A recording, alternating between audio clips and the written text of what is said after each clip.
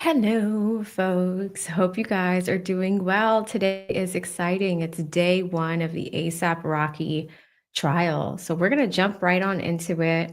Usually we start a little bit later, so we have a little bit of time in between breaks and things like that. But we're strapped in. We're here all day. Team AV is in the building. Really excited to be here. Let me see who we have in the building, and we will get started. Let me go ahead and update that banner from yesterday's stream. Let's see who we have. Shout out to Chi-Town's finest. She says, he or she says, I still don't know. I think it's a she. She says blessings. Blessings to you, sis. Hope you are doing well. Free Thugger says, fine. AV.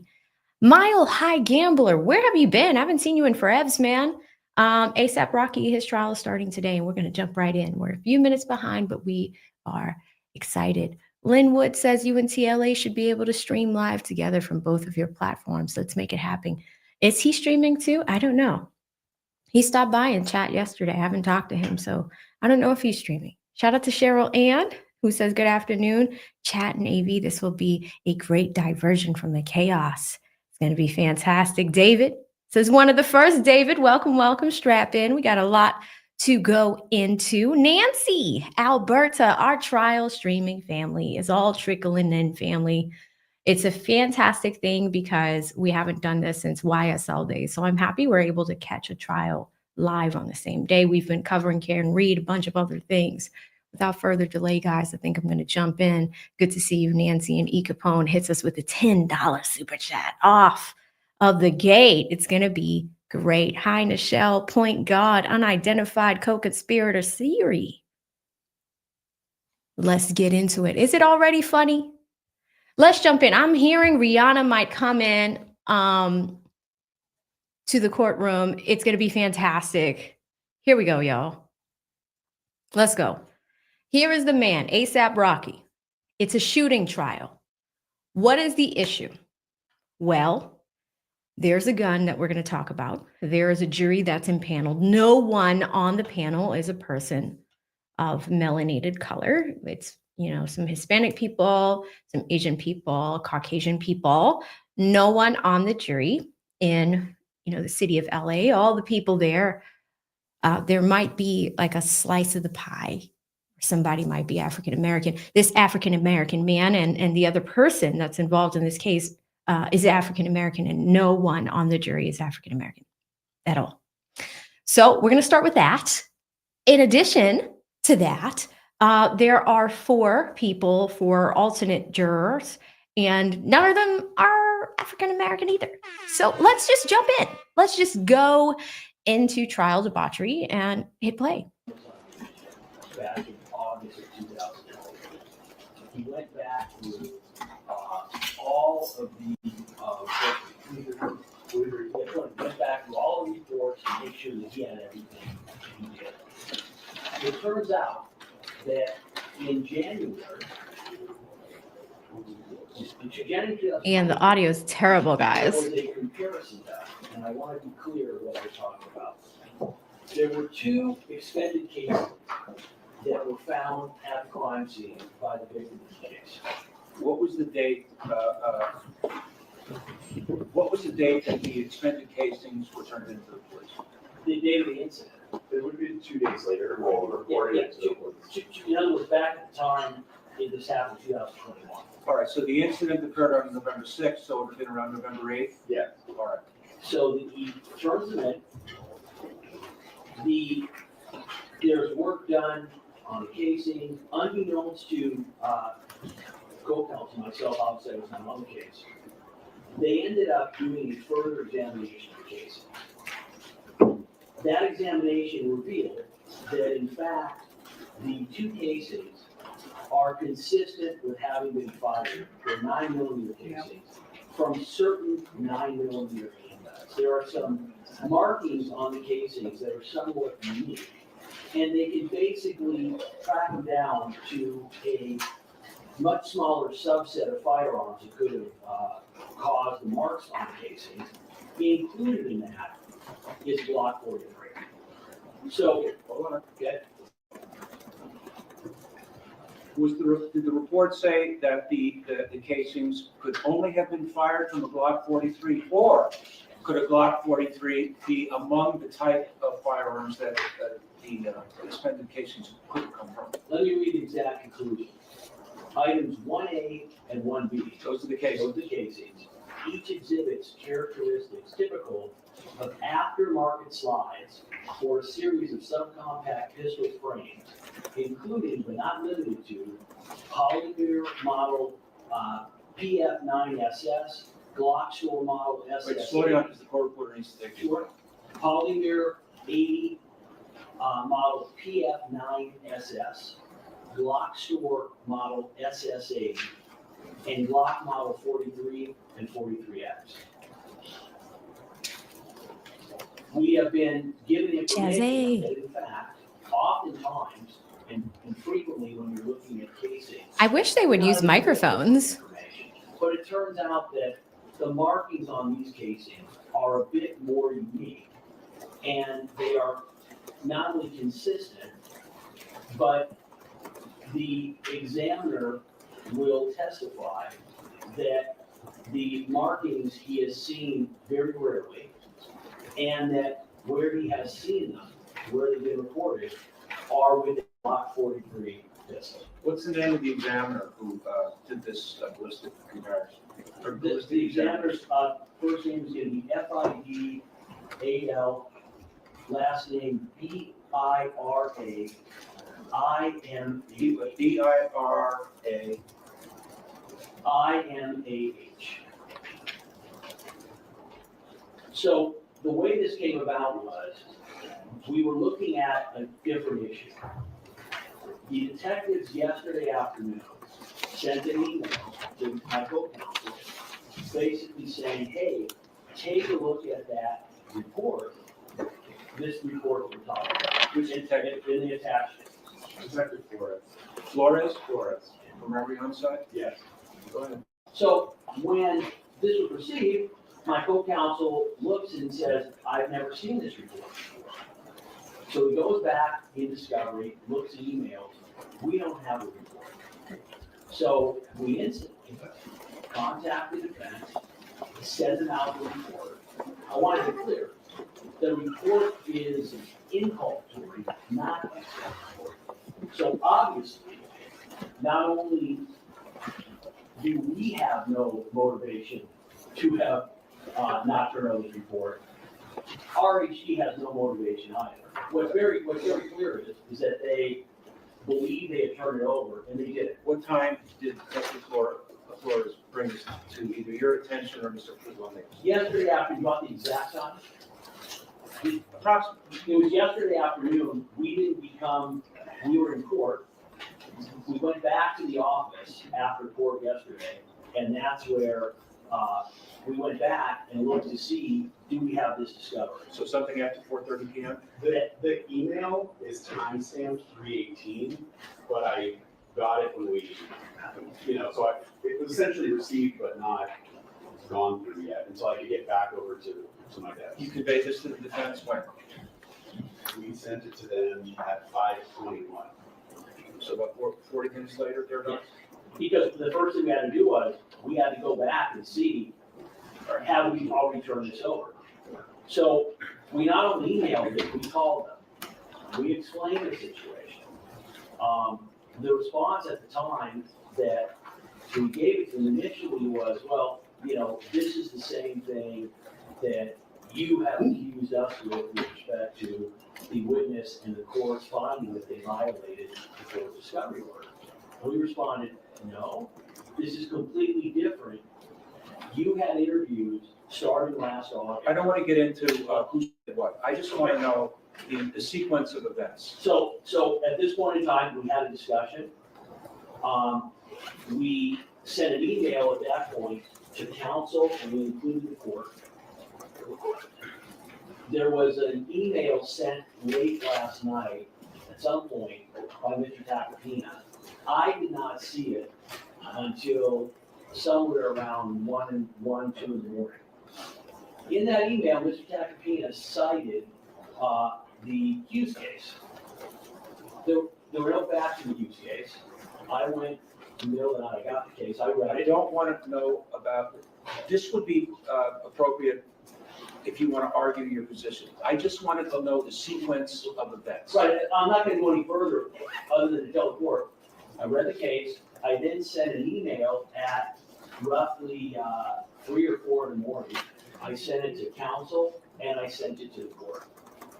All right, the last, just one last factor on it, which is, I knew from past experience with firearm analysis that there would be a lab file or bench notes associated with the analysis. So I tried to immediately contact the lab to expedite and see if they could send that to me immediately, but they were not open at the time that I called. So we had to call this morning at around 6, and they scanned it and sent it over, and I sent that to the defense as soon as I got it. How many pages is this report? The report is one The page. report itself is It's one page. One page. How many pages are there total of all the police reports, all of the discovery in this case? How many pages? Regarding this one, Regarding the total number of, regarding this one.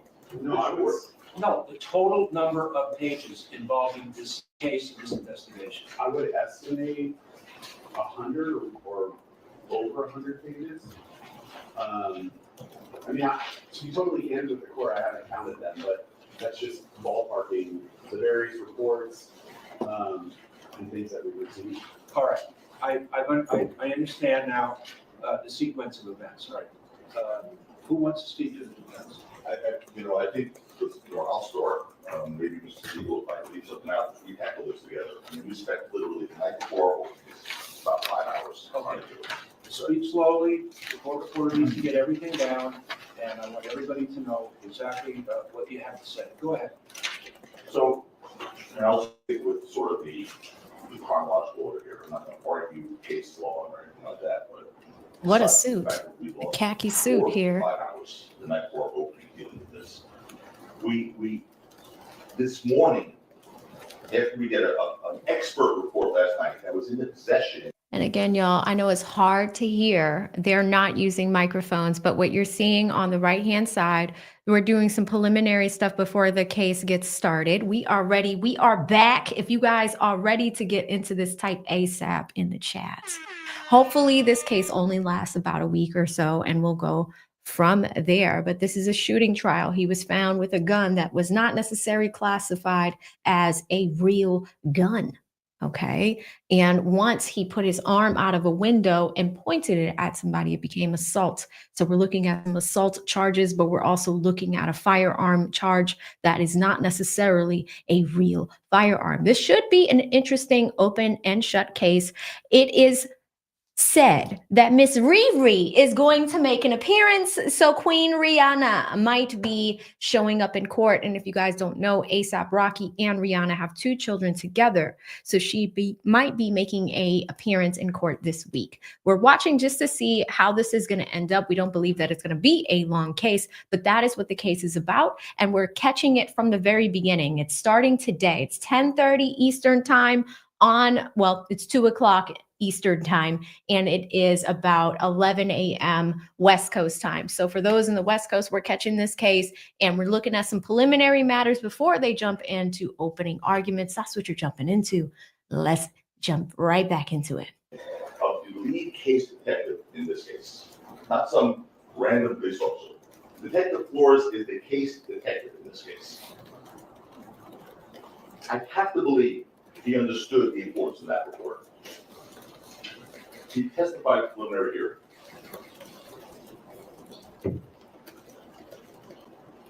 After we get that report that says, in conclusion, that the subcompact pistol frames, including but not limited to, which means absolutely nothing. So it could be a universe that we don't even understand of other pistols, and then goes on to list 3 of them here.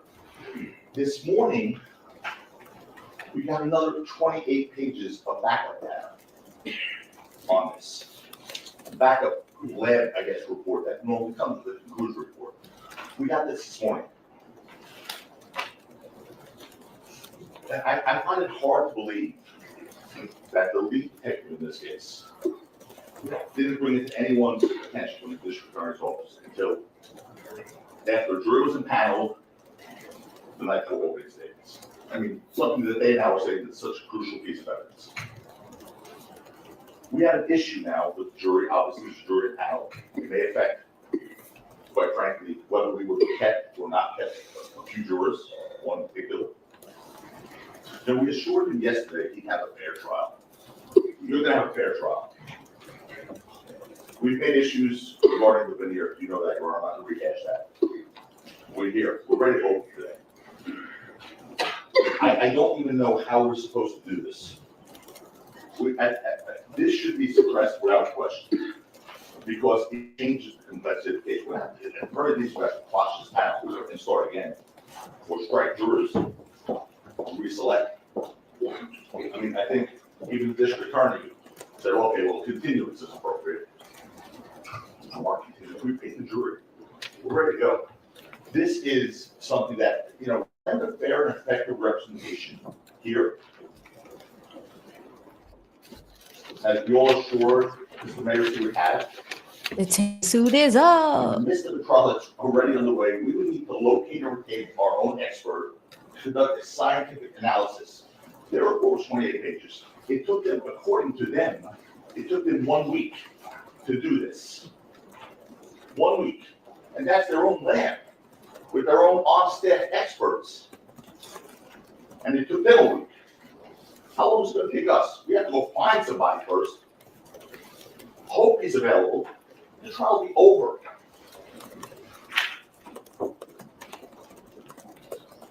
We also have to make arrangements for the physical examination of the casings, scientific testing. I mean, if you look at their report, I mean, they cite like some of the basis for their findings is the internet. They went on and cited all these websites and forums. I mean, there is so much work done here to even understand this conclusion. I mean, All right, so what do you think? what am I seeking? What are you asking for? Your Honor, I'm asking, well, and our letters laid it out, I don't need to rehash it, but our letters laid out pretty clearly what we're asking for. There's no way to proceed in this case if this is admitted. We have to either break this whole panel, we need a continuance, we have to start again. What I'm asking.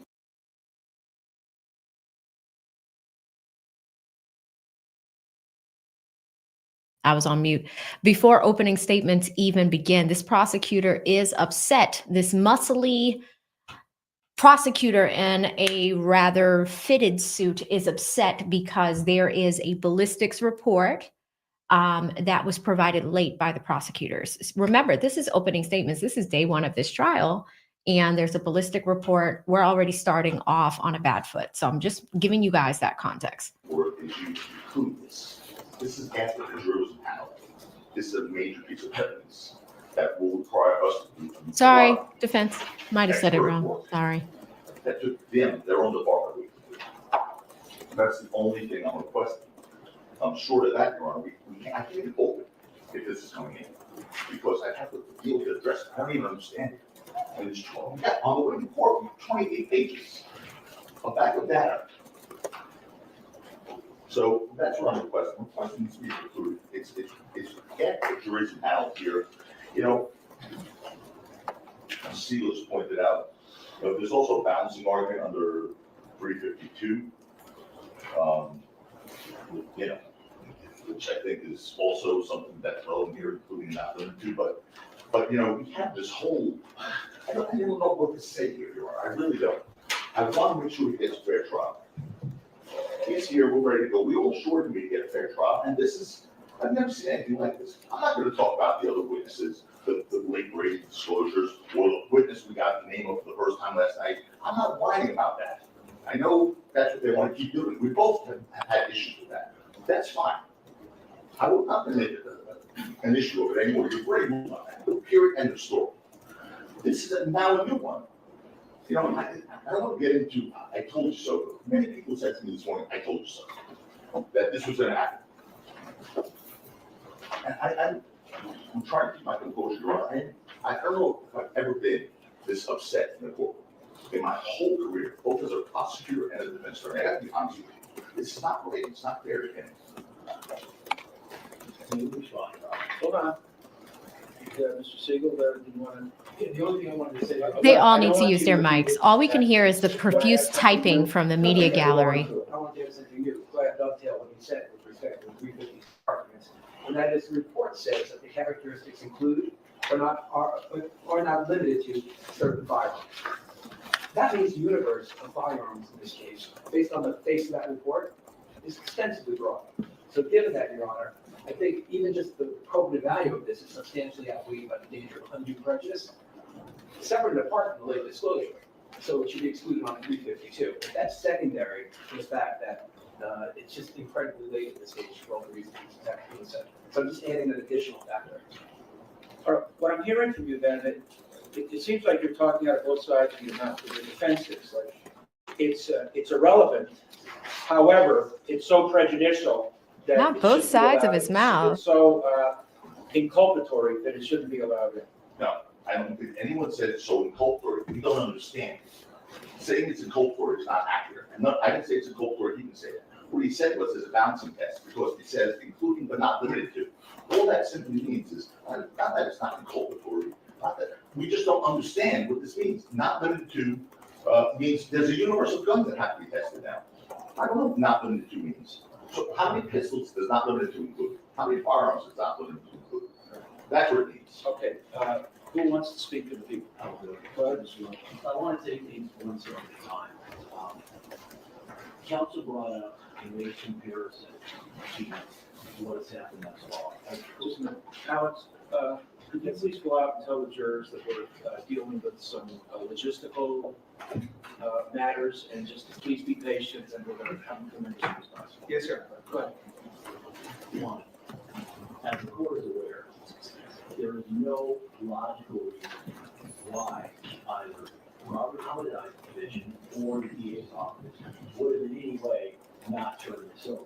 It's very clear that this evidence only helps our case. So again, as the court pointed out, on the one hand, Mr. Takavita says, the client cannot get a fair trial. This is so apparently damaging. It's so hard to hear all this typing, but real quick, guys, I just wanted to quickly acknowledge Mr. Michael Love, who is not only supporting me, he's supporting the lead attorney at the same time. I know it's weird, guys. Some of you guys found us streaming together. We are doing this separately, and we're doing a lot of things separately moving forward. But I really want to appreciate Michael Love for supporting both of us throughout the years. The only way my channel is going to grow is if I spend time here. And Michael Love understands that. I appreciate that. You know, we really all want to grow, but the only way your girl's going to hit 100,000 is if she spends time on this side profusely every day, all day. And, you know, this is a business at the end of the day. So, Michael, thank you so much for gifting memberships. If you received a membership from Mr. Michael Love, please say thank you. He's been here almost every single day this week. And I think that is extremely thoughtful. So if you guys could type Michael Love in the chats, that would be fantastic. So again, ASAP Rocky's attorneys are not happy because there is a ballistics report that was not turned over to the defense. We haven't even started opening arguments yet. Crazy. Yet on the other hand, it says, hey, it doesn't really matter because it includes so many other guns that it should be kept out as being irrelevant. But what's very clear is, and I didn't appreciate the comment, when Mr. Takavita suggests that he can't believe that the DA's office did not know about this in advance, when I spoke to him on the phone last night, that is not what I heard. What I heard was, say, listen, this is a problem for us. We understand, I'm going to quote Mr. Siegel, yeah, there's no reason why you would have not turned this over if you had it, which is correct, and the record is supported. Comparing this, counsel is now discussing and saying how they are being victimized by late discovery. The only late discovery in this case, and the court's aware of it, the court ordered that the discovery be turned over on 2 witnesses. It should have been turned over before the court ordered it. I don't want to deal with something that we've already dealt with. Okay. I understand about the 2 defense witnesses. Okay. We've covered that. Right. Just deal with the present issue. So what counsel did is he cited last night, he sent to the court a case called Hughes, 2020 case, 50 cal at 5th at 257. He included no about that case. At 2 in the morning, I went and I read the case, and I then sent an email. That case, so the record is clear, involved a situation where there was a Watson murder, and where the defendant was being tried on a theory that his alcohol intoxication had caused the accident. Investigation had been done by the MATE team, and they had determined that in fact it was speed and not alcohol. This was a very huge problem for the prosecution because that was the theory of their case. Apparently, the head of the MATE team started redoing a separate investigation, which the evidence suggests the prosecutor was well aware of. At the very least, and as the Court of Appeals said, the prosecutor was given information that in fact the MATE lead detective now had a new opinion contradicting the prior opinion that in fact, in actuality, it was caused by alcohol and not by speed. Instead of turning this over to the defense, the prosecutor literally had the witness on the stand in front of the jury. He then pauses, looks over the fence and says, hey, by the way, here's the diagrams and here's the information that he's going to be testifying to. Defense is obviously horrified because it's the entire case. The defense asked He's citing some for case law, guys. Previous They cases asked with a for similar continuance. result. They were both overruled. The Court of Appeals said, hey, listen, obviously the suppression of evidence, as the court is aware, and under the statute, is the last option a court can utilize, only after every other option has been determined to be not harsh enough or not accurate enough in addressing and solving the situation. The Court of Appeals said, hey, listen, Judge, you had a chance to do less remedy, you didn't do it. The jury ended up convicting, and the case was reversed. To compare that case to the facts of this case, it is distinguishable for the following. Number one, that evidence was not just inculpatory, it was the entire case. Number two, the prosecutor, for a tactical advantage, which the Court of Appeal basically said in a footnote, that although the original trial judge had found no prosecutorial misconduct, that in essence the record didn't support it, meaning that there was misconduct that the prosecutor knew. The prosecutor decided, for a tactical advantage, that he was not going to turn it over. He then did it while the witness was on the stand. He then opposed any continuance or mistrial. Here's what we have. We have evidence, which it is inculpatory. It's inculpatory because the defendant is found at his location, at his house. There is a 9mm magazine for a Glock 43, and there's no Glock 43 to go with it. So it's just a magazine. We already knew that the defendant had the Glock 43 magazine, and we knew that these were 9mm casings. The difference now is that there's going to be evidence that suggests that a Glock 43 is more likely to have put the marks on the expended casings than many other firearms. So the idea that this would be excluded under 352 is patently absurd. The idea that Hughes is in any way authority for what they're asking is also absurd. We talked to the lab this morning. First, what we are proposing is that we will not mention this evidence in this case in opening. We will wait and see how the case develops. As the court is aware, and the court is aware of this from the discovery of the witnesses that we got the day before we started trial. The defense is now claiming not only that it was a starter pistol, but they are claiming that the 9mm magazine, which was found at the defendant's residence, actually belonged to the defendant's manager, and that he is going to testify. Oh, So let's this look at how this khaki plays out. suit attorney is If about the to go in. defense ends up being that in fact, this 9mm magazine belongs to the manager, that in fact, what was used at the scene was a starter pistol / prop gun, then although we don't believe that's credible evidence, that is where they're going. So here's what we're asking. One, there's no late discovery instruction, because as the court is aware, the counsel is not. To have a late discovery instruction, the court has to find that we had the information and didn't turn it over. There's no reason why we wouldn't turn it over, and as soon as we had it, we turned it over. And as the court's aware, I've been trying cases in front of His Honor for going on 30 years. As soon as we found this evidence, we contacted the court, and we contacted counsel.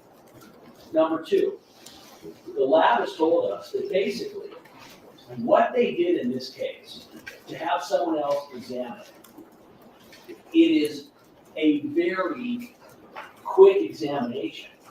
And the amount of time that it should take for someone to examine it and end up being able to assess whether or not LAPD was accurate in what they found is ranging from a few hours to maybe a day.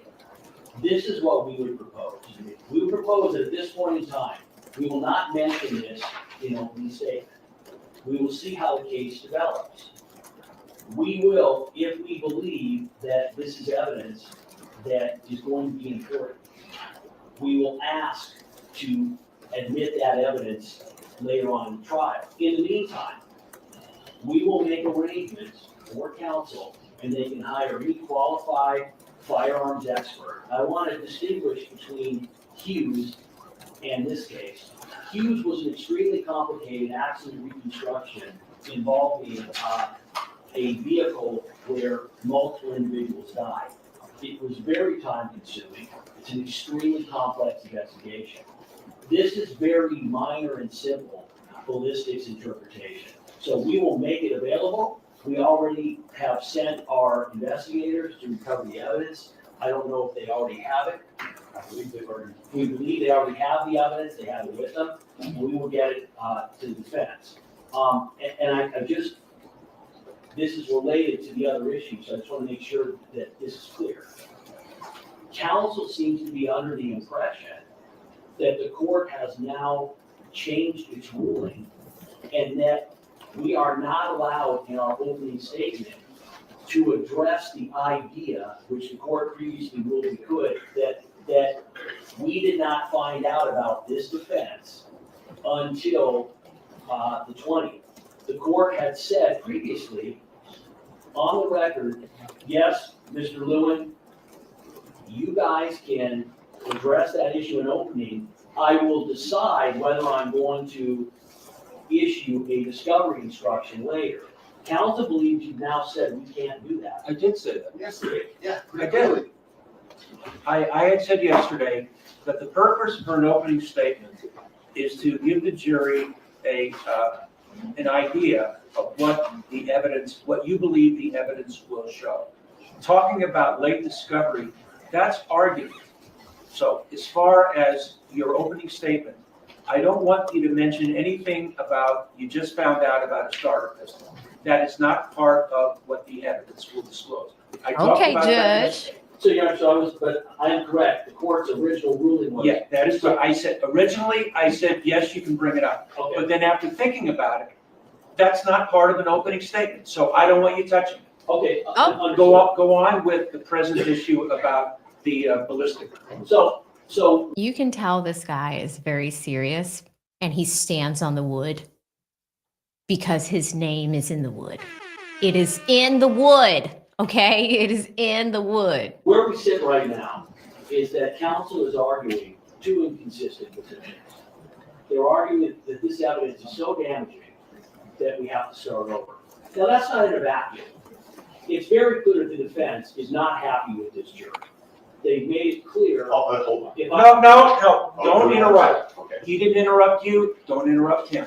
It is Go very ahead. clear Oh, by the shit. comments the defense has made in court, where they have repeatedly said that their client is not getting a fair trial because of what they believe is the composition of the jury, the fact that they have filed a writ, the fact that they have continued to bring this up, leads to the inescapable conclusion that what they are looking for is a way to start over. I believe, Your Honor, that what we have proposed is more than fair, because in the end, Your Honor, they're arguing it both ways. As the court mentioned before, I ever pointed out, they're arguing, if you let this in, Judge, my client can't get a fair trial. Oh, by the way, what's the value of this anyway? What does it matter? Again, my position would be, the second argument is inaccurate. It is evidence that is helpful to our case. It doesn't prove the case by itself, but it is definitely helpful. It is not irrelevant. It's not real, too. All right, you don't have to go on. Okay. I believe I have enough information to make a decision. Right, refer to this on. No, you can't. I can't respond to what he just said about the jury. It doesn't matter about what he said about the jury. That has stop. That has no bearing on any decision I'm gonna make. There's a record though, there was a record. I don't believe that you are unhappy with the jury. I'm Mr. not. Lewin might say you're unhappy with the jury, but I don't believe you are. If you were, you wouldn't have accepted the jury. I believe that both sides are satisfied with this jury and that both sides will get a fair trial. You don't need to respond to it because it doesn't matter whether he does or does not think you're happy with the jury. I believe that you are satisfied with the jury. All right, here's the way I want to deal with the latest, recently finding out about this ballistic report. Everybody at the table, all counsel, to me, has great credibility. I accept what all of you say. I don't believe that there's been any nefarious conduct by anybody.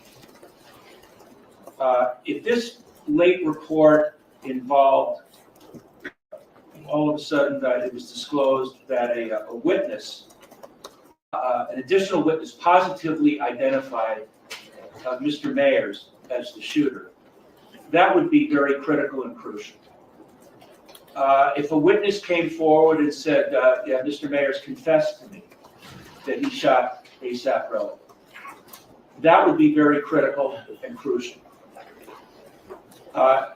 If a firearm, if a 9mm was recovered, that could be ballistically compared to the casings, and that just became discoverable or became disclosed, I think that would be critical.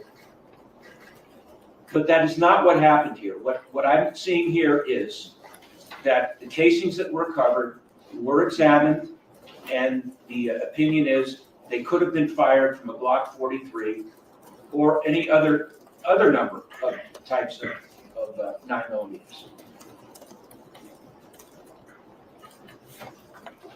You have said that, well, now you want to hire a ballistic expert. That's not fair to you and your client. So this is what I am proposing. We have a list, a Superior Court list of firearm examiners that have been recognized as experts. My star judicial assistant over there, Alice, will print out that list. Ms. Kaplan is an attorney who practices in this area.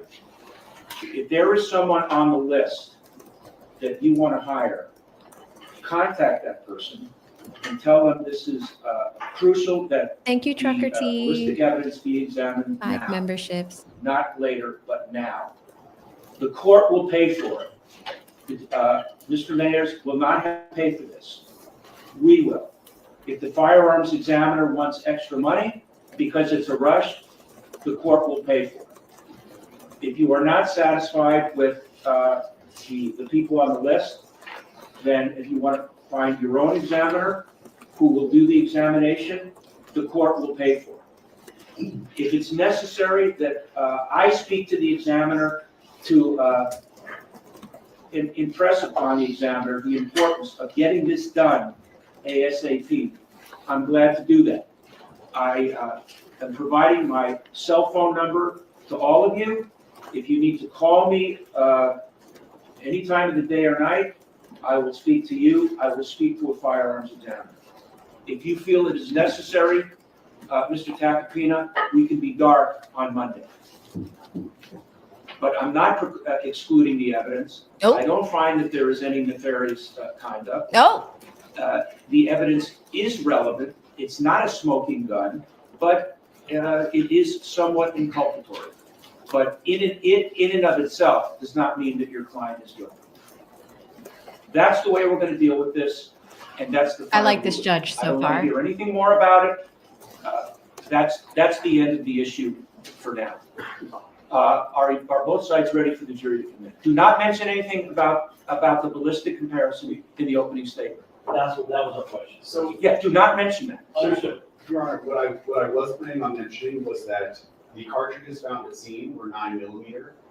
In the defendant's house was a magazine. Look at that was ASAP's 9mm. attorney. ASAP's attorney is already frustrated. He is leaning back in his chair in the tighter khaki suit, and he is not happy with that judicial ruling. We have the judge with his name in wood, and we have the prosecution team with a favorable result where this ballistic report is not going to be a thing. We are moving forward. We're going right into opening arguments. End of story. And had some 9mm live ammunition in it. That was it. If that has been part of the discovery and that was known, then that's fair game. Yes. But this ballistic comparison, that's off limits for the opening statement. Yes. Understood. All right, bring the jury. Bring the jury out, put the list for the. Oh, yeah, No you want black that to people discuss on the with jury. The list of the firearms examiners. I could also email it out to your friends. Just print it. Yes, sir. If you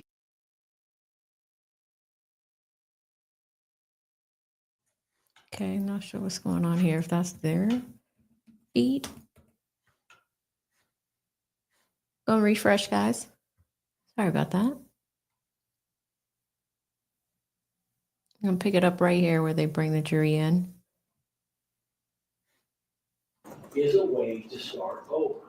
I believe, Your Honor, that what we have proposed is more than fair, because in the end, Your Honor, they're arguing it both ways. As the court mentioned before, I ever pointed out, they're arguing, if you let this in, Judge, my client can't get a fair trial. Oh, by the way, what's the value of this anyway? What does it matter? Again, my position would be, the second argument is inaccurate. It is evidence that is helpful to our case. It doesn't prove the case by itself, but it is definitely helpful. It is not irrelevant. It's not related to. all right, you don't have to go on. Okay. I believe I have enough information to make a decision. All right, revert, please. on. No, you can't. I can't respond to what he just said about the jury. It doesn't matter about what he said about the jury. That has stop. That has no bearing on any decision I'm gonna make. There's a record though. There was a record. Okay, put place on the- I don't believe that you are unhappy with the jury. I'm Mr. not. Lewin might say you're unhappy with the jury, but I don't believe you are. If you were, you wouldn't have accepted the jury. I believe that both sides are satisfied with this jury and that both sides will get a fair trial. You don't need to respond to it because it doesn't matter whether he does or does not think you're happy with the jury. I believe that you are satisfied with the jury. All right, here's the way I want to deal with the latest, recently finding out about this ballistic report. Everybody at the table, all counsel, to me, has great credibility. I accept what all of you say. I don't believe that there's been any nefarious conduct by anybody. If this late report involved, all of a sudden that it was disclosed that a witness, an additional witness positively identified Mr. Mayers as the shooter, that would be very critical and crucial. If a witness came forward and said, yeah, Mr. Mayers confessed to me that he shot ASAP Relly, that would be very critical and crucial. If a firearm, if a 9mm was recovered, that could be ballistically compared to the casings, and that just became discoverable or became disclosed, I think that would be critical. But that is not what happened here. What I'm seeing here is that the casings that were recovered were examined, and the opinion is they could have been fired from a Glock 43 or any other number of types of 9mm.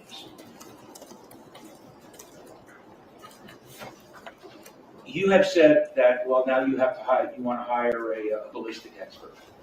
That's not fair to you and your client. So this is what I am proposing. We have a list, a Superior Court list of firearm examiners that have been recognized as experts. My star judicial assistant over there, Alice, will print out that list. Ms. Kaplan is an attorney who practices in this area. If there is someone on the list that you want to hire, contact that person and tell them this is crucial that the ballistic evidence be examined now, not later, but now. The court will pay for it. Mr. Mayers will not have to pay for this. We will. If the firearms examiner wants extra money because it's a rush, the court will pay for it. If you are not satisfied with the people on the list, then if you want to find your own examiner who will do the examination, the court will pay for it. If it's necessary that I speak to the examiner to impress upon the examiner the importance of getting this done ASAP, I'm glad to do that. I am providing my cell phone number to all of you. If you need to call me any time of the day or night, I will speak to you. I will speak to a firearms examiner. If you feel it is necessary, Mr. Tapapina, we can be dark on Monday. But I'm not excluding the evidence. I don't find that there is any nefarious conduct. The evidence is relevant. It's not a smoking gun, but it is somewhat inculpatory. But in and of itself does not mean that your client is guilty. That's the way we're going to deal with this, and that's the final ruling. I don't want to hear anything more about it. That's the end of the issue for now. Are both sides ready for the jury to come in? Do not mention anything about the ballistic comparison in the opening statement. That was a question. So, Yeah, do not mention that. Understood. Your Honor, what I was planning on mentioning was that the cartridges found at scene were 9mm. In the defendant's house was a magazine that was 9mm. All right. And had some 9mm live ammunition in it. That was it. If that has been part of the discovery and that was known, then that's fair game. Yes. But this ballistic comparison, that's off limits for the opening statement. Yes. Understood. All right, bring the jury. Bring the jury and I'll put the list for the. Oh, yeah, do you want that, Ms. Kaplan, the list of the firearms examiners? I could also email it to the press. Just print it. Yes, sir. If you Okay. It happened again. Why does it keep happening, y'all? It refreshes right around the ceiling. He would have been frightened. All right. The ceiling is right here. So we're picking it up from here. It looks like they went on a little bit of a break. if you're inclined to be a note taker, it's not necessary to take notes during the opening statement, because the opening statement is not evidence. The opening statement is what the attorney believes the evidence will show. Whether the evidence in fact shows what they believe, well, we'll all know that at the end of the case. Once the opening statements are over and we begin with the testimony, if you are a note taker, that would be the time to start taking notes. Mr. Prislovic, the floor is yours. Thank you, Your Honor. Good morning, ladies and gentlemen. I wanted to start off by, on behalf of myself, Mr. Lewin, I'm sure on behalf of the defense too, and all the court staff, we all want to thank you so far for the time, attention, and candor that you gave to us during jury selection. We all understand that was a long process, and we appreciate your attention. After going through that long process, I'm sure some of you are thinking, wow, this must be a difficult case, or this must be a really complicated case. And to be fair to you, if I was sitting in your position and I looked out on the number of jurors that we started with, or even the number of attorneys that are up here, I'd probably have the same thought myself. But what the evidence will show in this case, and what will become almost instantly clear, is that this is not a complicated case. The evidence will show that the events in this case were captured on surveillance video. I'm going to start this whole presentation out by playing the video for you. So you will have that frame of reference as we're talking about different features, the people that were involved, the locations that are involved, and what happened. You will already have seen the video. The first video that I'm going to show you was captured on November 6th of 2021 at around 10:10 p.m. just outside of a parking garage entrance, mid-block, so on Argyle, in the middle of Argyle, between Hollywood Boulevard and Selma. The second video that I'm going to show you was captured 7 minutes later, so at 10:17. It was, if we're being generous, 2 blocks, maybe 1 city block away from the first location, down Argyle, around Selma, at a small intersection called Selma and Vista Del Mar. So I'm going to play the first video for you, that outside of the parking lot.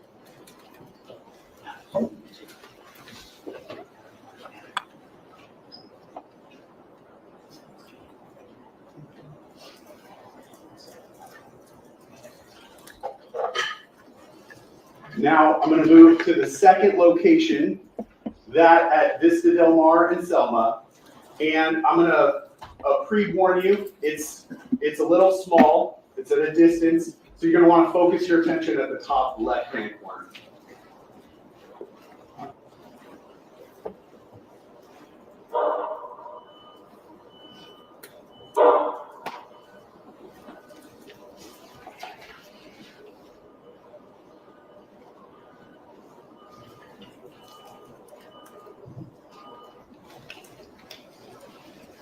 All right, now let's go over the details. As I said, the people that are involved, the location, and I'll give you an explanation of what you've seen on these 2 videos.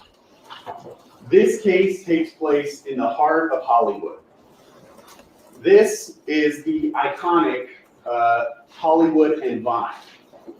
The picture you see here is just a demonstrative picture of that intersection, but it's an iconic intersection in Hollywood. That intersection is about 1 block 1 block west and 1 block north of the crime scene. So for those of you who are familiar with Hollywood and that intersection, it's a pretty big landmark. And that's Katsuya! Have you guys ever been to Katsuya? The actual shooting in this case takes place on a much smaller street.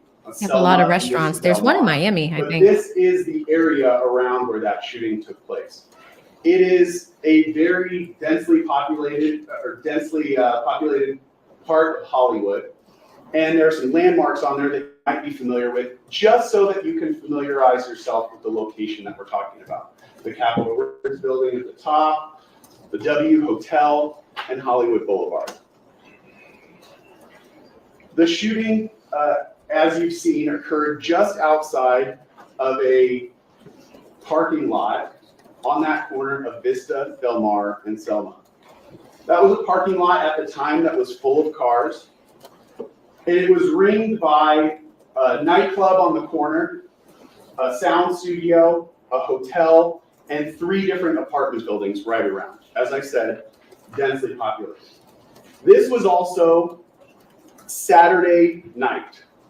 Saturday, November 6, 2021, at about 10 p.m. in Hollywood. This is a time that Hollywood is busy. Now that you understand kind of the locations that are involved, I want to start with how this case starts for LAPD. Hi, I live in the apartment on the corner of Argyle and Selma in Hollywood, and there's just been a shooting. So at 10:18 p.m., LAPD receives this call, that there's been a shooting at the intersection of Argyle and Selma. The call continues though. Did you see anything or you just heard it? Yes, no, we watched it. Okay, what did you see? There were 4 men, Is that and a they were kind UK of fighting accent? as they were walking along Argyle, and then they turned left onto Selma. We heard yelling and they started running, and they turned left into the back lot apartments for El Centro Apartments. Now, the 4 men that you see on that screen will be the 4 men that we'll talk about in a minute. They were the 4 that were at that location. And then someone pulled out, the guy in the black sweatshirt pulled out a gun. Okay. And he shot, and I think the guy who shot was blue. Now, the evidence in this case will be that the man in the black sweatshirt was the defendant, Rakeem Myers. That evidence will be Oh, that's uncontradicted. As you have heard throughout jury Riri. selection, Mr. Myers is an entertainer, and he goes by the stage name ASAP Rocky.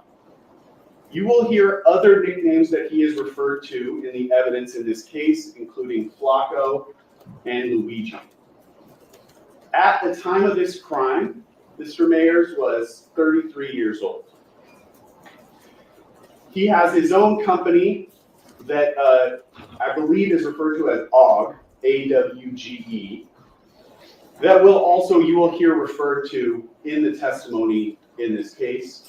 And as we've talked about, his significant other is Rihanna. The victim in this case is a man by the name of Terrell Efron. And Mr. Efron, you will hear, was also a member of the ASAP collective, and he went by the nickname ASAP Relly.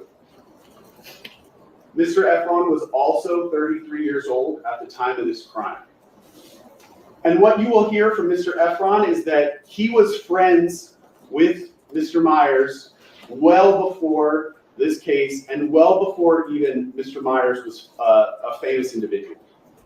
That essentially, I believe they met in high school and grew up together. He has known Mr. Myers 18 or 19 years at the time that this shooting happens. And you will also hear that he, too, at the time was working in the music industry, and he had his own company called Shut Eye Entertainment. Now, I mentioned it already, but to put a finer point on it, the group that both of these men were members of is called ASAP. It doesn't stand for what you probably thought it did when you walked into court. It's an acronym for Always Strive and Prosper. It was formed by high school age kids in Harlem, New York around 2006. They call themselves a collective. You will hear are rappers, producers, music video directors, I didn't know designers, this. people that have different artistic pursuits that essentially work together. And there are many members of ASAP. The ones that you will primarily hear in this case are obviously Mr. Myers, the victim, but also the 2 friends that were with Mr. Myers at the time this happened. And they go by ASAP Ills and ASAP 12E. And I will just pre-warn you that 12E gets spelled a bunch of different ways. It's not always consistent. And there will be one last member that you'll hear about briefly, who goes by the stage name ASAP Bari. Sometimes people refer to him as Young Lord. As I said, the 4 main members of this group that you will hear about are these 4 men. The victim is on the far right, Mr. Efron. The defendant is the next person to his left. As I said, ASAP 12E, his given name is Jamel Phillips, and the last is Elijah Ulanger, who goes by ASAP Hills. And these were the 4 men who were present at the time of both of these incidents. Now, I want to take you to that weekend, Saturday night, that Saturday night in Hollywood, there was actually at the time a music festival or concert series going on known as Complex Con in Long Beach. And you will hear that Mr. Mayers was to be a performer at that event the day after the shooting, was Sunday, November 7th. Interesting. Now, although I told you that Mr. Mayers and Mr. Efron were close at one point, you will hear that throughout their relationship, there was tension between the two of them. And that tension was essentially built up to the night of November 6, 2021. You will not hear all the reasons why there was tension between the two of them, but we will get to the point the day before this shooting, November 5th, 2021, when that tension kind of comes to a head. But what happens on that day, Mr. Efron will tell you, is that he is in a car with that last member of the ASAP group that I talked about, ASAP Bari. The two of them are driving when ASAP Bari receives a phone call from Mr. Mayers. Ooh, thank you, Ricky. I And didn't know that. ASAP Bari takes that call on speakerphone. So Mr. Efron, who's in the car, can hear both sides of the conversation. He can hear Mr. Mayers, and he can also hear ASAP Bari. And in the course of that And call, speaking of ASAP, we have an ASAP lean who's like, listen, this is a not guilty pose. So we're going to lean to the right here. You're wasting my time. I could be getting some money. But this is an ASAP lean. Mr. Efron, the victim, heard the defendant saying these rude and aggressive things about him. Mr. Mayers at the time does not know that Mr. Efron is in the car with the victim. This leads to the next day, November 6, 2021. You'll hear that Mr. Efron was in Los Angeles working with one of the artists that he managed. He was asleep around 9:00 p.m. when he started receiving a series of urgent messages from not only from Mr. Mayers, but from the two other men that were with him, ASAP Ills and ASAP 12. And you'll hear that he received a number of calls kind of back to back to back from the three of them. Now, he didn't answer those calls because he was sleeping, but when he ultimately woke up, he saw that he had a number of missed calls.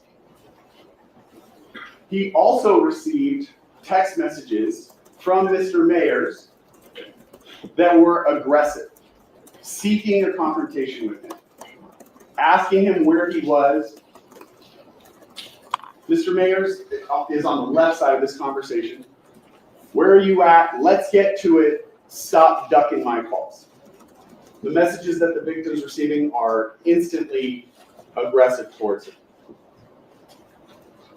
So you will hear from Mr. Efron that he called the defendant.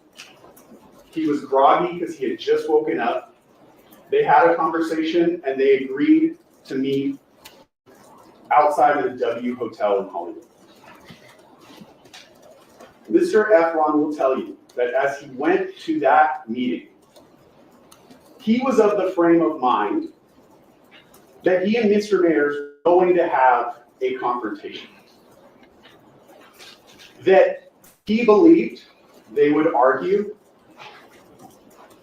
and that ultimately this would lead to kind of repairing their relationship. So they would each be able to speak their piece and essentially fight like brothers do, and that it would ultimately bring them closer together. They would repair sort of the issues that they each had with each other. So that's how Mr. Efron is going into this meeting. Now, let's talk about the location where they meet, this location just outside of the W Hotel. You're going to see this map throughout this case. So I want to take some time to walk through it with you so you understand the various features that are depicted. On the left side of the screen is Argyle Avenue. On the bottom of the screen is Selma Avenue. And on the right side of the screen is El Centro Avenue. Now, you can't see it in this map, but if the map were to continue off the top of the screen, Hollywood Boulevard would be just above that. In the middle of this map, there's a small street called Vista Del Mar that it kind of goes north and then forces you to go east.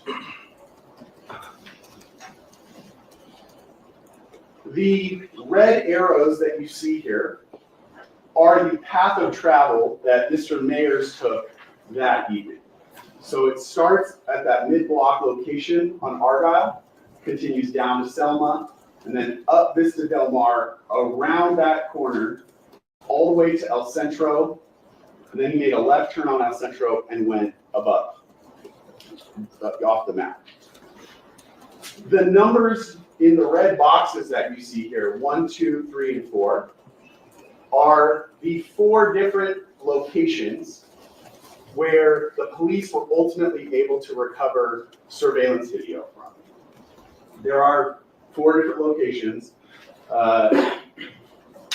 Attached to each one of those locations, you'll see the green triangle and the green, and with a green arrow in the middle. And what that represents is very roughly, this is not meant to be, exact, but very roughly the direction that a camera attached to that building was facing. You will also hear that locations 1, 2, and 4 captured video only. But you will hear that the location with the number 3 captured both video and audio. So I told you there's 2 incident locations, 2 altercations that happened.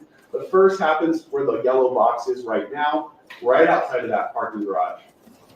The second happens at that corner of Selma and Vista Del Mar. And that's where the firearm was actually discharged, where the gunshots were fired. So the first location I want to focus on is that where the initial confrontation happens. This location is the entrance and exit of a parking structure. This is that parking structure entrance if you were standing in Argyle and you were facing towards Selma. So Hollywood Boulevard would be to your back. And the entrance is on the Was a left-hand gun side a there. prop, guys? And what you will see in the videos, 3D this printing? parking lot entrance has those hanging indicators on from the roof that tell you how tall the garage is, so that if you are driving a tall car, you don't, of course there's a fly buzzing around me, you don't run your car into the roof of the parking structure. And I point that out because when you watch the video, you'll actually see that red indicator as a kind of a line through the video, so you know what that is.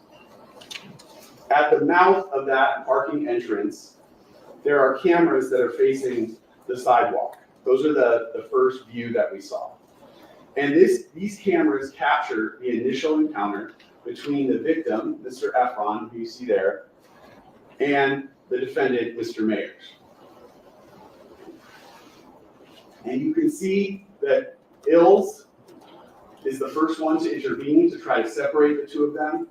And then at the very bottom of the screen, you see 12E putting his hand to try to also intervene and help separate them. Now I know it goes by quickly, and you're not as familiar with all these people, so I want to kind of break it down a little bit for you and show you what the evidence that you're going to receive throughout this case. The first person that you see in that video is the victim, Mr. Efron.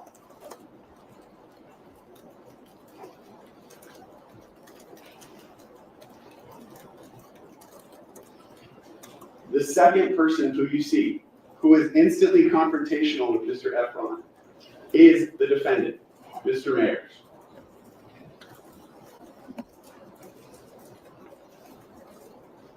You see on the video that Mr. Mayers is immediately aggressive towards Mr. Efron. He's pulling at Mr. Efron's sweatshirt, and he's pushing Mr. Efron backward and pushes him off camera, out of camera view. Oh, shoot. The third person that you see as I told you, is Elijah Elanger, who also goes by ASAP Ills, or he might just be referred to as Ills throughout this. If you look closely, you can actually see his stage name embroidered on the jacket that he's wearing there. And what he attempts to do is to de-escalate the situation, to get between the two men and to physically separate them. And you'll see that all three of them go off screen for a period of time. Mr. Efron will tell you that during that period of time that they are off screen is when the defendant first produces that semi-automatic pistol from his waistband. He pulls it out of this waistband and he's holding it to Mr. Efron. Mr. Efron will tell you that the defendant pointed the gun at his chest and was essentially trying to point the gun around Ills, who was between them. That at the time that he was pointing the gun at Mr. Efron, he was also threatening Mr. Efron. I'm going to kill you. Keep in mind, these men have known each other for a long time. And Mr. Efron will tell you, in his state of mind, he never believed that he was going to be shot. He never believed that the defendant would actually shoot him. He will tell you that had this been a stranger, someone he didn't know as well, he would have been petrified. As you can imagine, anyone pointing a gun at you would upset you. But he knows the defendant. He knows that Mr. Mayers is not going to shoot him. He knows so much so that he'll tell you he looked at the defendant and said, if you brought a gun, you should shoot it.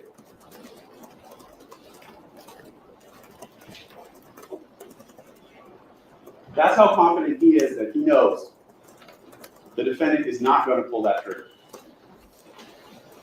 Now, the fourth person you can barely see on this video as they come back into frame, I told you, is Jamel Phillips, who goes by 12E or ASAP 12. And you can just see his hand at the very bottom of the screen. When they come back on screen, and specifically when Mr. Mayers comes back on screen, you can see the gun in his hand. You will hear that that gun that he's holding is a semi-automatic pistol, or has features that are consistent with a semi-automatic pistol. Right now, as it's paused on the screen, you can see that he's holding that gun behind his back. But you also see the gun come forward in front of his body before he ultimately tucks it back into his waistband. And you will see from the video that there were bystanders. As I said, this is a busy Saturday night in Hollywood, walking by as this confrontation is taking place.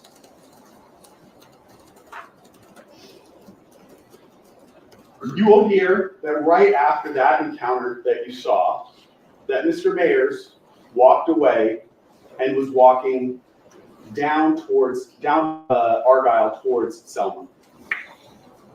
Mr. Efron will tell you that as he walked away, he looked over at 12E, Mr. Phillips, and he saw 12E putting a pocket knife away.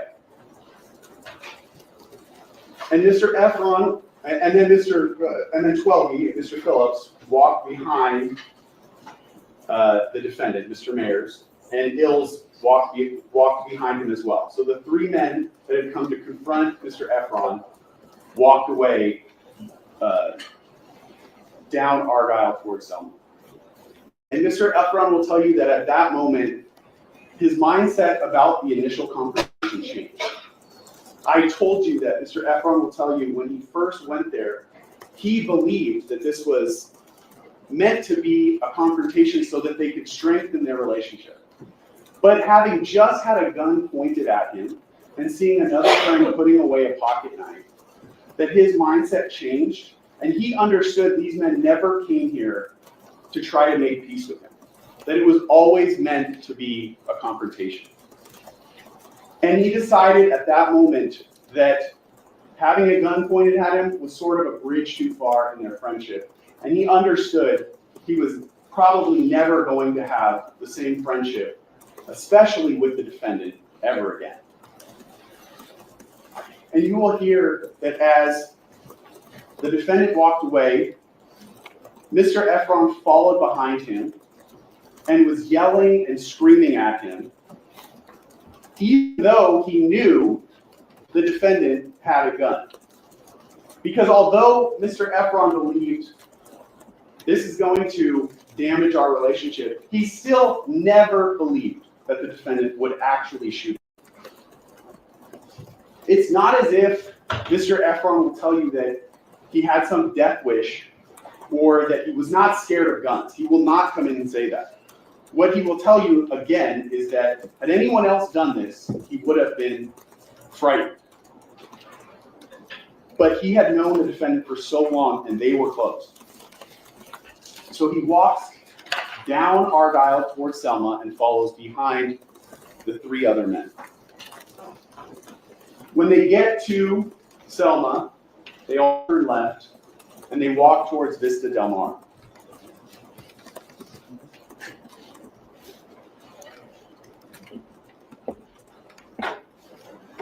And they end up at that location we talked about, that corner of Selma and Vista Del Mar.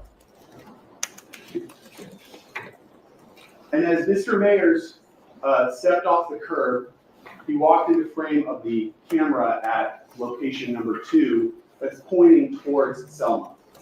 Now I want to take you, before I play the video again, I want to take you to that corner so that you can see from that night.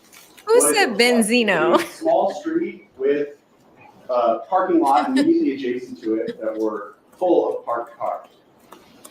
And at 10:17 p.m., when they arrived at that intersection, and the defendant stepped off the street corner into view of camera number 2, you will see video from that location. The video that I've played for you already and that I'm going to play for you again is from that location number 2. You will also see, that's the main video that you're watching, but you'll see in the bottom right-hand corner, there's a smaller video on top of it. This kind of has a bluish tint to it. And that video is from another location behind building number 2 where the number 3 is. And the video that you're seeing from that location is identified there by the green arrow. But what's important about that video, because the video does not capture the shooting at location number 3. What location number 3 captures is audio. And it captures the sound of the gun being fired twice. This is the location number 2 where the camera, the video that actually captured that shooting was. You can see the cameras at the very top corner of the building, and it's about 3 properties away from the location that we're seeing. So again, the video is captured at a distance. It's a admittedly grainy video. It's not the most clear that you could possibly have. But it captures enough features that you can identify who is who when you watch this video.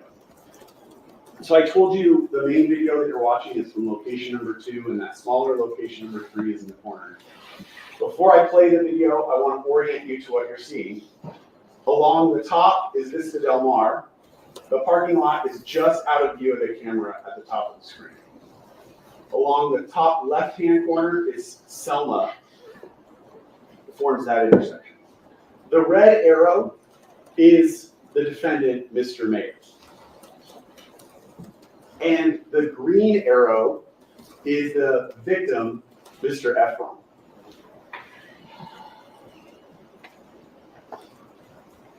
Okay. Huge shout out to Scooby. Gifted memberships. Thank you, Scoob. Scooby Scoob.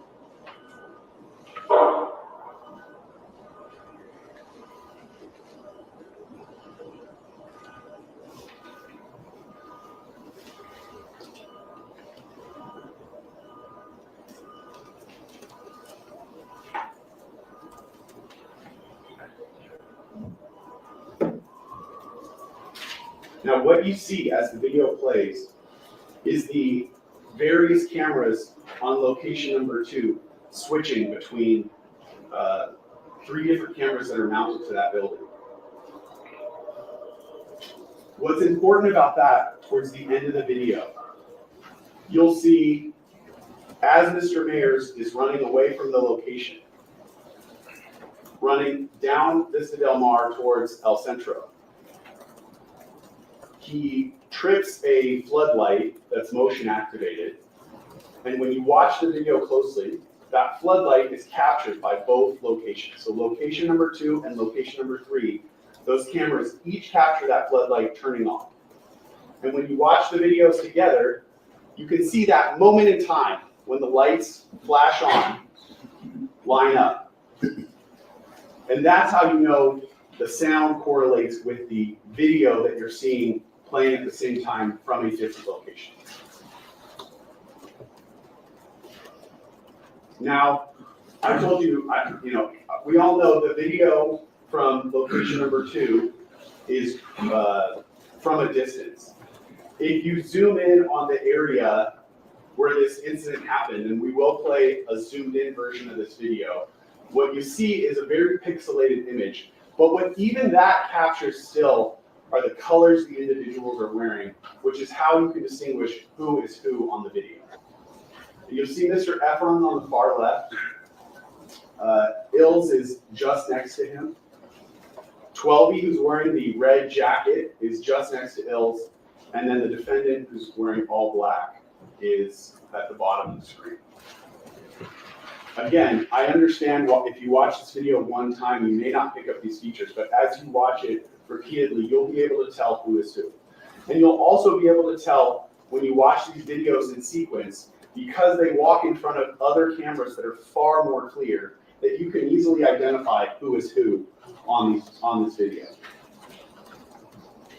So this is the zoomed in version of that incident. This does not have any audio.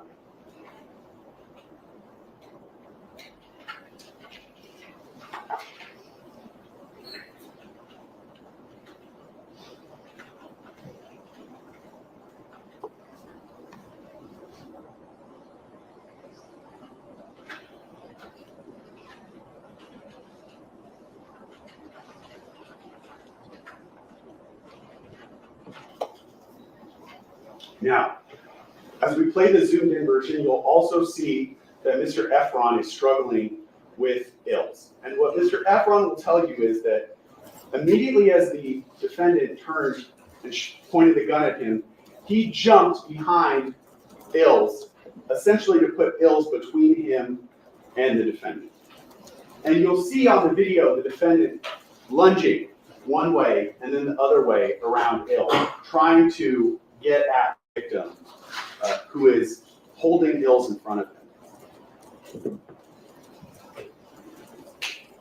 Now, despite how dangerous this is, having a semi-automatic pistol pointed at you and discharged twice, you will hear that Mr. Efron was not seriously injured by this shooting. He has these injuries to the middle knuckle of one of his hands. Mr. Efron will tell you that at the time the shooting was happening, he immediately felt a burning sensation to his hand, which led him to believe that these were graze wounds from one of the bullets that was shot at him.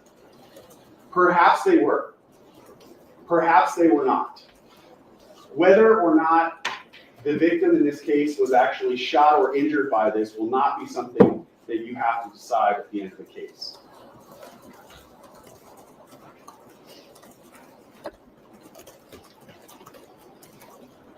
We ask you to wait until the end of the case when the judge instructs you on the law, what elements are actually required to be proven before you make any decision.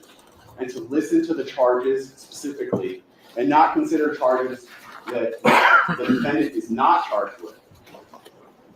In this case, he's not charged with attempted murder, for instance. Now, before I move on, I want to focus in on the last location that I haven't talked about much, location number 4. That location is a loading dock for this building on El Centro. It's right at the corner of El Centro and Vista Del Mar. And what you'll see in the video from that location is the defendant, Mr. Mayers, and his companion, 12E, walking from Vista Del Mar up El Centro towards Hollywood Boulevard. The arrows indicate their path of travel. They're going to come from that corner and then walk up El Centro. The camera itself is in that red circle. And you'll see this video is far more clear. And you'll see features of their clothing that you can match up to the clothing from the other videos that we've already watched. For instance, I mean, you can see just from Mr. Mayer's facial features that he's the one wearing all black. You can see from his facial features compared to the video from the parking structure. Oh, And then, as I said, they're trying to say it's him. Features of his An ID. clothing, the rhinestones on the hood of his sweatshirt in both videos, and the design, the rhinestone design on the chest of his sweatshirt at both videos. And taking all the videos in their totality and comparing them is how you'll be able to decide on the video who is who. Now,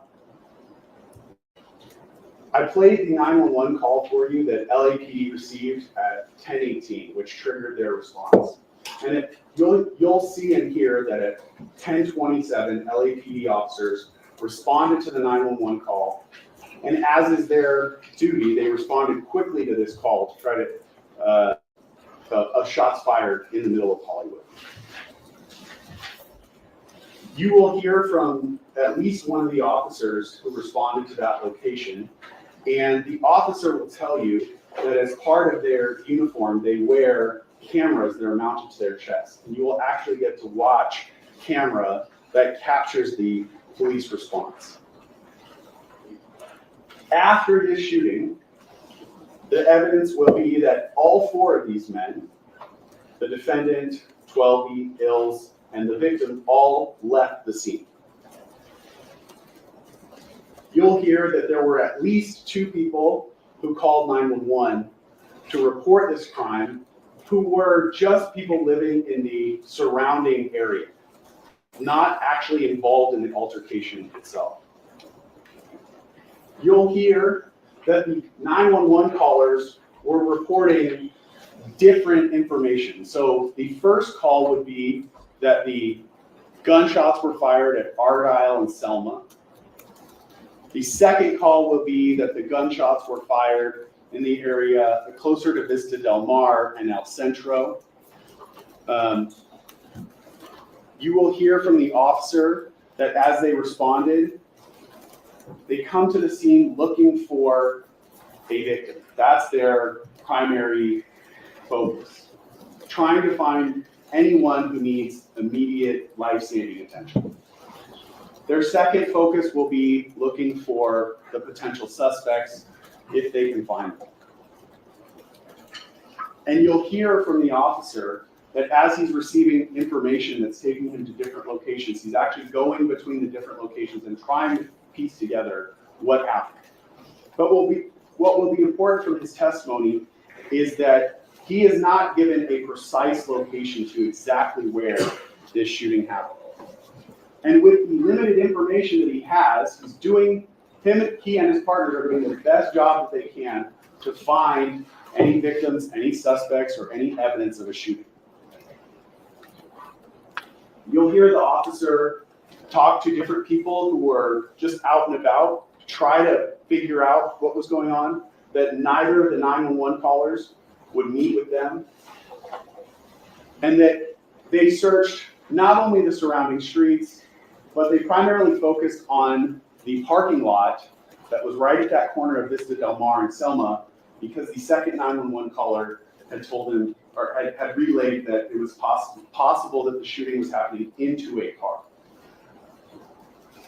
The officer will tell you that they searched the area and they did not find any evidence of a shooting. It looks like they have a lunch break in a little while. A few of you guys have some questions on when this happened and things like that. I did do a little bit of research, so I'm going to pull that up. We'll look at the full article of the incident, so that way you guys have some background, and then hopefully we'll kill some time before they come back for lunch. So we will look at that shortly. So stay tuned. Almost done with the state's opening argument, and then we will go to the defense. The man with the curly hair and the khaki suit, I believe, is going to deliver the opening argument for the defense, but I'll make sure that you guys are up to speed because this case kind of came out of nowhere. It just kind of fell in our laps. We're like, whoa, ASAP Rocky's like on trial, and all the trial streamers are like, yeah, let's jump on it.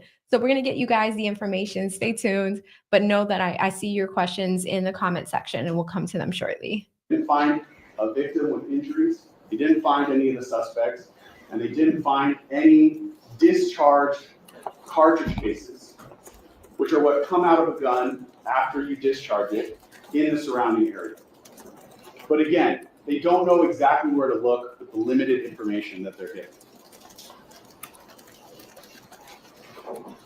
You will also hear from Mr. Efron that approximately an hour, and he's not precise on the exact time, but approximately an hour after the shooting, he himself returned to the location.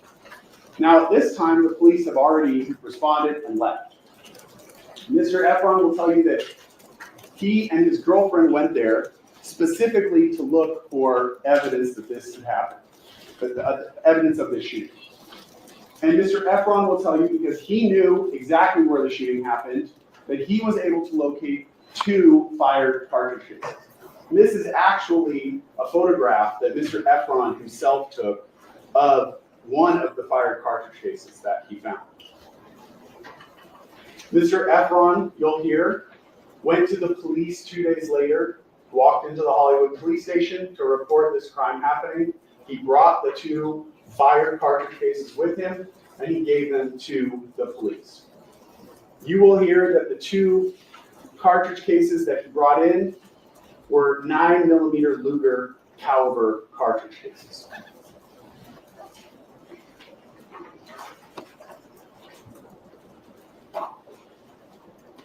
However, you'll also hear from Mr. Efron that immediately after the shooting, about an hour and a half later, he started text messaging the defendant.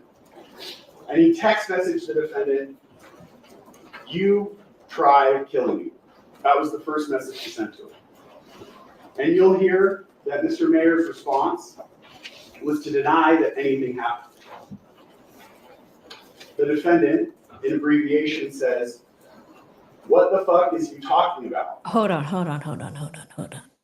Let's look at this. So this is an hour and a half after the shooting. Terrell sends in the green. Whoop, woo. You guys know those text message sounds. Whoop. It says, "You try killing me." And ASAP Rocky, whoo, says, "Rel, what the F is you talking about? Why are you telling people I'm doing that?" All right, so this seems like a little bit of a red flag, but let's keep going. "Why are you telling people I shot at you?" Denying that any shooting has even happened. Mr. Efron confronts him again. "You set me up to try to take me from my daughter." And the defendant responds, "I tried to do what? I know you hate me, I hate you too." All right, we're going to hit pause again because I like to look at this. Terrell says, "Y'all ninjas set me up. You try to take me from my daughter." Terrell is mad. ASAP's like, "I tried to do what? Ninja, I know you hate me." Okay, this is starting to get real, guys. What type of beef is this? The defendant responds again, "Stop making shit up." Again, denying any confrontation took place. ASAP says, "Stop making it Certainly up, any Rel." shooting.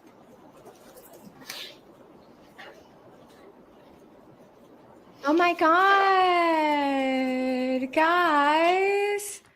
Huge huge shout out to Trainwreck Entertainment, who just gifted 50 memberships in the chat. It's still raining in the chat right now. Get your umbrella.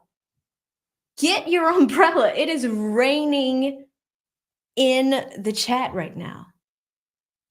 Like I'm over here making text message sounds like whoop, woo, like, you know, the iPhone sounds. But Trainwreck Entertainment is making some noise in the chat. She's rainmaking in the chat. She has gifted you guys 50 memberships. That is incredibly generous. And on my channel, that is the top tier that you can gift.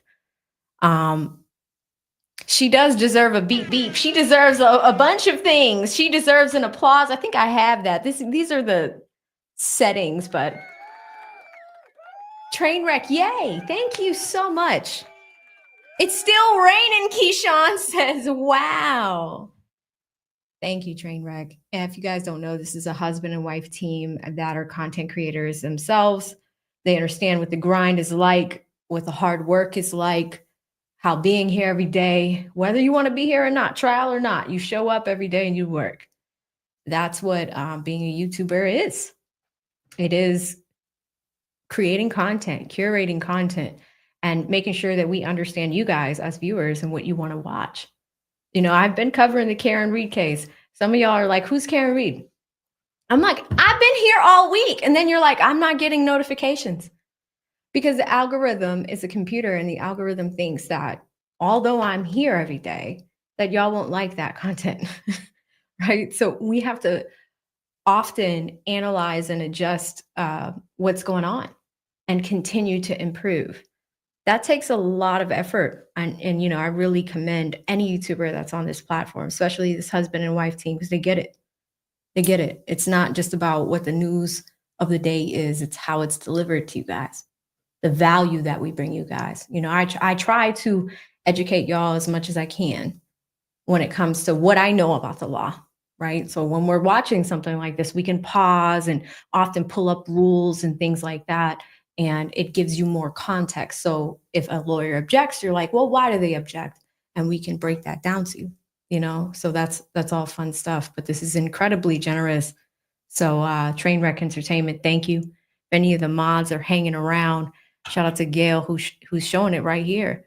Please check out Trainwreck Entertainment because it's one thing if you're a creator by yourself, but when you work on a team, you really start to really value, you know, what that teamwork brings to the table. And then even as a solo creator, you develop a team. So if that means bringing on editors, producers, researchers, we're always never alone, right? Unless you want to be alone.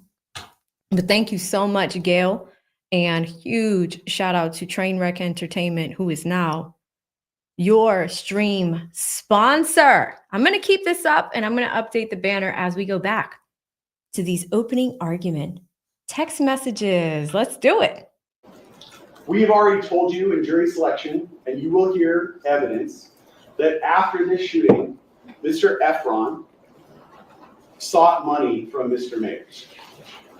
In fact, right, you know, hours after the shootings, this is the next day, November 7th, in the early morning hours, 3:40 a.m., you'll hear that Mr. Efron sent a message to one of his friends saying that he wants money.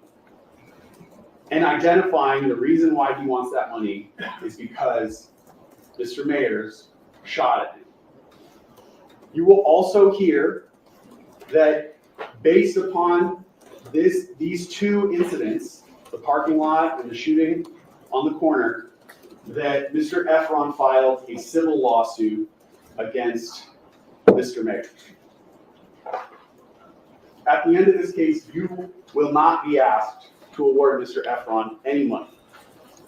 So that consideration will not be a part of your what you're asked to determine. Moving forward in time, you'll hear from LAPD detectives that Mr. Mayer's home was searched on April 20th of 2022, and that during that search, LAPD detective recovered a magazine for a semi-automatic pistol that was 9mm caliber, and that it was loaded with 6 unfired 9mm Luger rounds of live ammunition. You will hear that these items were found in Mr. Mayer's bedroom closet. You will also hear that there was no handgun that was 9mm in Mr. Mayer's home that was for that magazine. So you have a 9mm magazine, but no handgun to go with it. The last point I want to leave you with before I conclude is that we expect, in this case, that the defense will call Twelby, Mr. Phillips, to testify. At the time of the shooting, again, he's friends with all these participants. He's 32 years old. And it is expected that he will testify that the defendant was in fact the person on the video who fired the 2 gunshots that we hear. So it will essentially be uncontested that Mr. Mayers was the person who fired the gun at that street corner, and that he will tell you the gun that the defendant fired was a starter pistol.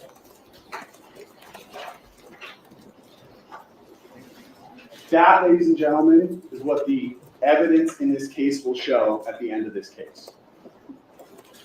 As I've said, we expect that the defense will attempt to present an alternative explanation for what happened that night. But we ask you to do one thing, which is, as you evaluate the evidence from both sides in this case, to not leave your common sense at the door. And wait until the end of the case, when you have all the evidence, to make your decision. Listen to the court's instructions on the law, and return the only just verdict there is. Thank you. All right, folks, we'll take the break now.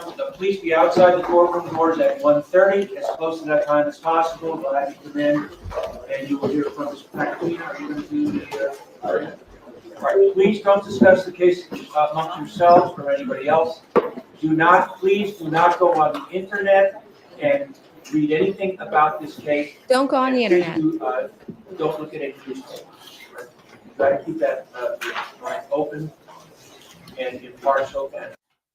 Okay, so it looks like they cut the feed. I'm going to scroll because we were a little bit behind. I do like to start behind purposely.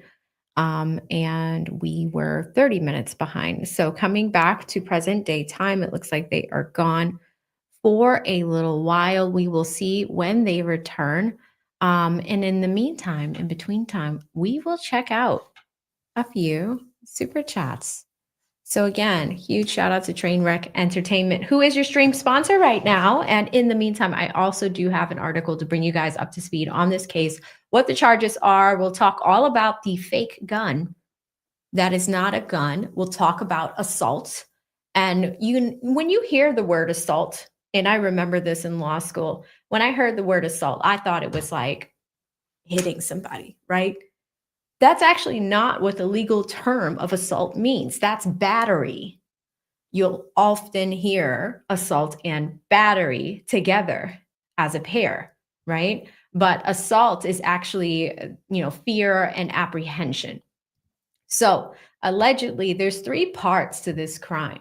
ASAP Rocky having the false gun, which again, we all have questions. We want to know why you had this in the first place. You're a celebrity at this point, like I love that and it's my effing problem. Like that song came out in 2015? So the ASAP regime had already started a long time ago. He had reached celebrity status. He has 2 children with Rihanna. You would think a celebrity like this would have adequate security at all times and doesn't need to get into street drama. So I am curious about that. And I think we all are. Just face value. This is not a biased opinion. It's just a curiosity opinion from a legal standpoint. We'll look at the documents. We're going to look at all that stuff together. I do have some of them pulled up as well. But as far as the crime itself, when you have a gun and you shoot at someone, you discharge your weapon, whether it is plastic or an actual weapon, as defined by the law, that's one action. Putting your arm out of the window, believe it or not, ladies and gentlemen, is classified as assault. Discharging that firearm is a third action. Do you see how, like in criminal law, they can get you on all three? Now, they tried to throw a really shitty plea deal at him that he declined. And we're going to talk about that. Let's go through these super chats real quick, and then I'll walk you guys through the crime before they come back to 1:30 p.m. Pacific. That should be 4:30 p.m. Eastern. Interesting, but we'll make it work. We will make it work. Coming all the way to the top. Shout out to Mr. E. Capone, who says Lakers over the Celtics. Sorry, AV, that's just what it is. We have this rivalry going because E. Capone is from LA. He's from Los Angeles, where this case is being tried right now. It's on the West Coast, LA. Shout out to all of you guys out there. I hope you're doing well. I mean, it is California's on fire. The country's going down. I mean, hopefully it comes back up again, but it's snowing in Florida. There's wildfires all over California. What is going on with global warming? It's crazy. It's crazy. But yes, Lakers over the Celtics, in his opinion. I still think it's Celtics over anybody because I'm from Boston. That's just what we do here. Anyway, thank you so much, E. Capone. Shout out to Deonra. D has been a member for 10 months. Man, you've been with me for that long. Thank you so much. You know, it's kind of, it's tough sometimes, guys, because like, you know, I did do the streaming thing. And I think for the YSL trial, one of my best days was having a stream over 100,000 and having 11,000 people in this chat. And they just left. They're gone. I don't know where they are. I'm like, where's everybody at? I don't know. So trying to figure all that out. You know, we're hiring help to figure out the discrepancy. Sometimes it really is just based off of what's trending and what's hot at the time. This is day one of ASAP Rocky, so I believe it is going to get better. But 11,000, they all gone. Thank you so much, D. Shout out to Practitioner Her, who is in here with the $5 super chat. No comment, no question, pure love of the game. Thank you so much, sis. I love your new photo. It looks fantastic. Really, really enjoy that new picture. Really enjoy that one. Shout out to Drew Beats with the 5, says, I have no idea what's going on. I just heard he shot somebody, AV. Looking all cute. Suit is tight. Yes. So, this gentleman in that khaki suit is ASAP Rocky's attorney who works out vigorously, as we can see through his suit. It's a little bit too tight. Taylor should ease on it. But at the same time, maybe he wants it to look like that, right? Some men generally, like, they enjoy having like a tighter fit. And that's cool. Like, I know a lot of people that enjoy that. Even with me, when I get my suits tailored, I like a closer fit. But not too close where, like, you know, if you bend down or something, you're just like, oh, like, what's going to happen? Oh, you don't want that to happen. So thank you so much, Drew Beats, for the love. Shout out to Deonra with the 2. Deonra says AV on all the cases in 2025. Yeah, that's what I mean. Like, it's been a busy week. A lot of people are here today. But like, I've been working every day this week, and everybody's like, oh, I just showed up. I'm like, yeah, I know. Was here on Monday, Tuesday, Wednesday, Thursday, Friday. The algorithm is just like, yeah, you're going to be punished. It's so much fun. Michael Love gifted 10 memberships. Thank you so much, Michael. Always appreciate you coming through and supporting the squad. Practitioner Her is back. Has been a member with me for 4 months. Thank you, Practitioner Her. She says, let's go, AV, pledging to get my updates here. I appreciate that. Yeah, because this case did come out of nowhere, but don't worry, guys. I do have some tea, and I have some legal documents to show you as well as we wait for them to resume the trial. Trucker T, Brooklyn, I haven't seen you in so long. Great to see you, Trucker T. He says he gifted 5 memberships. Thank you so much, Trucker T. That was very nice of you to do that. Always appreciate when you guys expand this community. It means a lot. Michael Love came back with another 5, says, I'm torn between 2, but I can maneuver these virtual streets. Yes. So many people are streaming the trial right now. Mel, I really enjoy her. I'm not a lawyer, but she's doing a great job. I'm so proud of her. She's grown significantly since the YSL trial. And I don't know if you guys have checked her out on TikTok. She's almost at 1 million people over there. So Mel is doing her thing. It's always great to see creators grow. It means so much. So shout out to her. But yes, there are many people that have different voices. You saw it with YSL. Some people enjoyed my commentary. Maybe you liked Kat's. Maybe you liked Kayla's. Maybe you liked this person. There were so many people that you can rotate between the topic, and the algorithm understood that. Today, it is day 1 of this. So I believe it's trying to figure out who's covering it. Like, who's talking about it? Shout out to Mina. Thanks. Therefore, she is. I am a huge fan of this photo. Thank you so much, Mina, for the super sticker. Drew Beats back again down in Vegas with the 2, says, I like this judge so far. Yes, you guys have noticed this judge had a plaque, like a name plaque. It was made out of wood. Made out of wood, had his name on it. But when it came down to shenanigans, I like judges like this that are no nonsense. And they're like, okay, this is not how this is going to move going forward. These are opening statements. If you guys, both parties, have an issue with, okay, a ballistics report, that should have been dealt with before day 1 of the trial. So this is indicative of him wanting to move it along very fast. We're going to continue to see that from him, I believe. So if anything, they are projecting this to be a 3-week trial. It might be we might be done by next Friday, y'all. I mean, we might be done very, very quickly here. So please keep that in mind.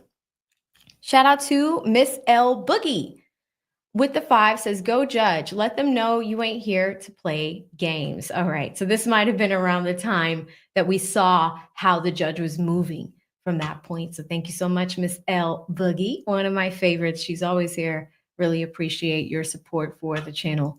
And thank you so much for the super chat. Shout out to E Capone with the 5. No comment, no question, pure love of the game. There's no Lakers talk in this one, sir. Not at all. Not at all. Thank you so much.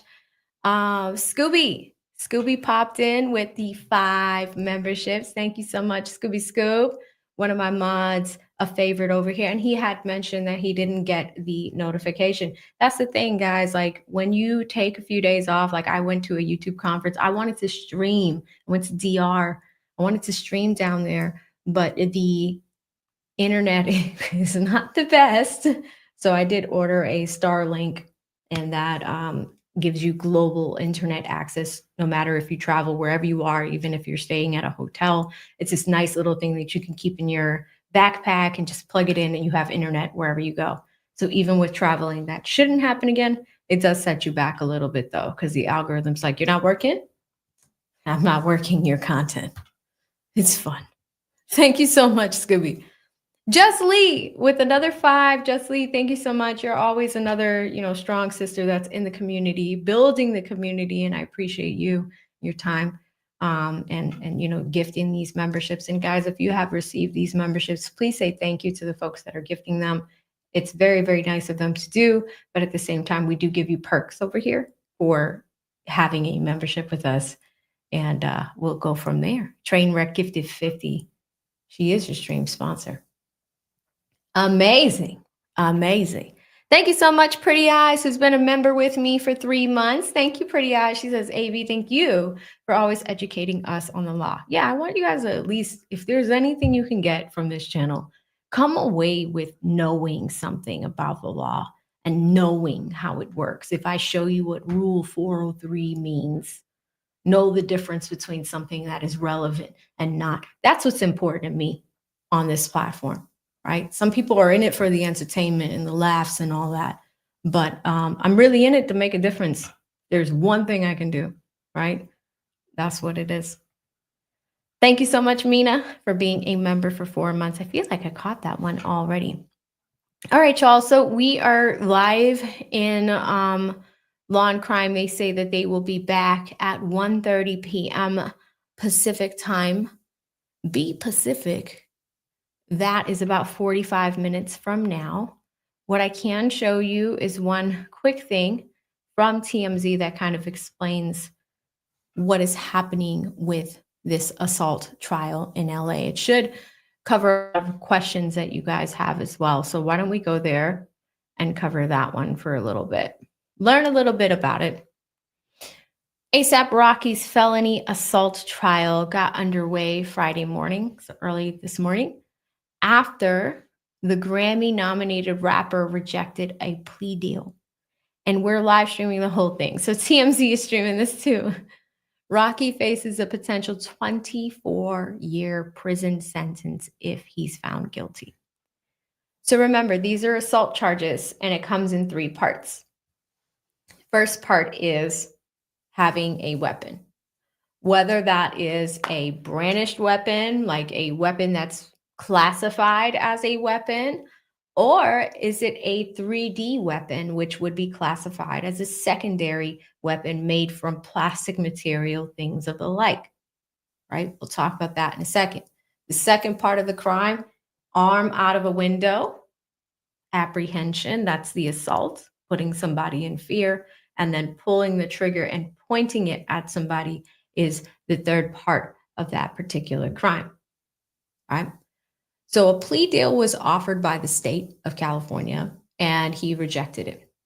So what's on the line is a 24-year prison sentence if he is found guilty, right? Keep in mind, we talked about this jury.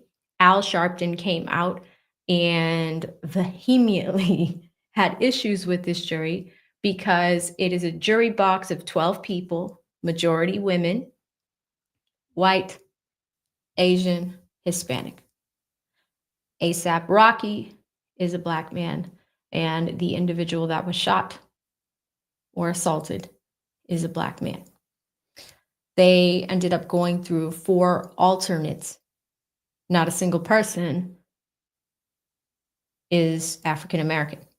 So you have a jury, and this is why Al Sharpton talked about this, because in the city of Los Angeles, you have a lot of people that are of African American descent, and it is interesting that the jury selection did not, it's not reflective of the peers. Now, here's the thing.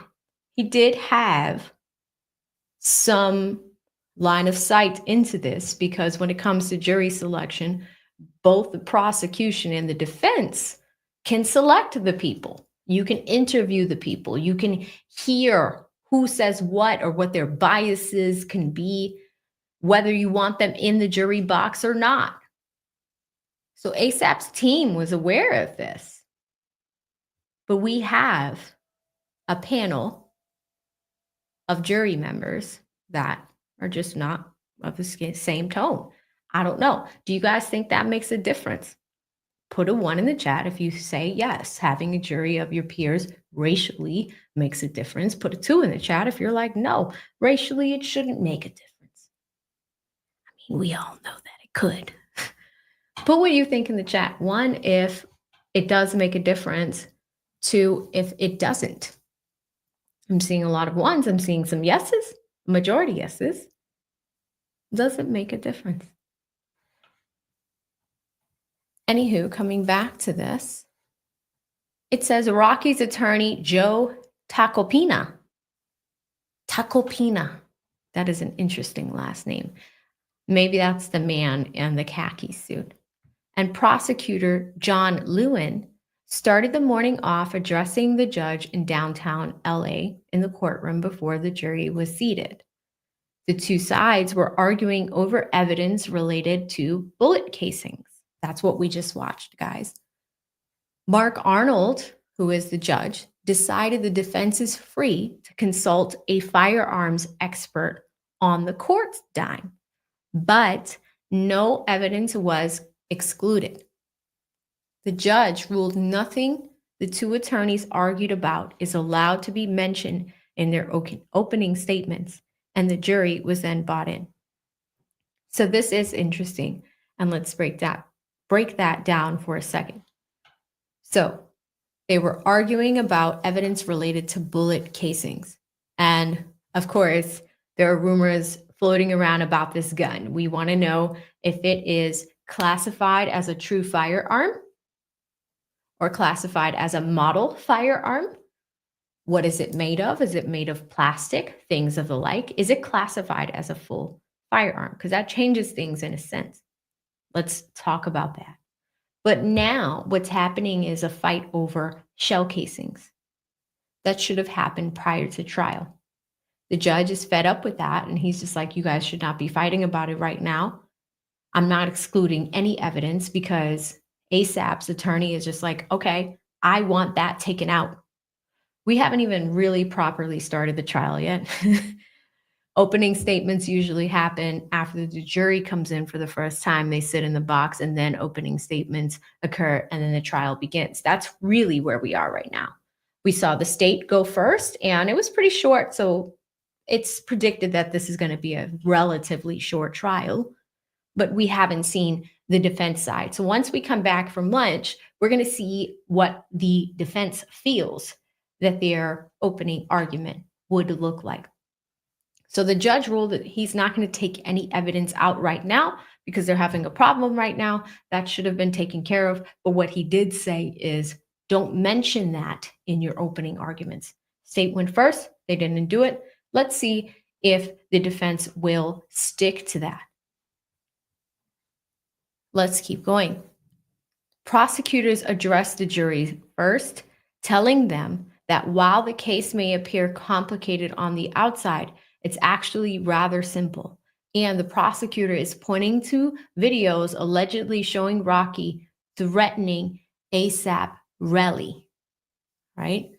So we talked about this. Nobody really liked, a lot of you guys didn't like, that they put a picture of Rihanna in here.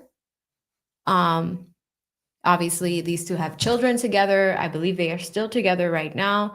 Shout out to Queen Riri, who isn't really involved in this case at all, but her face is in their opening argument. So ASAP Rocky is known as Rocky Flaco Luigi. He's 33.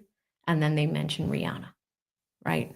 So we'll see how the fandom feels about putting Queen Fenty Riri in this case. It is likely that she is going to be coming to the courthouse several times this week. When you have a high-profile celebrity attending a trial like that, obviously you need to have enhanced security and things of the like. So we will go from there. SWAT has a great question. So is it an Alec Baldwin gun or not? That's what we're hopefully trying to hear. We're going to hear it in the defense opening argument. There's a few motions that I can show you guys as we kill time. But I know for a fact that that is likely going to be the first thing that they talk about in the defense's opening argument. Like, it's not really even a gun. You know, we'll see how they paint it, but just keep that in mind. All right. So Rihanna was brought up by the prosecutors in the first few minutes of their opening statement, with prosecutors sharing a picture of Rocky and Riri together at an event. As we told you, she was also mentioned during jury selection. Now, here's the gun at issue here. We're ready to help. So I'm not going to show it to y'all again, but that still showed the gun behind his back. We already saw it. Then they show another clip, which prosecutors claim show Rocky shooting at Relly twice, running around in the street and attempting to aim around a fellow associate. Worth noting, prosecutors released all these videos in late 2023. Rocky, legal name Rakim Myers, is accused of firing a gun at a former associate at a Hollywood hotel in 2021. He was charged in 2022 with 2 felony counts of assault with a semi-automatic firearm. As we told you, Relly, his name is Terrell Efron, ASAP Relly, part of ASAP Mob, claims Rocky threatened to kill him before the rapper allegedly pulled the trigger the night of the incident. Relly was threatened at the time for a minor injury to his hand. Those are the hand injuries. So y'all got to remember, this is not a rival gang. This is not like some YSL stuff. This is ASAP Mob, ASAP Rocky, ASAP Relly. What is going on, right? So you have all of that. Prosecutors say Relly never feared for his life, even when Rocky allegedly pulled a gun on him.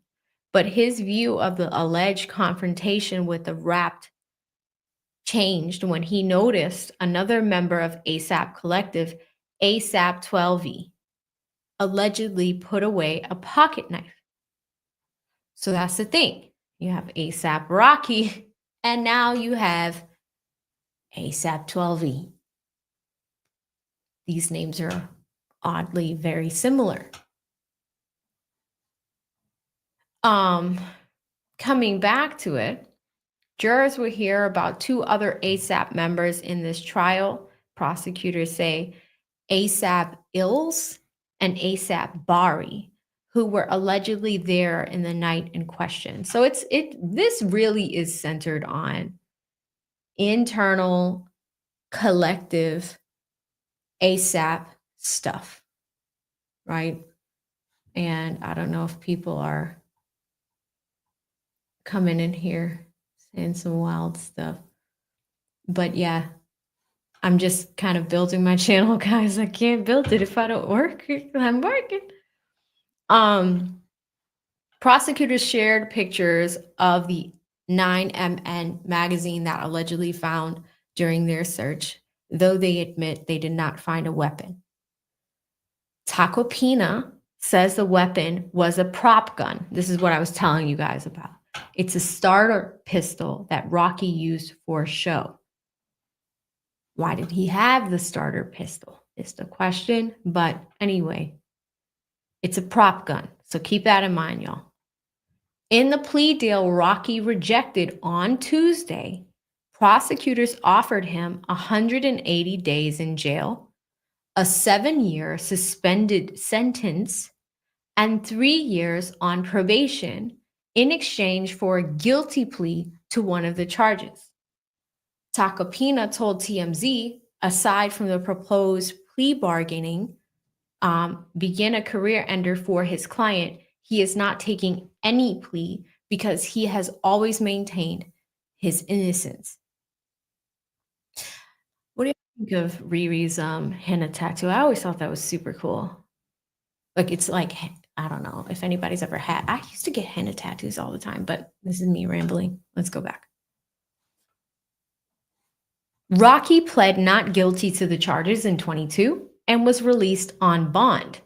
Police had raided ASAP Rocky's home in 2022, shortly after he got back from a trip to the Barbados with Rihanna, the mother of his 2 sons. Jurors were selected yesterday, Thursday, 7 men and 5 women, but not a single one is Black. That's how the article ends. Coming back to the live feed over here, and that is interesting, not a single jury member is Black. But at the same time, you have a say in the jury selection process. You can help pick these people.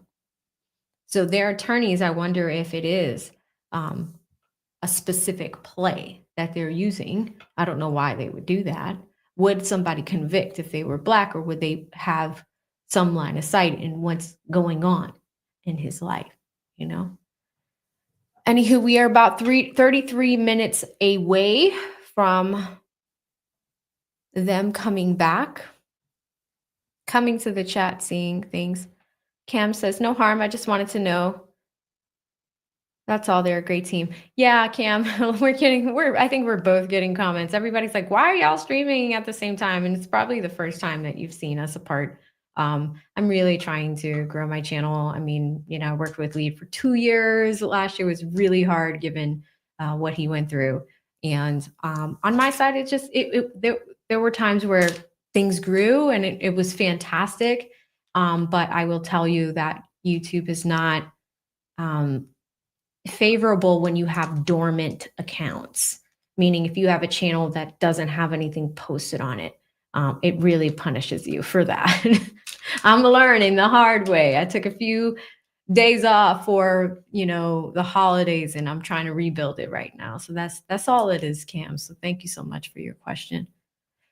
You've been ignoring me, Mr. Oh, what's going on, Variant? What's Mr. Pendergrass? Kelly Kell, our favorite 2L, says, I mean, does it have to be a real gun for assault?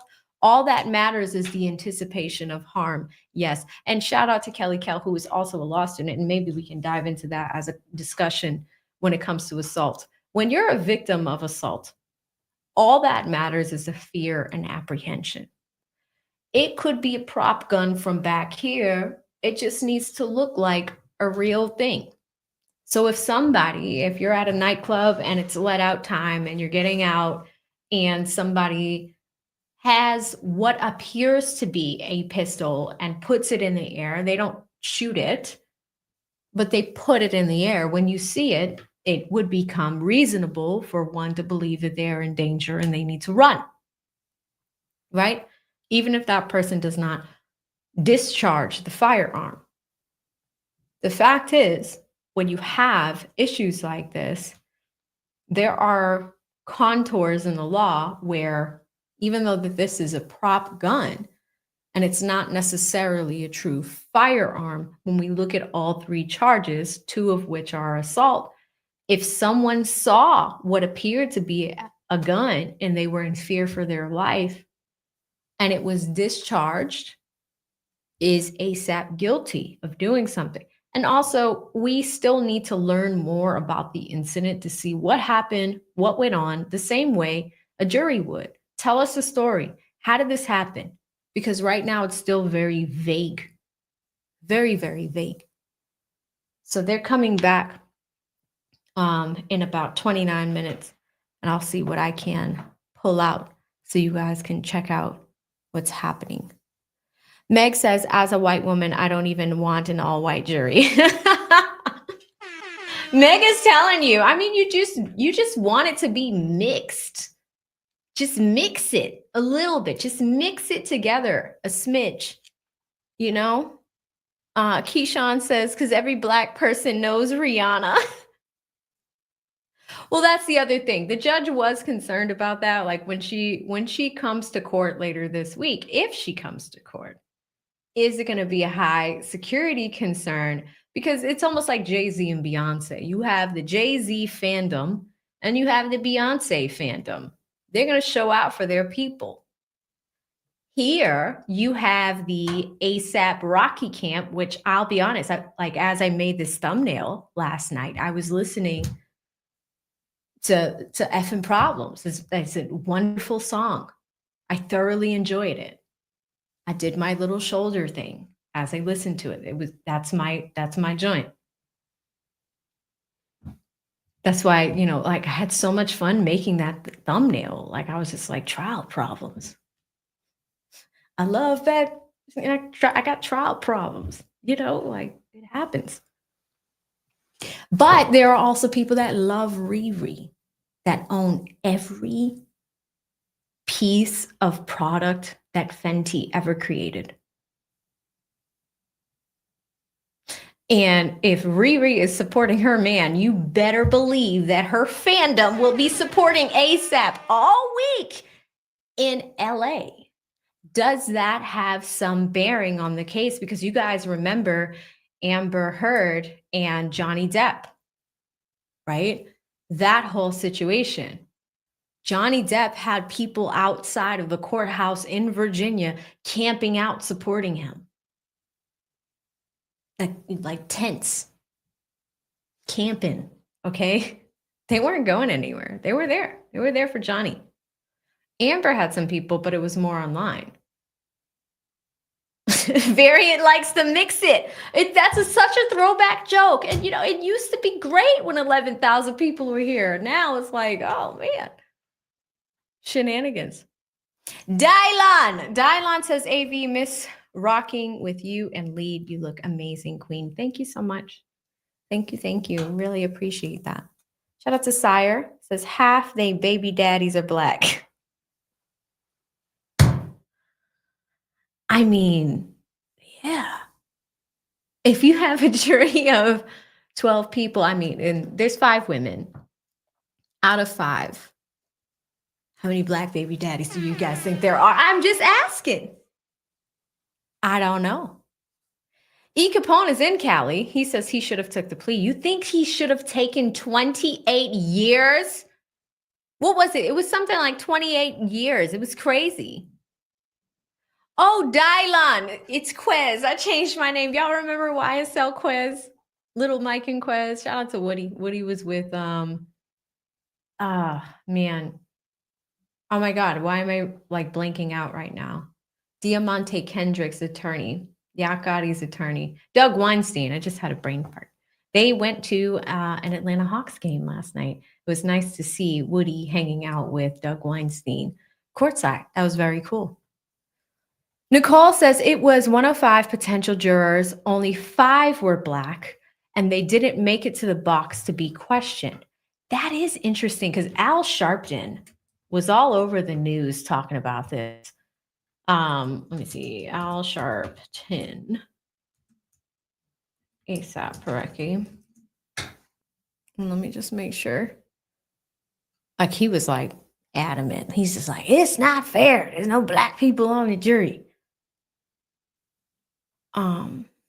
Is this the clip? I might have found the clip here.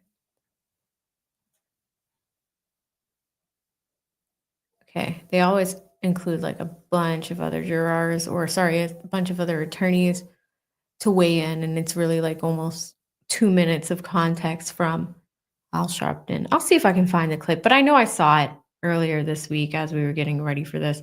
Al Sharpton was not happy about the jury makeup, but again, it's not his choice because ASAP still has a say in who comes into his jury box or not. Pretty Eye says, I wouldn't convict off of what I heard so far, but got to wait for the evidence. Yes, all of us do. I think just court of public opinion, we have to weigh it out, wait a little bit, and see what happens. Media or MDia? She says, there were only 4 black people in the entire jury pool. Girl.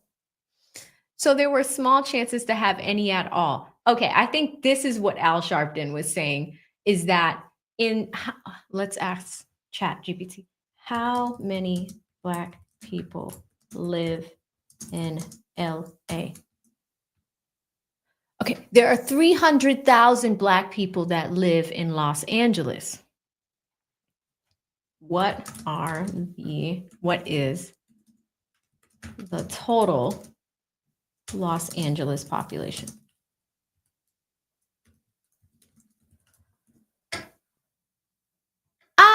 It's still small, but out of 3.8 million, there's still 300,000 black people that live there. So if we're not going to select, like, we're just going to pick 4, like what percentage of that is that of the 300,000? That's a very, very small percentage. Thank you, Kelly. Kelly, you're the best. Character says, what are the actual charges though? So we talked about it. 1 is having the weapon. 2 is the assault charges. 1 for, putting somebody in apprehension. The 2nd is actually discharging the firearm. I'll get the exact ones for you guys. Earlier, I saw it on Twitter. Can't find Al Sharpton right now, but I know I saw those legal documents on Twitter, so I'll pull them for y'all. Pulling them now. I saw them last night. I should have saved them. You guys wanted me to do this Jay-Z thing, so I pulled that this morning. But we have it. It's like somewhere last night, right around. That's another case. That's Jay-Z. That's Jay-Z. That's Jay-Z again. There's so much we're working on, guys. Oh, look at Al Sharpton. Let's do this.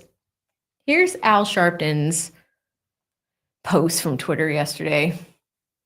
It has been brought to my attention by the National Action Network Los Angeles office that out of 106 people called to potentially sit as jurors in ASAP Rocky's trial in LA, there were only 4 Black people. I have been closely in touch with A$AP Rocky's friends, and though I do not know the particulars of the trial, I do know he deserves to be judged fairly by his peers, as is his constitutional right.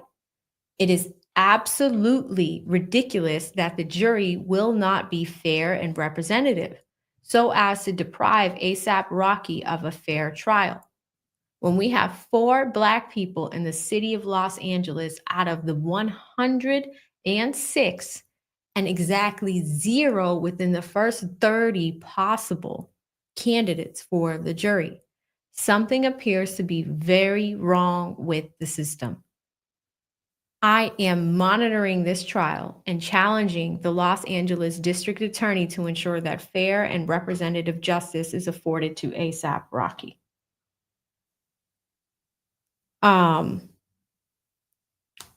Crazy, guys. So, as you can see, we have some issues with this case already. You know, 106 people, let's talk about that for a second. 106 people, and out of that pool, 4 people were Black. What percentage is that? 4 out of 106? 4 divided by 106, that's 0.3%, y'all. That's actually 3%. It's 3%. 3% of the jury makeup.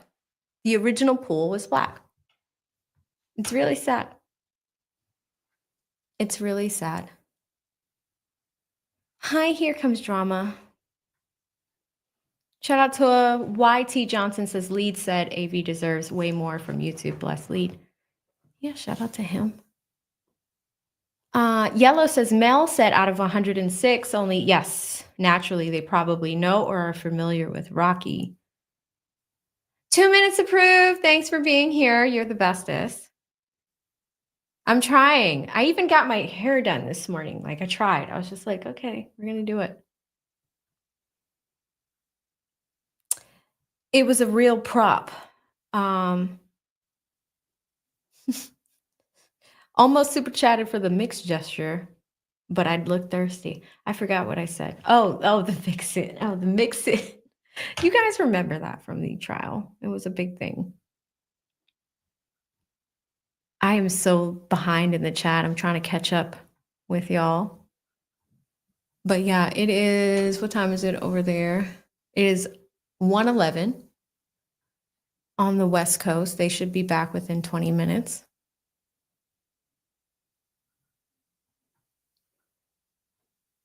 I'm on my new YouTube channel, AV. I'm still here. Grandma Honey, congratulations. Shout out to Petty LaBelle, who says, check your app. Sorry, guys. Whenever I'm reading documents, I do not look at my phone. Looking at my phone. Big shout out to Polish Lucy, Trainwreck Entertainment with $100 Cash App. Thank you so much.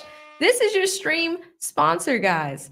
She has went from 150 to 250 in the chat. If you guys could do me a huge favor and type in Polish Lucy in the chat, that would mean the absolute world to me. Thank you so much, Lucy. Wow.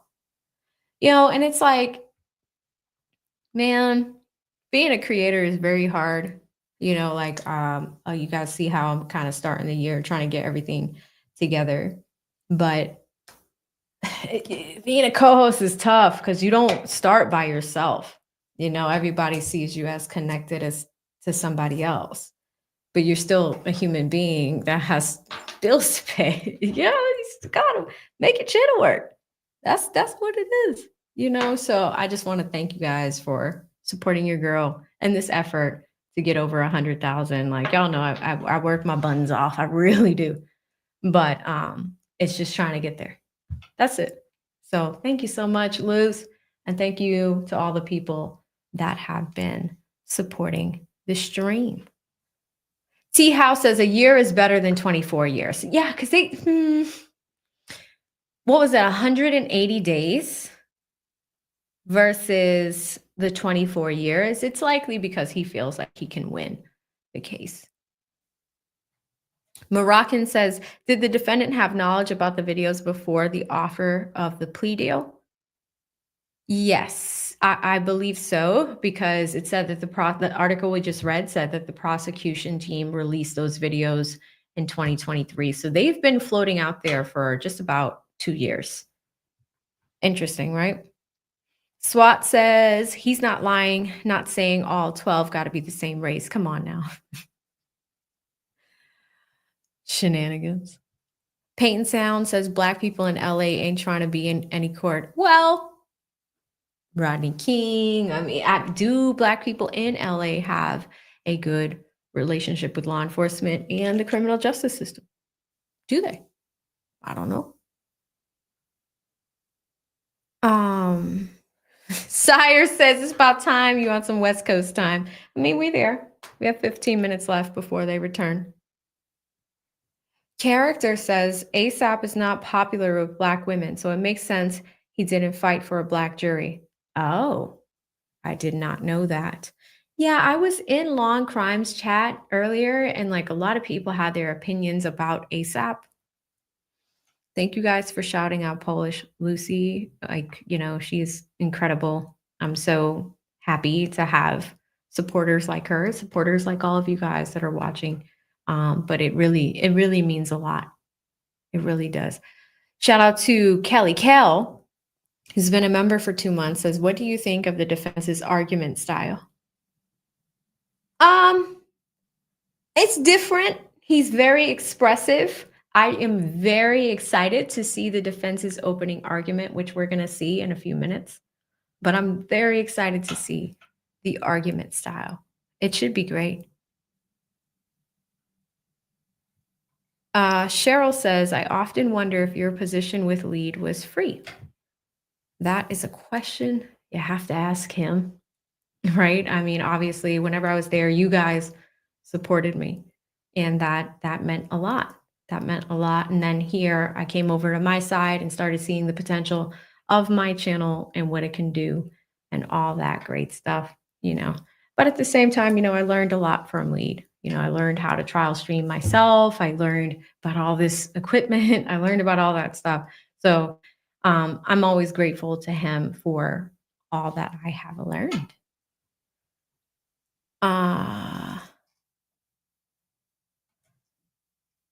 For Always Forever for Life says he's popular with me. I always crushed on him. T says, I know about ASAP too, but maybe because I'm from NYC. He seems to be very popular in the North. Right? So good stuff there. Let me see if I can find these court documents for y'all, because we have a few minutes to kill. I think it's about 15 minutes.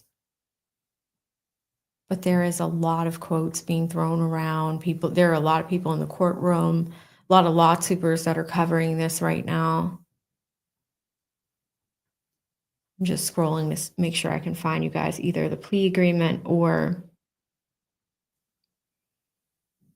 the other stuff. Man, some people post a lot on Twitter. It's just like, where's the thing that I need?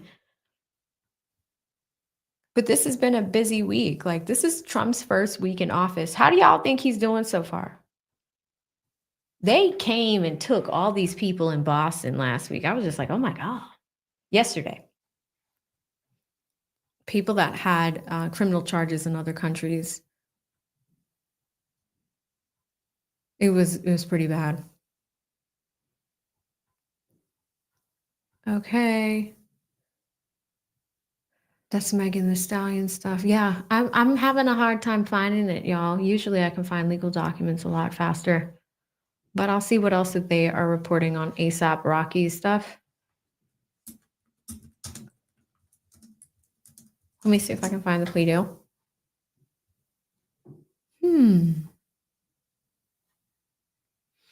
Yeah, everything that's being reported right now is current, y'all. It really is. So looking at Okay, you guys say Megan might have it. That's exactly where I was looking. Kiana says she is happy with Trump's first week in office.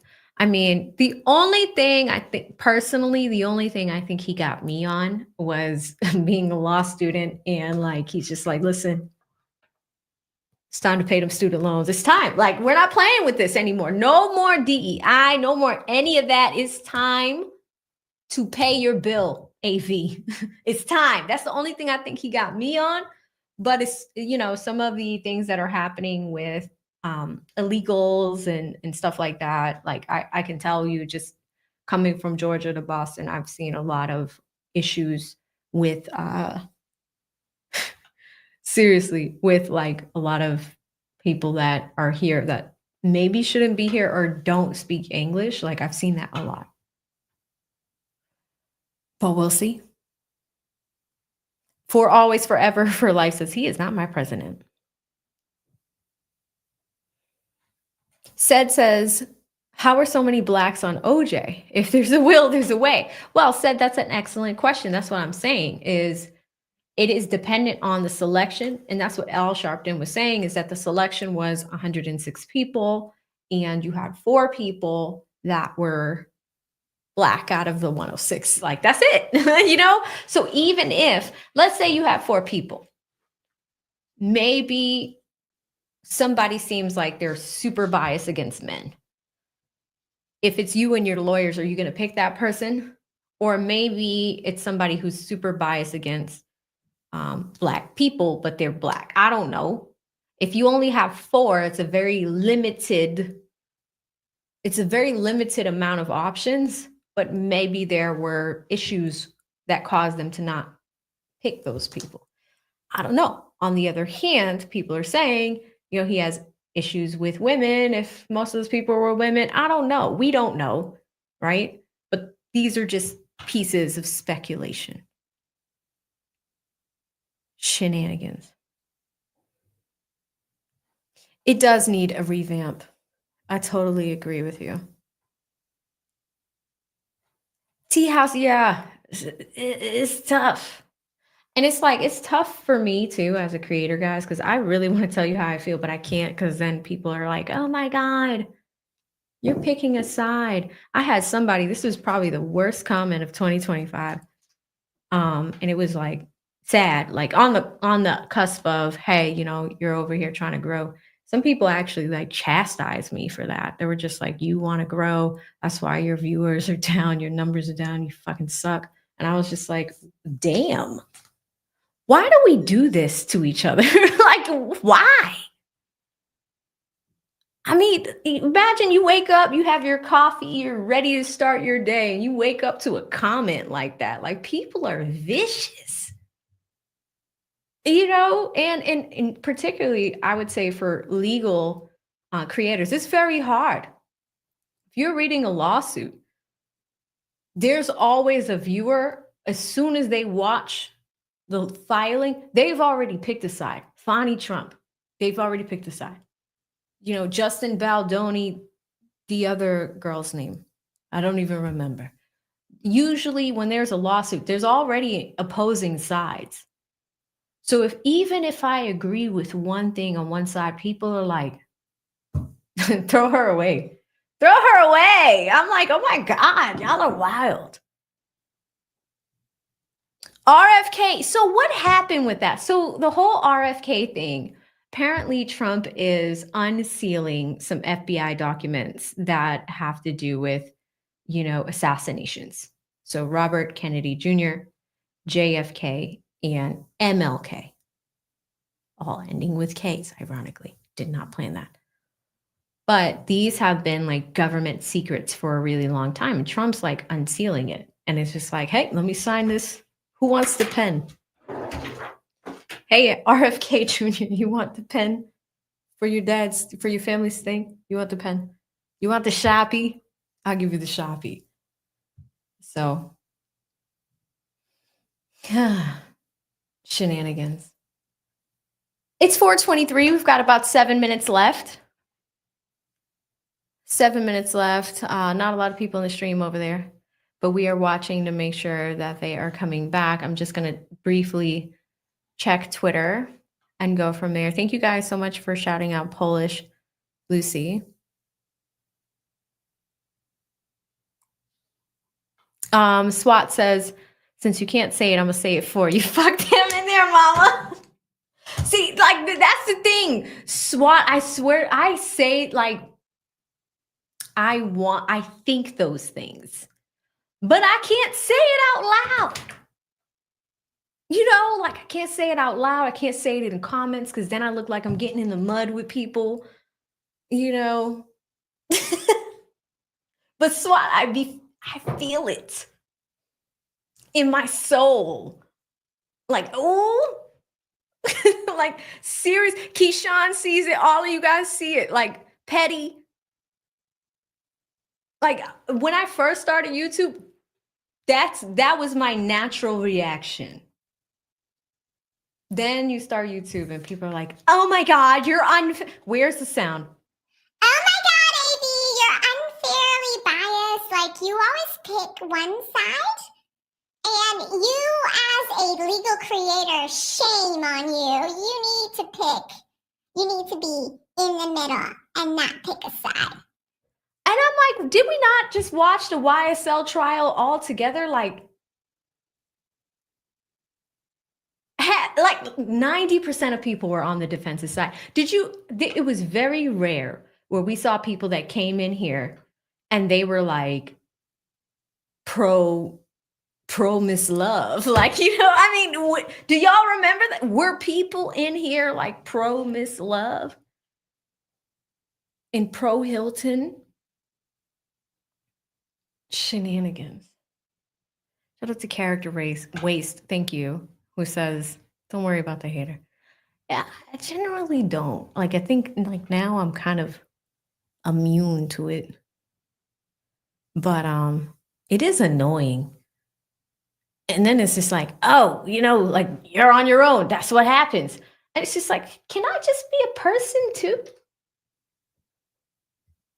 Or the best part is when people come here and they're like, go back to TLA side. Like, what the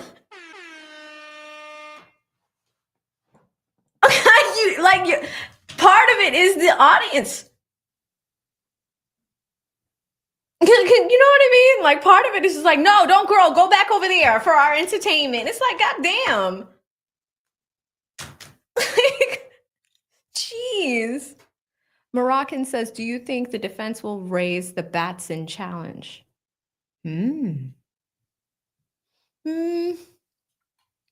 That is a good question. And, you know, thank you for bringing these terms to the conversation. I just want to make sure that people understand what that means. So, guys, what we're talking about here, a Batson challenge is a legal objection to another challenge that a party makes when they believe it could be used to discriminate against a potential juror. They can use it, came up in a 1986 case, which ruled that these challenges based off of race, ethnicity, gender, and religion are unconstitutional. This is actually a brilliant question. It could be, but at the same time, they were involved in the selection process. So to answer your question, it depends. They could. It's a possibility. If there were only 4 out of 106, 3% of the total population, is that normal in a populated city of almost 4 million people where a huge selection of the racial composition is 300,000 people that are Black? We're not going to find any Black people to put in the jury. I don't know.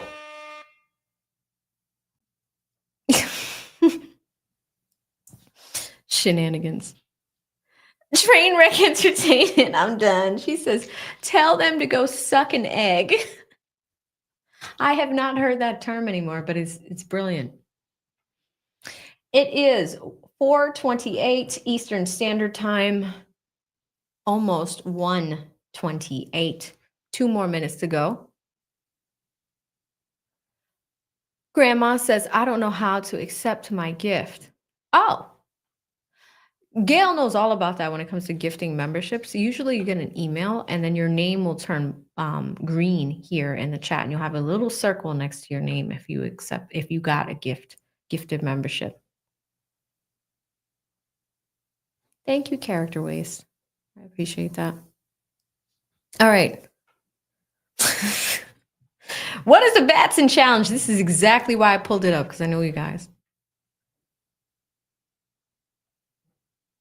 Thank you, Keyshawn. Yeah, like everybody's just like, why are you beefing? No, it's just the channel has to grow. Like it is, if it's dormant, like I think there's also a rule on YouTube where if you don't post for a certain amount of time, they will actually remove your ability to profit on the platform.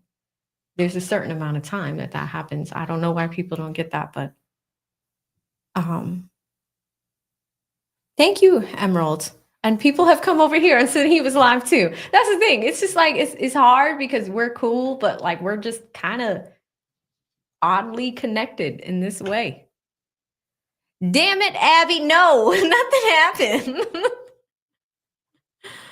Oh, an egg. That was funny.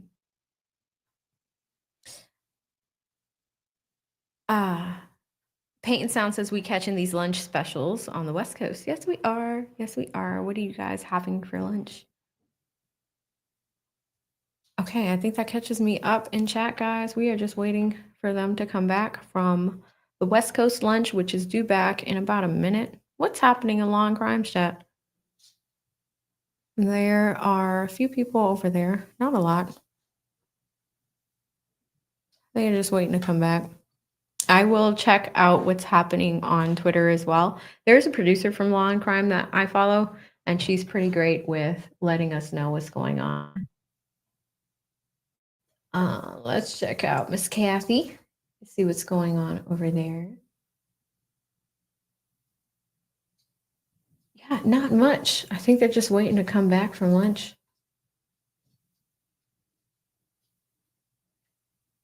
Shenanigans.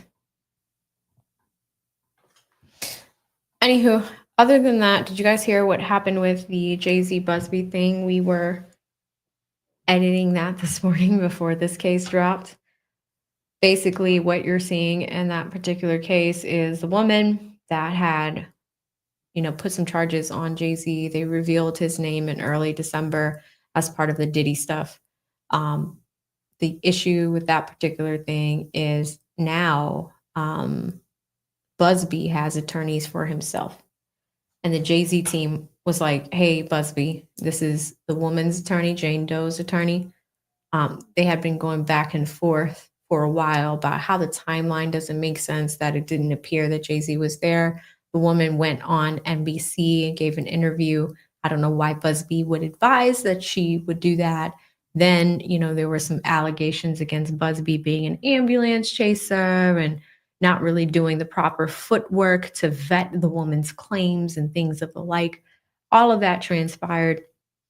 And last minute with Jane Doe, they were trying to get Busby taken off the case. Last I heard, there was a motion to dismiss the case from Jay-Z's team, and the judge gave them a deadline to complete that, and they filed it the next day.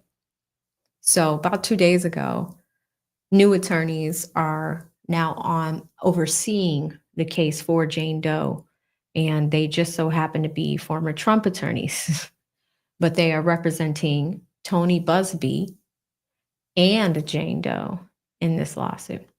And they filed a scathing, I think it's about 22 pages that I read this morning, 22 pages of a response to the motion to dismiss.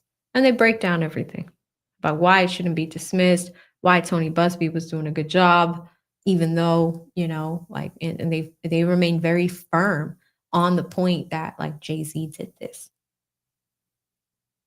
We'll see what the judge says, but hopefully her ruling comes out in the next few days. Aside from that, and this ASAP Rocky thing, it's gonna be crazy. Tony quit. Tony Busby, the pressure was real.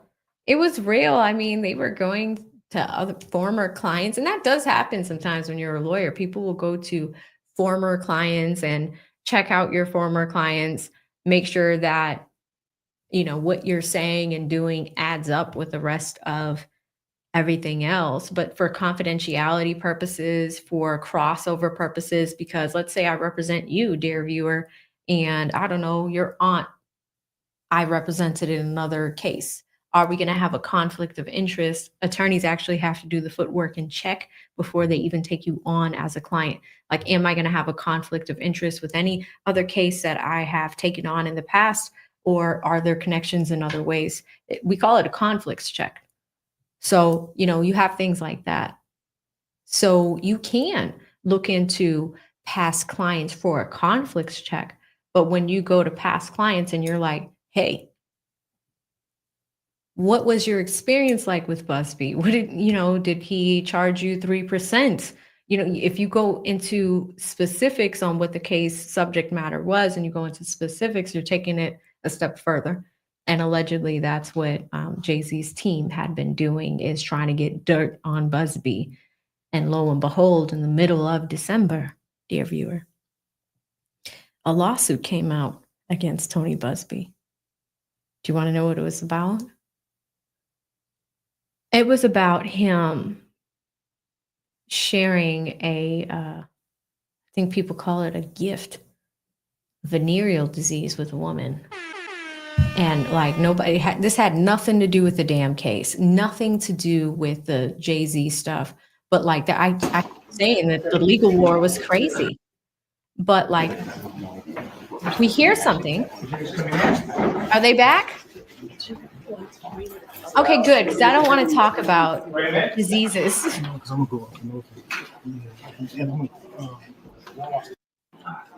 We hear them, but we don't see them yet. No. I mean, you can put it in the app to start it off. You know what I mean?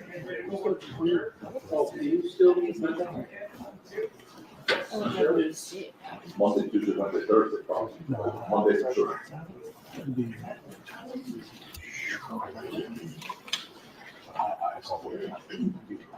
He looked like Def Loaf.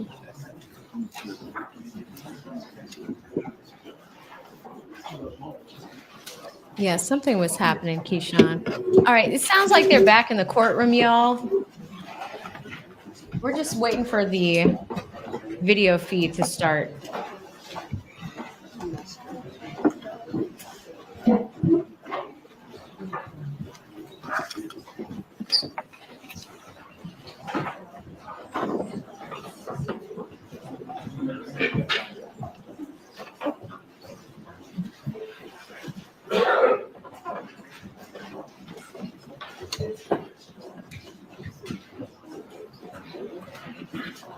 I don't know what's going on there, guys.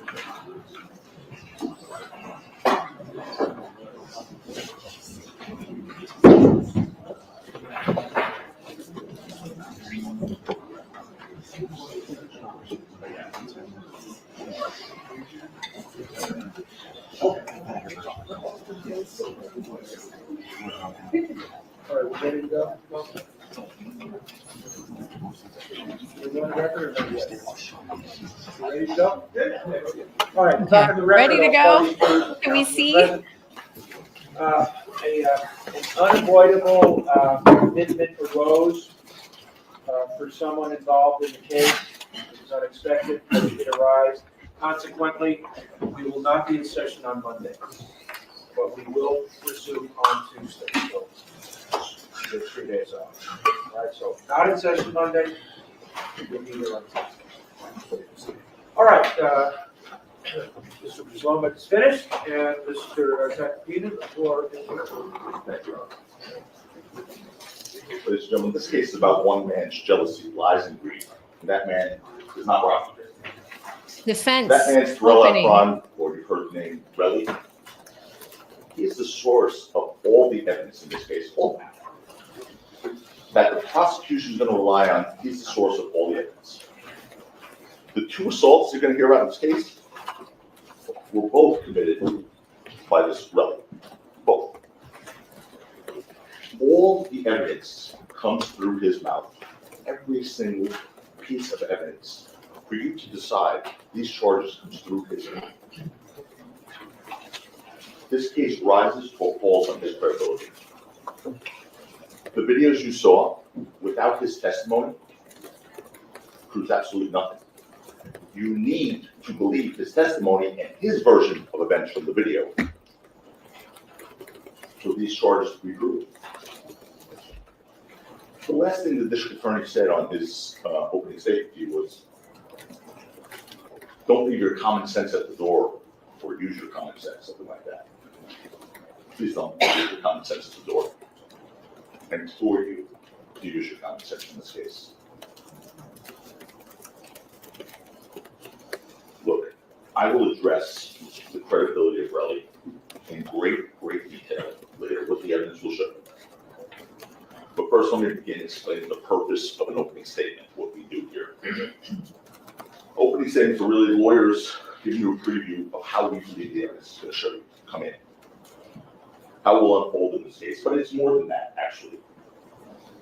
It's a promise to you. It's a promise from us to you. It's a promise that what we say is going to be proven is actually proven. And it's not like one of those politician promises. You know the politician promises, right? If you vote for me, I'll lower taxes, I'll make it safe, unemployment will go down, all those great things that politicians promise, and then based on those promises, you vote. And then you hope they fulfill those promises. Not here. Here, both sides make promises to you right now. You get to see if we fulfill those promises, and then you vote. That's the difference. Ladies and gentlemen, you represent the state of California, the people of the state of California. It's an awesome burden. And there's no greater service a citizen of this country can do than serve in the military or do what you're being asked to do right now. Stand in judgment of another person in a matter of such great importance. It's an incredible burden to bear. But that's why the 16 of you were chosen. There were 106 people here. You made the cut because you all, and even the alternates, assured us that you could carry out that burden fairly, impartially, without a bias, without a closed mind. Listen to the evidence carefully before rendering your decision, you promised. And to base your decision only on the evidence, not some preconceived notions stemming from the nature of this case or what you may have read or heard. This is entirely arguable. But just on facts. And to abide by the basic tenets of our Constitution, proof beyond a reasonable doubt and a presumption of innocence. And they're not mere technicalities, instead they're the backbone of this country. A person is presumed innocent, the Judge Ray told you. And it means he is in fact innocent until and unless the prosecution proves otherwise beyond a reasonable doubt. A reasonable doubt, the judge will give you the law later at the end of the case, but it's a doubt that cause you to hesitate in a matter of importance in your own life. I submit to you the decision you make in this case at the end will be the most important decision in the life of ranking mayors in this family. And I'm confident that if you apply the standard and hold the prosecution to the burden of proving each and every element of both counts, beyond that doubt, the reasonable doubt, this will work out. And that's why the 16 was one jurors. Look, this is serious business, and I just want to tell you one last thing before we dive in. I just think some jurors, some people when they become jurors forget. No one here is going to, both sides are not going to ask you to do anything you don't do in your everyday life. No one's going to ask you to do anything when you're assessing credibility, when you make determinations of credibility. Nothing you don't do in your everyday life. Whether someone's telling the truth, whether they're lying, whether they're mistaken. Just bring your everyday life experiences. You'll be the best jurors possible. There's no magic formula, there's no elixir. And as you now know, there's no jury school. Use your God-given common sense in looking at this evidence. I know that will package you this case. Ladies and gentlemen of the jury, my name is Joe Decapine. I, along with Sarah Kaplan and Chad Siegel, have the absolute honor and privilege to represent Raheem Mays, known globally as A$AP Rocky. The evidence will show you that Rocky was a self-made man, risen from the most humble beginnings to extraordinary successes through work, dedication, and artistic Your Honor, brilliance. this is argument is also irrelevant. Overruled. Objection What during is the said in opening. opening That's not good. statement is not evidence. What is evidence is what can be proven. May I say? Sorry. Sometimes things are said in opening statement that cannot be proven, that are not proven. Sometimes they are. That's what this case will be about. Remember my promises, I'll remember theirs. When we talk in a few weeks on closing statements. I remember the DA put up a slide in the opening. It's from Harlem, a picture of him and Rihanna. Talked about when he was a teenager. I want to do the same thing. You'll hear he was born in Harlem, like they said. He was raised in poverty. Your Honor, You'll hear that same, Your Honor, the same objection. Stop. Overruled. You'll hear about his upbringing, his mother and his siblings, That's not a good start. and how he overcame. Overcame with hard work, with dedication, and with talent. Mr. Taylor, Rocky is not only a I do want you to stick to what you, the evidence will show. yes, sir. I do believe the evidence will show that, but I'm going to get deeper into these facts. But what the evidence will also show is he's not only a celebrated artist and a fashion icon, he's a man who raised a beautiful family. That's the district attorney put up the picture of his significant other. Your Honor, You gotta get to the facts. You're going to hear the stark contrast in two individuals. Rocky on one side, Rel Efron on the other side, known as Relly. He represents a very different narrative. The evidence will show you that this Relly presents himself to the world as a wealthy, successful man, source lighted, he's a recording artist, businessman. He wants a very lavish lifestyle on social media. He poses with luxury goods. Your Honor, the same objection, none of this is evidence. Evidence will show you this. None of this is evidence yet. There's no evidence on both sides. Posting pictures of himself with large sums of cash and whatnot. It's fraud. He is all about a money grab. The truth is far different. And you're going to see this extravagant lifestyle that this really flaunts is nothing more than a fraud, built on not on success and hard work, but upon criminal activity. Ladies and gentlemen, this case is all about money. I've said it once, twice, I'll say it a few more times. The evidence will show you it's nothing more than a money grab, nothing more. A clear attempt at extortion by Relly, so he could keep funding this extravagant lifestyle of his that he presents to the world. You're going to see the only reason we're in this courtroom is because Rocky would not agree to be a victim of another one of his crimes. That's why we're here. Because Rocky said, here's some money. We're not here. He doesn't go to the police. And even after he went to the police, if Rocky gave him money, we're not here. It's not about justice, it's about money for him. Period, end of story. And I will show you that. The evidence will make clear that Relly is trying to leverage a fabricated story to extract money from Rocky, using lies to support these claims. Oh my God, that water The evidence will show swig. you that Relly is a blatant perjurer. This is giving WWE Like that vibes. oath lies. The evidence will show you, and you will see him commit perjury right Oh my before God. you in this court. Let's get ready to rumble.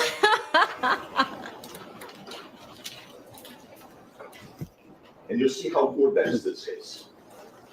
Because the evidence will show that despite all the evidence they claim to have, all of it, and I mean all of it, will rise and fall on the word of Relly and his credibility.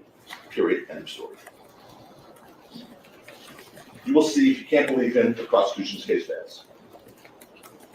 Now let's walk you through the events leading to the incident of November 6th, 2021, which is that part of this case. But to do that, we have to start a few years back. From Relly's own testimony, that was the catalyst for this incident. His resentment, not his own testimony, his resentment was the catalyst for this incident, and his animosity towards Rocky.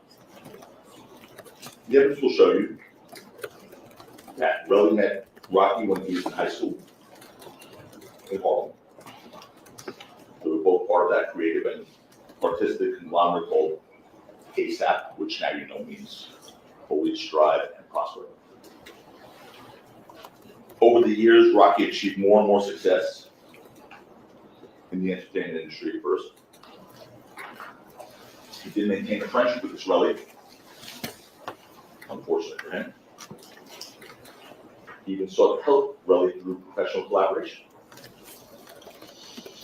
But that wasn't enough for Relly, clearly. You'll see the kind of person Relly is in this courtroom. You're going to see it. He was jealous and angry, and as Rocky rejected some of the projects he presented him, Relly's resentment grew deeper and darker. ASAP does not look So happy. embittered by the success achieved by Rocky, someone he once considered peer, Relly embarked on a dangerous course of action. And in November 2021, Relly's resentment towards him reached a fever pitch. After tragedy had struck another member of this ASAP group, an individual named ASAP Josh had an untimely death and passed away. Evidence will show you that Rocky stepped up, spoke to the parents and the mom, ASAP Josh, and offered to cover the cost for the funeral, bring the body back to New York and pay for the funeral. But Relly, still blinded by resentment, believed otherwise. He thought for some reason Rocky didn't agree to pay, or had agreed to pay, but they didn't actually pay. And he was furious. He went as far as to threaten physical violence against him because he thought he didn't pay for the funeral or for the expense of flying the body back. He was wrong, because he did pay. But he went as far as to threaten physical violence. And you're going to see that for yourself, ladies and gentlemen.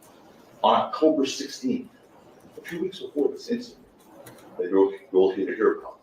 He really reminds me Relly of a told his wrestler. friend I just that cannot Rocky was a remember piece of which shit, one. and declared, I'm going to beat this nigga up. Now, it's funny. They showed you a lot of text messages. I didn't see that one. Did not see that one. That's the catalyst. That's weeks before this incident, when he came in hot on November 6, 2021, on Argyle. And if you fast forward only a few weeks on November 6, 2021, you'll see that. You see that Relly sought to turn those threatening words into dangerous actions. And he did. The evidence will show you that on November 6, 2021, Rocky was scheduled to attend a music festival. They put it up there called Contextual, with two other members of the ASAP crew, Elijah Ulanga and Janelle Phillips, who now know them as ASAP Ills and ASAP Not Twelve. Kurt Angle. So in order to address Relly's resentment, because he was really mad, and have him accompany Ills and 12 to the festival, Rocky reached out to him multiple times. As a matter of fact, I think he saw a text from one of Relly's friends to Relly saying, hey, I think he wants you, Rocky wants you to perform at a complex con. So Rocky was trying to get him to come. It was sort of a celebration of the ASAP crew. So Rocky, yes, he was urgently messaging him because they were late for this complex con. You're going to hear that from multiple witnesses. He was making them late for the show, so there were multiple messages for both 12 and Rocky. Where are you? Where are you? Where are you? However, you're going to learn that although Relly, because Rocky had reached out to Relly to make plans to meet at his hotel. And you're going to learn, however, that Relly said he was staying at the Lowe's Hotel, who was in fact staying at the Lowe's Hotel, lied to Rocky and said he was staying at the W Hotel. Why? Because he wanted Rocky to think he was staying at a nicer place, according to him. consistent with his pattern of showing off, phony, extravagant lifestyle. But also consistent with his pattern of lying. You'll see Relly committed perjury about that exact reason. And despite Rocky's best intentions, the evidence will show you that Relly was angry when he agreed to meet Rocky that day. And that anger came to a head when he encountered Rocky on the street, outside of a parking lot, on Argyle Avenue, leading to a brief altercation that took place on the street, which you saw a clip of, a very short clip of. You'll learn that Relly claims Rocky instigated, I mean, Relly, by the way, is twice the size of him, but we'll get to that. Relly claims that Rocky instigated the altercation, but the evidence will show you it was Relly who was the one looking for a fight.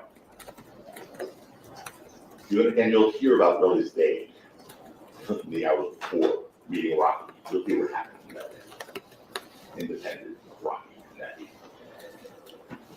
Just one button, sis. You'll hear Just one. Relly saying that Rocky pressed the gun through his stomach, to his chest, and his head. But the evidence, the independent evidence, the stuff that you don't need Relly's word for, we'll show you otherwise. Fortunately, the video evidence from the parking garage captured the incident. And that just lies to Relly's fabricated story about that. The video will also show you who the real aggressor was here. It shows you that Relly approached Rocky and reached out first. It was Relly who made the first physical contact. You can see in a second. The DA said that Rocky was the aggressor. There's a video there. It also shows that what followed was a very quick scuffle. Again, you saw it. With Relly making physical contact and pulling Rocky towards him. Not Rocky pushing Relly, who outweighs him by almost 100 pounds. Not Rocky pushing Relly, but Relly pulling Rocky. The DA said in his opening, he said that Rocky was pushing Relly. You know who else said Relly was pulling Rocky? Relly said that. Relly in a statement. And when he watched the video, said, yes, I was pulling Rocky this way. So that's not a good narrative. So they just changed that. But Relly has made statements about this incident. And they're stuck with those. It shows the incident was over in a matter of seconds, this videotape. And despite Relly's exaggerated claims that there was no evidence that a gun was pressed against his stomach, directed at his chest, or pointed at his head. There's none. This didn't happen. Instead, the evidence shows that Relly, again, physically much larger than Rocky, was the antagonizer here. Now, all that being said, I do need to pause here for a second. I need to pause here for a second and address the very thing that serves as the basis for Relly's fabricated story. The video that you saw, the first video, shows Rocky holding an object what appears to be a gun. And Relly seized on that and manufactured his extortion claim. And we'll get to the extortion in a bit. And remember, this is a promise from medieval. We'll see extortion. And if I'm not good on my promise, you'll hold it against me. Tommy too tight. I love it. Oh, with the The swing. evidence will make clear that the object Relly alleged was a firearm was absolutely nothing more than a prop gun. The DA ended his opening statement saying, 12B will tell you that. He'll testify on behalf of Rocky tell you that. Not just 12B, multiple witnesses will tell you that. Not just 12B. Multiple witnesses will tell you that that was a prop gun. You'll learn that that was a prop gun, also called a starter gun, a blank gun, but it's a type of fake gun. It's used in pop movies and music videos. It's also used to scare off attackers by looking and sounding like a real gun, without actually firing a live round. The evidence will show you that Rocky, obviously, I think you all know by now, was a high-profile person in the public spotlight, and he was a target. The evidence will show, in fact, that he was the victim of prior violence, which caused him to have to carry this?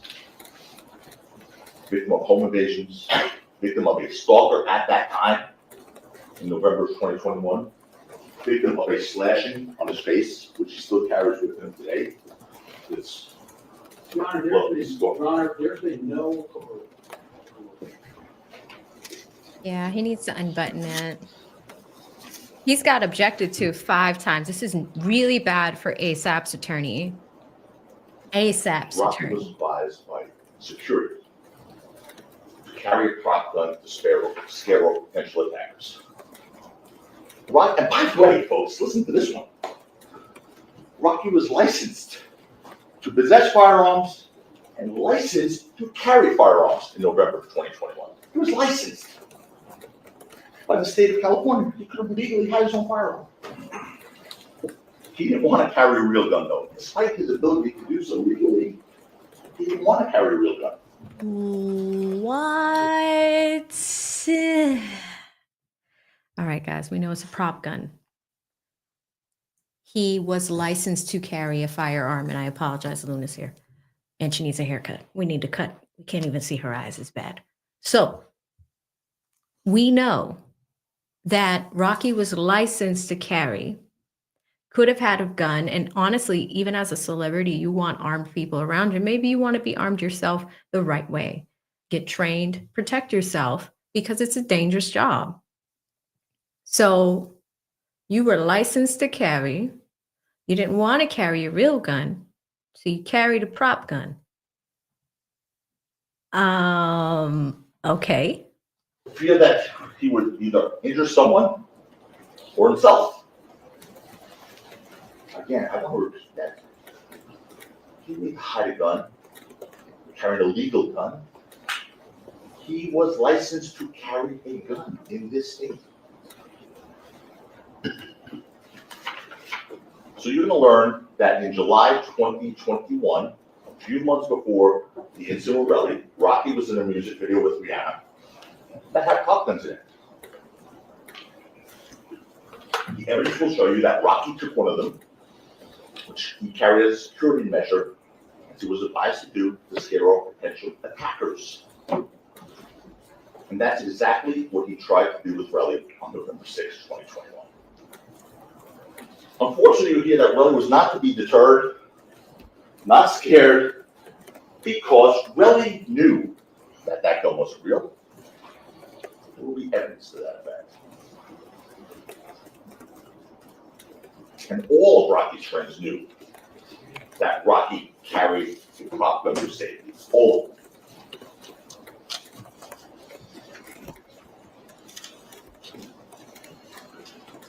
In fact, the evidence will show you that Relly not only told Rocky as much, but he actually called Rocky's bluff and said, shoot me, knowing that he couldn't. With all this laid out, I do want to show you the video and walk you through it with respect to the first encounter. I'm going to play it once, it's quick, and then I want to show you 2 snippets. Here's the first encounter. That's Relly coming up.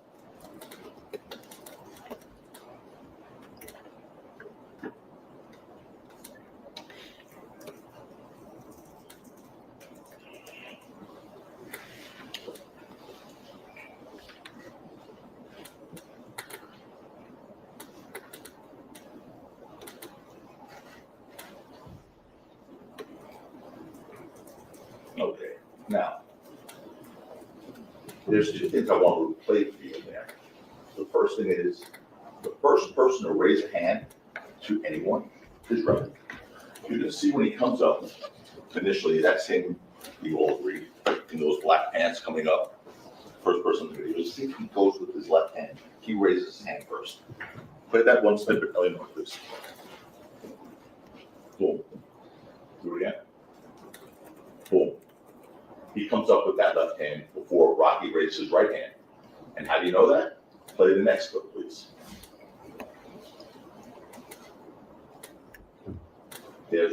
He has his hand around Rocky's neck or shoulder, and Rocky's right hand then finally comes up. Boom.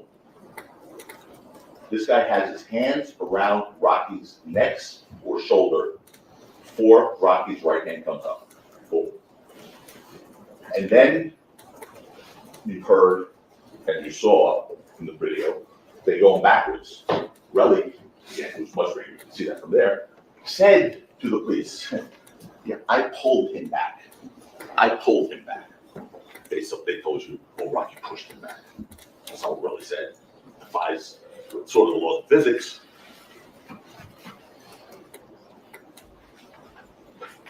He outweighs him by almost 100 pounds. Relly pulled him back.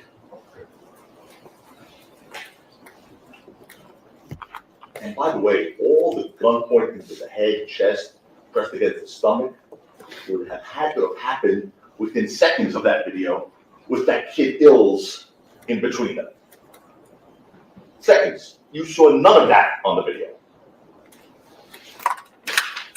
And the second encounter, after that brief altercation by the parking garage, Relly was angry and out of control still. And he wouldn't stop. The evidence will show you that those three guys, Rocky, Ills, and Twelby, walked away. They walked away. There was a map put up here. I don't have one of those. It was nice. It was a map showing where the first thing happened, and then there's a block, and then a walk around the block where the second thing happened. That guy followed them around two corners.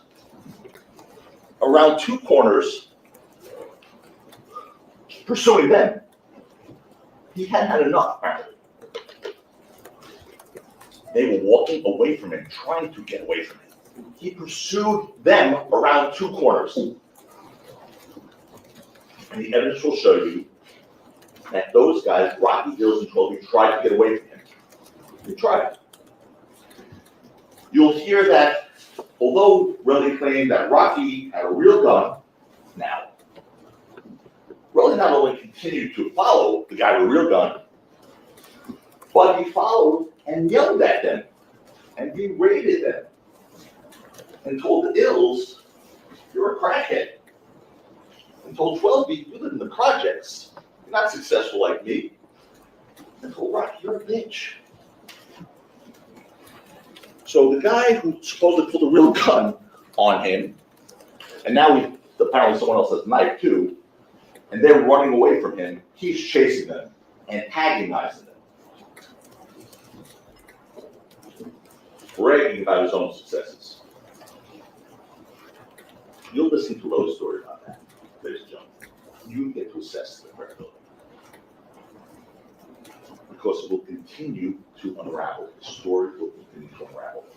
Even the police questioned him. Why would you continue to follow Rocky after he supposedly pulled a real gun out on you? Said the police to Relly. And you'll hear Relly's answer to the police. I don't know. I don't know. I promise you that answer is going to change in this courtroom. That's what he said initially when I asked him. And of course he didn't know. He had to say, I didn't know why I followed him. Because he couldn't tell the police the truth that he knew Rocky's gun was a prop gun. Because that wouldn't work for his narrative. One that can actually shoot him. And because he was aware of that fact, Relly continued his aggression. You'll hear that Relly was so angry that he was ready to hit Twelby, according to Relly. You'll hear that he was so angry that he hated Ills, according to Relly. You'll learn that when Relly finally caught up with him around two corners, on the corner of Selma and East Delmar, his anger and hatred came to a boiling point, and he attacked his kid Ills. Attacked him. And make no mistake about it, because the evidence will show you, Relly was the aggressor there as well. And Rocky, again, significantly smaller than Lee, fired that prop gun, that starter gun, which makes sounds just like a real gun. That's the purpose of it. He fired it twice, hoping the sound would be enough to scare off Relly and protect Ills. Wrong. Relly didn't stop. He didn't stop because he knew it was a prop gun, but he didn't stop. And the evidence will show you that after Rocky fired those two warning shots with that prop gun, car alarms went off. Because there was that big parking lot right there where they were. Car alarms went off. I'm sorry that you guys are here. It's hard to look everywhere. So 12E, being sort of sound mind, told Rocky, hey, listen, man, get out of here. Car alarms are going off now. People are going to start coming. Rocky obviously is a public figure, and now people have their attention drawn to this. Get out of here. Rocky listened. He persuaded Rocky to leave the scene. 12E said, I'll check on Ills, because Ills was having a rough go of it. Ills is smaller than Rocky. And really was pummeled. You're going to hear about how Ills' face looked after this encounter. It was a hot mess. So you'll hear a different story from Relly. He claims he grabbed him, Ills, as a human shield. A human shield. Funny, Ills didn't get shot. But he was a human shield. Evidence will show you that's just another lie. It's another lie. The evidence will show you that. You'll see that Relly knew the prop couldn't hurt him, first of all. Second, you're going to see that Relly wasn't hiding behind Ills or under Ills. In fact, in the video, if you look carefully, we'll show you, you'll see that Relly's on top of Ills as they're on the floor, on top of I really don't. punching. I don't follow this defense. And even after Rocky left the scene, listen, even after Rocky left the scene and ran, the evidence will show you that Relly continued to attack Ills. A witness will walk you through that. That sort of is a problem for them. I mean, this guy was claimed he was shot at one point, and he is still attacking the guy that he started to attack before there was any warning shots fired. He's still attacking, not to be deterred by any star pistol or real bullets from him. The DA played you a video here that had that sound. There was a little box in the bottom and it had sound. Or pop pop. That video was called the sequence surveillance video. The district attorney played on the roll. Funny part about that video is that they cut out that last part of the video. We'll play the full part. But the part where Ills goes back and attacks, Relly goes back and attacks Ills. They cut that part of that video out. It's not on that sequence surveillance video. They cut out those last 3-4 seconds. That's a problem.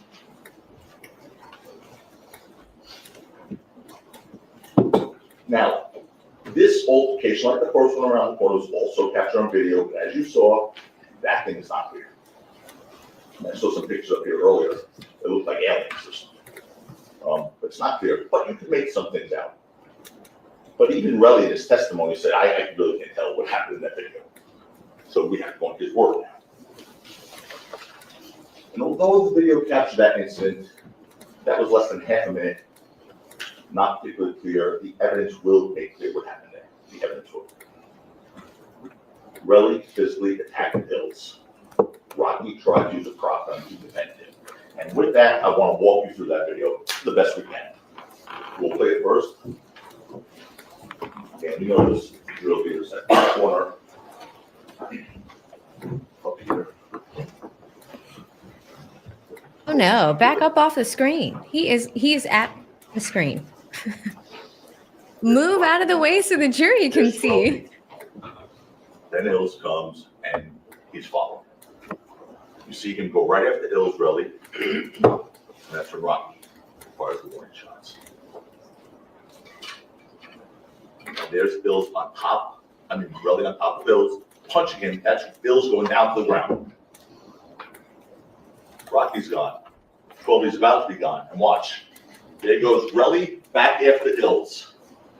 And then he goes away after he hits him again. Ills eventually caught up with 12E and Rocky. His face was basically busted open. We have the clips to play. Small ones. Let's do that again. So I'm going to play broken down little clips. The first one is then all being followed, upper right-hand corner again, guys. All being followed by Relly. Three of them trying to get away. First Rocky, then Trophy, then Ills, and Relly's still coming hard. You'll get to see this as many times as you want later. The second one is Relly on top of Hills on the ground. Is that right? Yeah. Let's see if I can help here. Can I stand up here for a second? Actually, Alex is going to get we have a pointer in the courtroom, Oh, and he's going to get it. all right. So, yeah, you can stand where you want to stand, but in a little while, Alex will bring up the pointer, and you can use it, or Mr. Lewin can use it, or Mr. Loma can use it, or Mr. Siegel can use it. All right, so not to hold everyone up, I'm just gonna go forward here right now, okay? All right. Can you go back again, guys? This is the clip where you see Relly, and you get to see it later. Relly, big guy, on top of that little guy Ills, on top of him, not using him as a shield. Watch. Go ahead. There's Relly, that's Ills down, and Relly on top of him. He's not worried about a shield, he's going after him. And then the last clip is, are we playing that last clip? Take a look at it. It's after Rocky's gone, Relly continues his pursuit of Ills. Poor little kid. There. He hits him again before he peels off. He goes to the left to hit Ills, and then he goes to the right. There's also a witness that saw this. Unfortunately, Ryan's attempt to scare Relly didn't have the intended effect, obviously. Instead, Relly continued his attack on Ills, and then hatched his extortion plan. What you'll learn is that Relly returned to that scene an hour later. He returned to the scene an hour later. And he attempted to fabricate evidence. Okay, we're gonna take a break from Rocky Balboa on the screen, and we absolutely need to call this out. Huge shout out to Pam Salters, who just gifted 50 AV memberships. It is raining in the chat. Pam, thank you so much. Our team has received, I think you had left us a comment on how to gift memberships on, some of the other videos. That's so sweet of you, Pam. So I've been meaning to thank you whenever I saw you in chat. I'm so grateful for you doing that. I'm getting a lot of criticism today for streaming at the same time as someone else. Like I'm doing something wrong. Girl, just trying to grow. But Pam, thank you so much for fueling the growth and fueling this community. It really means a lot. I'm going to add you in as a stream sponsor. If you received a membership from Pam, please say thank you to Pam. But at the same time, Pam, thank you for really believing in me and what I bring to the table. A lot of people want entertainment. I try to have more of a, entertaining edutainment approach. I really appreciate when people like you come through and believe in what I have to say here. It really means a lot. I know all of you guys do. You wouldn't be here if you didn't, right? But people like Pam that are stepping out of the frame and growing the community more, they really mean so much. Lucy, for Trainwreck Entertainment, did the same thing and gifted 50 memberships. So to see two women actually powering today's stream means a lot. Thank you so much, Pam. I really, really appreciate it. From the bottom of my heart, I appreciate you supporting this channel. Let's go back to Rocky Balboa's opening and go from there. But if y'all could shout out Pam in the chat, that would mean so much to me. This is some offensive stuff. It's going to be crystal clear. He attempted to fabricate evidence. You hear Willie's claim that he came back to the area an hour later with his girlfriend, Lydia Parker, and that while they were there, he quickly found 2 shell casings on Rocky fired right there. He picked them up and he found them. And then he videotaped them. An hour later. You will see that story fall apart so hard. Why? Because the evidence will show you that well before Relly returned to the area, 7 police officers, like a SWAT team, 7 police officers arrived at that same spot. They responded to the scene and carefully searched every inch of that area. I could not believe what I heard on the opening statement. Oh, the police didn't know where to look. Police searched the exact same spot where Relly claims he picked up the bullets. Not close to it, not near it, the exact same spot. Thank God there's videotapes. There's a body cam from the police where they're searching. And there's a surveillance video that you see here that captures Relly coming back an hour later. Exact same spot. So, we're playing it now? Well, it's not just we're playing, we're showing. Showing. So, this is where the police are. This is back. The police are searching with flashlights. And there's 1, 2, 3, 4 right there right now. There were 7, there's another one here. This is where the alleged tussling was with Relly and Hills. Rocky's here, Trilby's here. Here's the corner they came around. So this is where the shots. Yeah. It's very high tech, Your Honor. This is where the shots were. Like, easy on the screen. This is where the shots were discharged according to Relly, right here. Okay, right here. Look at where they're searching. This is where Relly, as he comes back an hour later and picks it up. And here's the landmark. Look, this is the corner that they all came around, right here. And this is where it all started. And here, there's that opening right here. See this big orange, red, whatever this thing is here? Look at the picture below. Okay. That thing there is that thing here. That opening here, this is a big orange thing. I mean, you can't really see this well here. You'll be able to take these with you later. This is that orange thing. Go back up again, guys. Down to the other one. This is that orange thing. Directly across a few feet there is where they're searching. Go down. Directly across a few feet there is where they're searching. You know what that is? That's really an elevator. According to the police, they captured that surveillance video. That's him an hour later coming back to retrieve the bullets in the exact same spot at the. Go ahead up. The cops were searching with a flashlight. And the cops weren't there looking for, they didn't know what. The cops were there looking for shell casings because they were called in for shots fired. So what the police officers searching that scene found were no shell casings, no bullet fragments anywhere, and they were there. 7 officers with flashlights searching everywhere. No shell casings, no bullet fragments, no damaged property. Understand, there was a parking lot full with cars right across from where this alleged shooting was, real ones, right? Not a window broken, a tire popped, a dent in a piece of metal. No damage to any vehicle at all.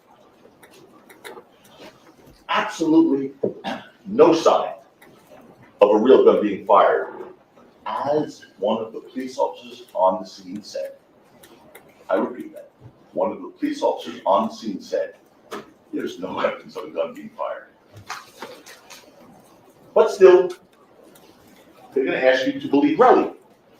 Oh my gosh, guys. Pam came through with another 20 memberships. That means she gifted 70 memberships. And then on top of that, Pam just blessed the community, not only with 70 memberships, but she also dropped a $50 super chat. Pam, thank you so much. Pam says, blessed assurance to my beautiful AV. Pamela, thank you. You know, again, I'm trying to grow. Sometimes it could be hard because, like, I'm just trying to do that. And, like people are, I am like, you guys don't see it here in the chat, but we can monitor all my socials. I'm getting a little bit of hate today. So I'm not revealing that to you guys, but I'm seeing that. But when I can feel the love from y'all monetarily, but also just with the little community over here, it is amazing. Like y'all will not believe the things people say. Like, like I said, I think I gave y'all a snippet. Somebody was just like, oh, your numbers suck now because you're doing your own thing. And that's why you're failing. And that is not a comment you want to read, so I'm getting a little bit of that. And I'm not paying attention to it. But when I see things like this and I see the love in this community, that is what matters to me. So Pamela, thank you. It really, really means more than you know today, especially. So thank you so much for being our stream sponsor. I believe that puts her over Trainwreck Entertainment at 260, but equally the fact that two ladies are fueling this stream right now, it means so much. So if y'all could do me a favor, and again, please put Pam in the chat. That would be fantastic. Thank y'all. Who miraculously found them in the dark an hour later after 7 trained officers with searchlights in the same exact spot couldn't find them. So much for the officers didn't know where to look. They were right in the same spot. So, for that matter, although Relly is going to claim his girlfriend was there with him, because that gives a corroborating witness that can back his story up, right? When he found those shell casings an hour later, the video evidence in this case will show otherwise. That she wasn't with him, unless she's a ghost. That she wasn't with him. Thank God for those surveillance videos. So what did Relly first do with the videos he made of the shell casings? Did he go to the police? No, he didn't contact the police. Instead, he sent them to Rocky and Rocky's manager and said, I'm going to be rich. That was his first thought. I'm going to be rich. I mean, here's someone who basically claims he was shot. That was the initial story, shot.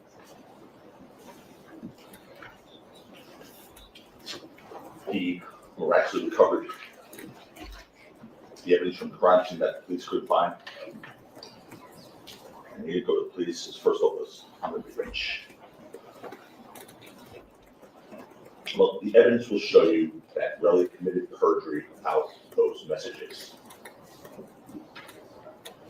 He actually texted a message meaning, I'm going to be rich. He said, I'm going to be itch at one point.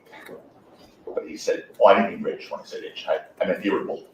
Okay, because itch and irritable is not very close. And when you type in itch, sometimes it's both itch and irritable. It's just one line after the other. He testified at an early hearing in this case, under oath. And you'll learn shortly after sending those messages to Rocky and his business manager, you're going to learn that Relly sent another message to his business partner, to Relly's business partner, saying, I want to get this nigga's money. That's what was on his mind, not his near-death experience. Oh my God, how did he even survive that scrape on his knuckles? Not running to the police to arrest the culprit. No. Texting everyone, I'm going to get rich, I'm going to get his money. That's all he cared about. The evidence will show you that Relly fabricated these shell casings in order to extort Rocky, right from the outset, right from the get-go. And why did he think he could get away with that? Why? Because Relly didn't know that the police had already returned within minutes of the sounds and the incidents there and searched the scene. He didn't know that. Of course, they didn't find anything. We talked about that already. There was no actual shooting because there was no real gun. There was no evidence of a shooting because there was no. All right, I don't know about how we feel about him saying the N-word, but he did. He did. You guys heard that correctly.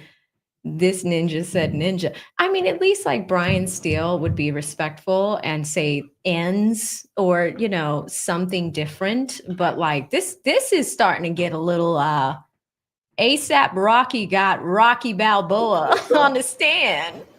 And that's why that same night, in response to Relly's text to Rocky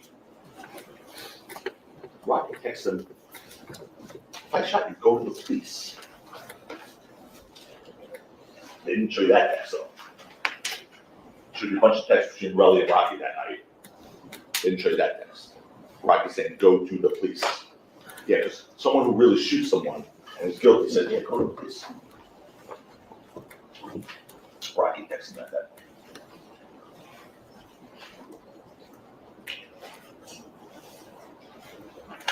But of course, he didn't go to the police. That was not on his mind. You'll hear what he thinks of the police, this Relly. After his immediate efforts to extort Rocky failed, because he just wanted to get rich, he wanted to get that, need his money, as he said. When it didn't work, he said, okay, I gotta go get a civil lawyer. After he tried on his own to get the money, let me go get a civil lawyer to try and get money out of Rocky. And you'll hear that because the civil lawyer would only take his case if he went to the police. Relly then went to the police 2 days later. 2 days after the incident, he finally goes to the police. And you'll learn of the inconsistent statements he made to the police because he couldn't keep the story straight. It is all over the place. You'll hear this ridiculous claim like the one about him being shot. You saw that picture.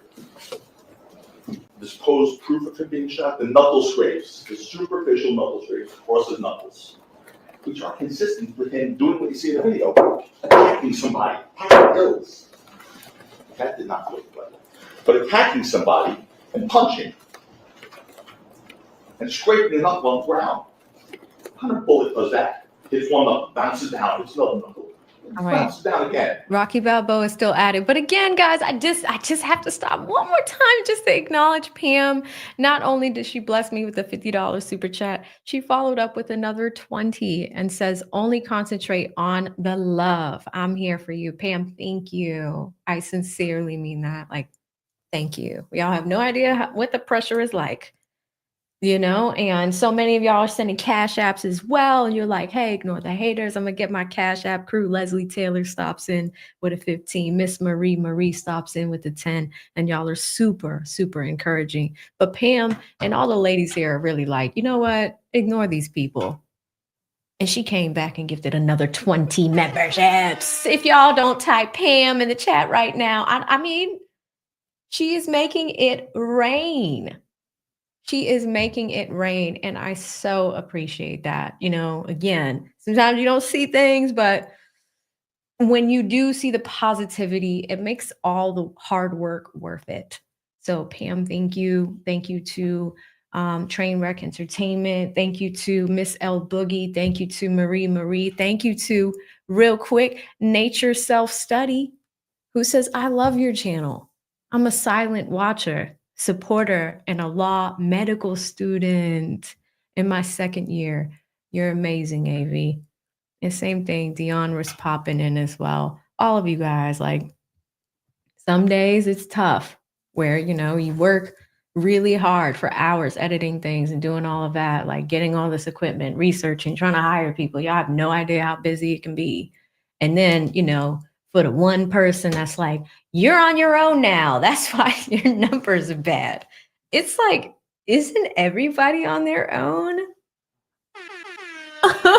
But to focus on the love and the encouragement is the path that I'm taking, and y'all are keeping me in the right place, locked in right here with y'all, and that's what we're gonna do. So thank you so much, all of you guys, Nature Self-Study, but to your stream sponsor, Miss Pamela Salters. Thank you, Miss Pam. So appreciate you. You have lifted my day more than you know. Thank you. I mean, it's ridiculous that he said that. He got shot. That was his first story. Now you hear the back off, way off that thing now.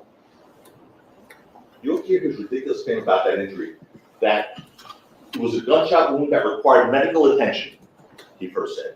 Of course, now the DA just said to you, oh, You don't have to decide at the end of this case if you got shot or not. You don't have to decide. Don't worry about it. Not that easy. Not that easy. You do have to decide because his credibility is at issue here. You have to decide if he was lying, if he was embellishing, if he was making up a story to get money. So if he says he got shot, and you find he didn't get shot, you do have to decide that. Relly at this very moment has a civil lawsuit against Rocky, seeking millions of dollars. $30 million for the knuckle scrape. $30 million. Not enough money. Not just. Oh, he also claims that he has a permanent disability. Permanent disability from the knuckle scrape. He lies about almost everything in this case. He swore that he has a permanent disability. You're going to see an Instagram video of him with that permanent disability, showing his manicured hand, turning it around with his Rolex watch on. Permanent disability. It is offensive to a different level. He even claims he went for necessary medical treatment for his injury to a hospital, but not here in LA, where he was shot.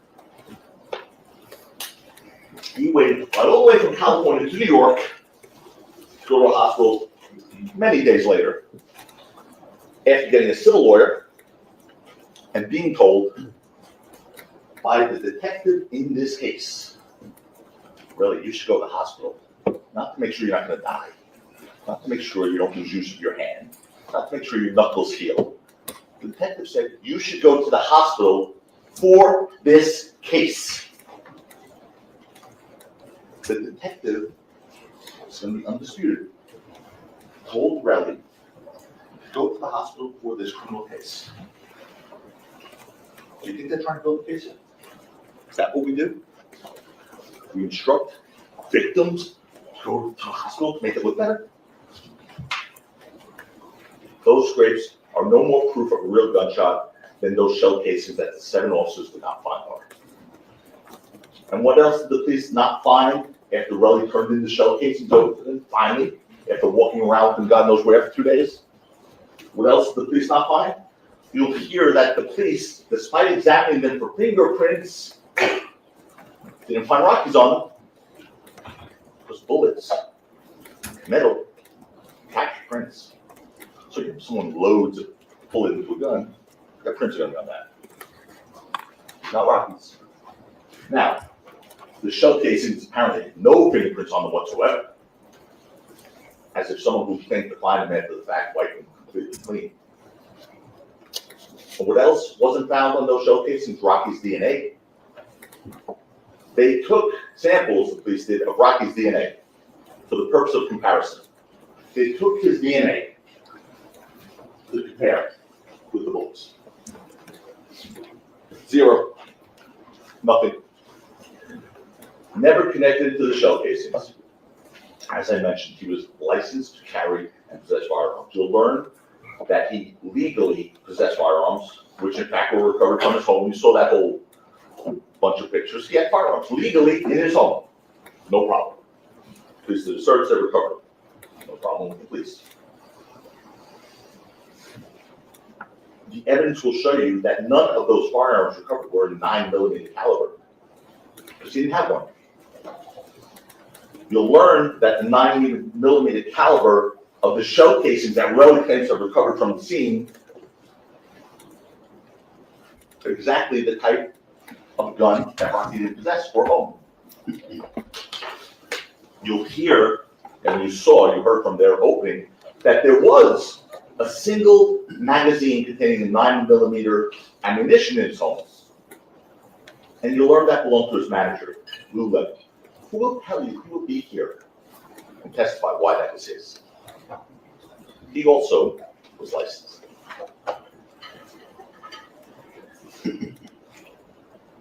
Most importantly, though, when it comes to this little issue of the bullets recovered by Relly, that Rocky's fingerprints, police missed, and all that stuff, and the 9mm ammunition. Before he continues, I'm not sure he was supposed to say that. I thought they just agreed that they weren't going to talk about something about shell casings. He is talking about bullets that were recovered, not shell casings. We'll see.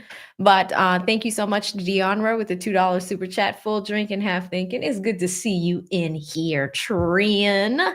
But I did want to capture 25 memberships that are currently still reigning in the chat right now.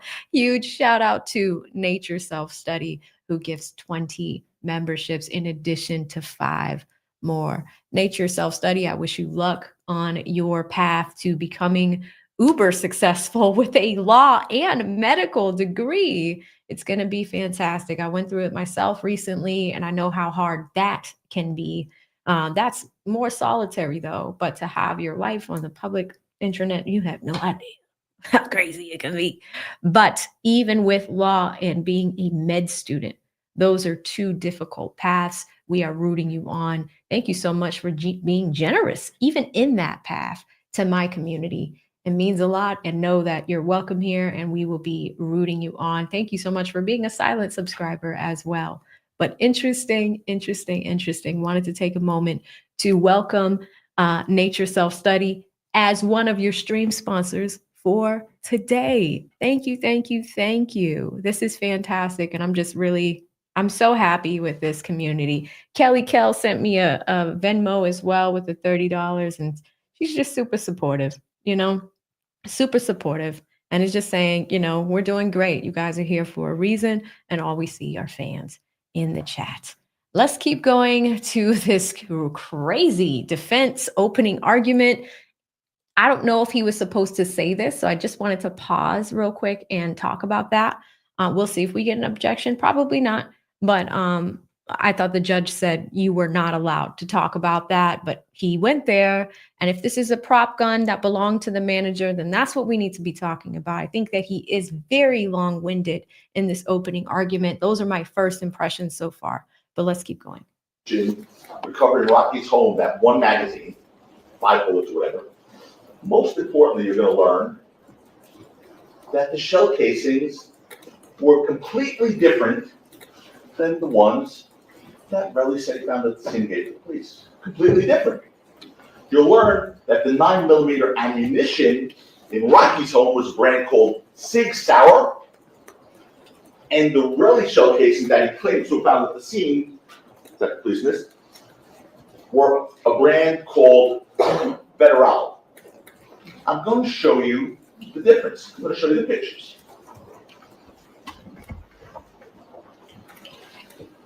This is the one in the house. That's that magazine that they recovered with a few bullets in it. That was Lou Levin's. This says Sig. Whoever. I can't see nothing now, so can you zoom back a little bit? Bring it up in a second, SIG. Teddy. Thank you. SAUGER or something like that. Sour. What's this? How does it say? Luger. What? Luger. Sig. SIG. Sig Luger. The ones at the scene are these from Relly. FC, which stands for Federal Cartridge.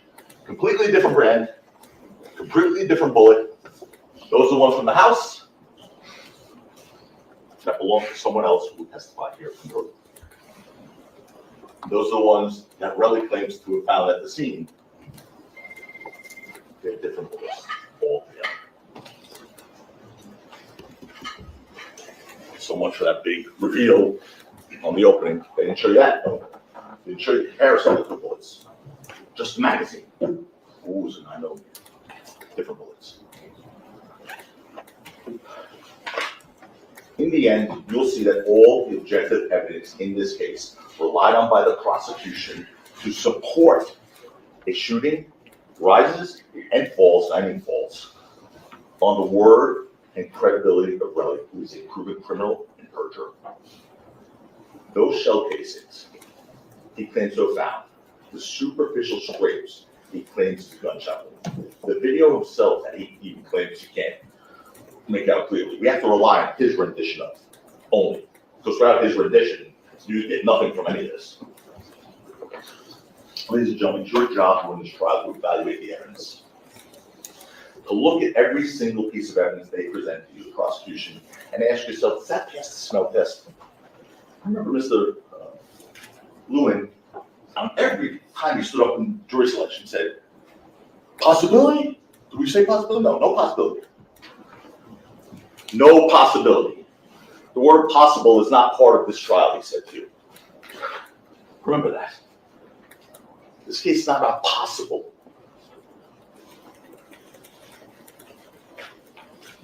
It doesn't pass the smell test, and you have to ask yourself that, does it?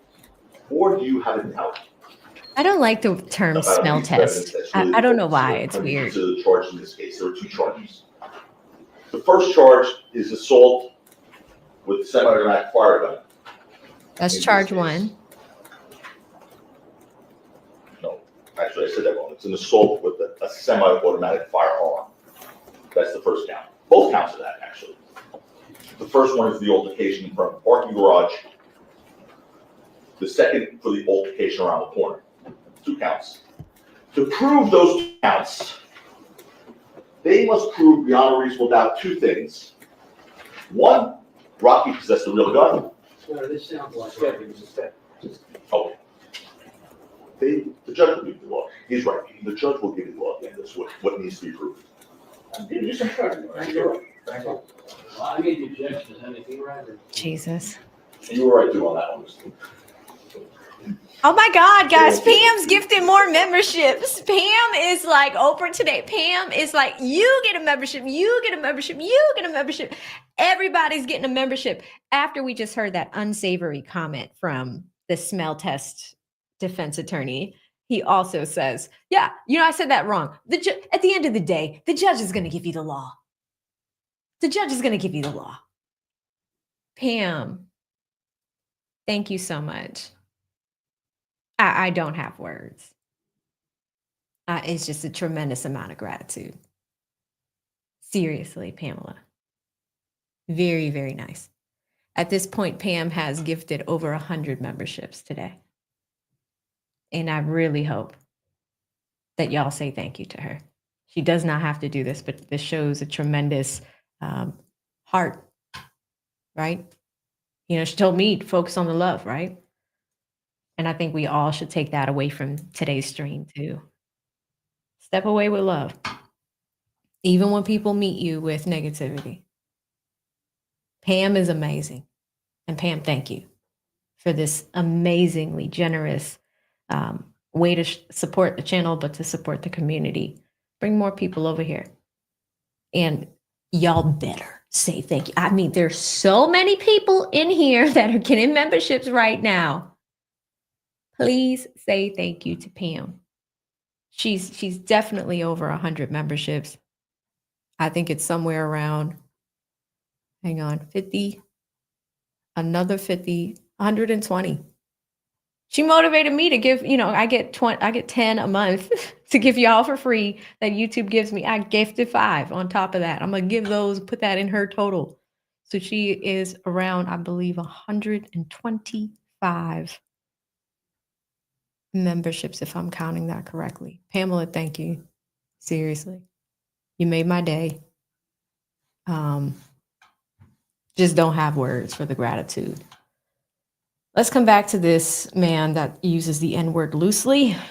When the judge gives the law, you'll see the 2 things that have to be proven.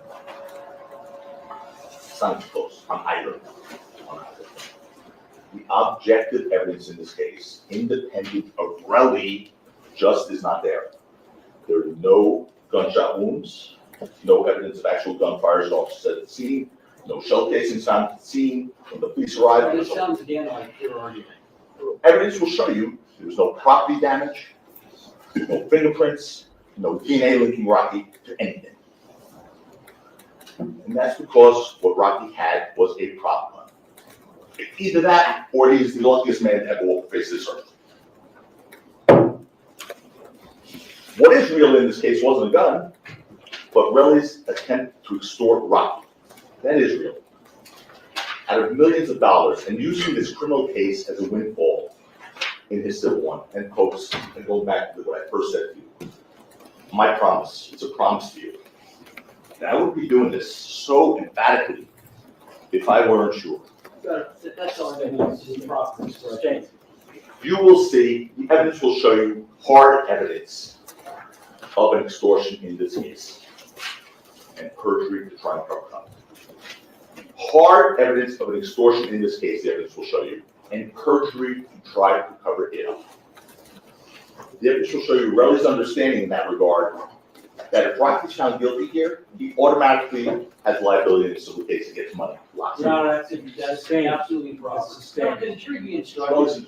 Got a flurry of Stop, objections. stop, no speaking objections, stop. Disregard anything about the consequences of whether Mr. Mayers is or is not convicted in this case. The consequences have no bearing on any decision that you have to make, and you're going to be given a jury instruction to that effect. Thank you. Anyway, it's been Relly's endgame from the start. You're going to hear some of That is not good. So there was just a bunch of objections from the prosecutor who added extra keywords. Usually you say objection cumulative, objection relevance, things of the like. It is also very highly unlikely that you'll get an objection during an opening argument. It's kind of disrespectful to the other attorney. And I do want to make a quick correction. Pam actually gave you guys 140 memberships, which she indicates right here. Wow. Thank you, Pam. Thank you for growing the community. And I'll calculate these amounts correctly. But what you guys are witnessing is different. You don't see this every day. You don't see a prosecutor and a defense attorney get objected to in their opening arguments. The world of legal shenanigans is intensifying.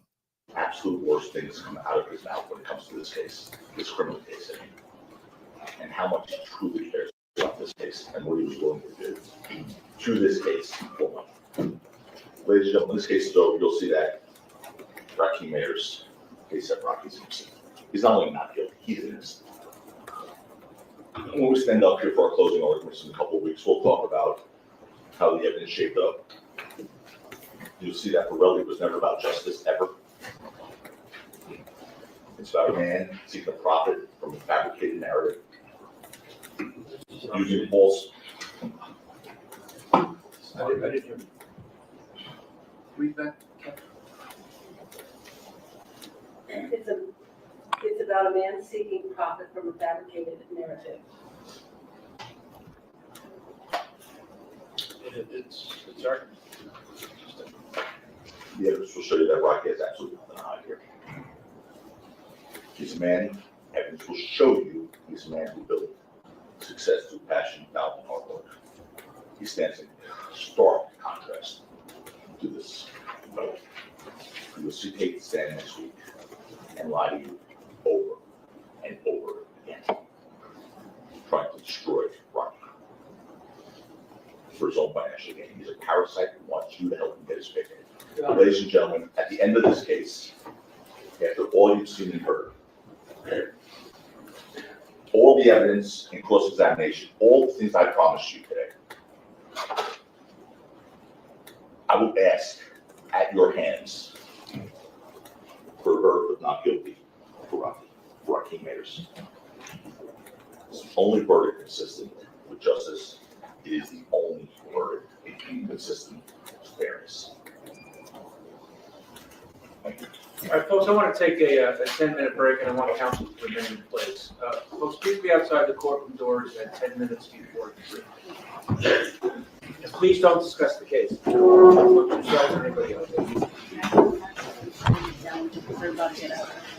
All right, so they stepped out for a break. We have exhausted all of our time. They said 10 minutes, so it looks like they will be back at 3 p.m. Pacific time and 6 p.m. On our time. Oh my God, if you want my opinion, I do believe that that was not a good opening argument at all for the defense, for ASAP Rocky.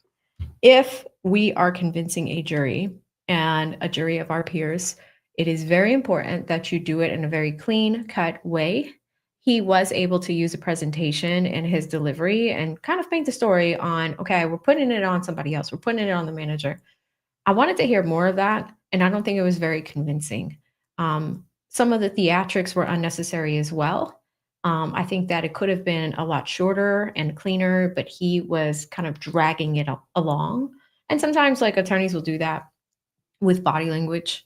Notice that he was facing this way and he's kind of looking off camera. He is facing the jury. We can't see them, but they are on the left-hand side of your screen. When he's doing that, he's trying to convey a message to them. And that message is, and we watched it a few days ago. Those of you who joined me for the Karen Reed trial, we saw, the prosecutor Lally, and then we also saw, I think it was Jackson that did the opening argument, or it might have been Yannetti. I don't remember at this point, but I know whoever did it, it might have been Yannetti. It was it was Yannetti. It was a glorious opening argument for this reason. As a defense attorney, he went in and said, all right, the state's going to tell you this. The state's going to tell you this. Here's what I know about this. Here are the inconsistencies we found with this. So when it's time for the defense to come up, I want you to look for us. And when we come up, I want you to look for us in cross-examination so I can show you and convince you that there are holes in their story. That's a beautiful defense opening argument. I don't know what this was. ASAP Rocky is a celebrity. He deserves very clean counsel here.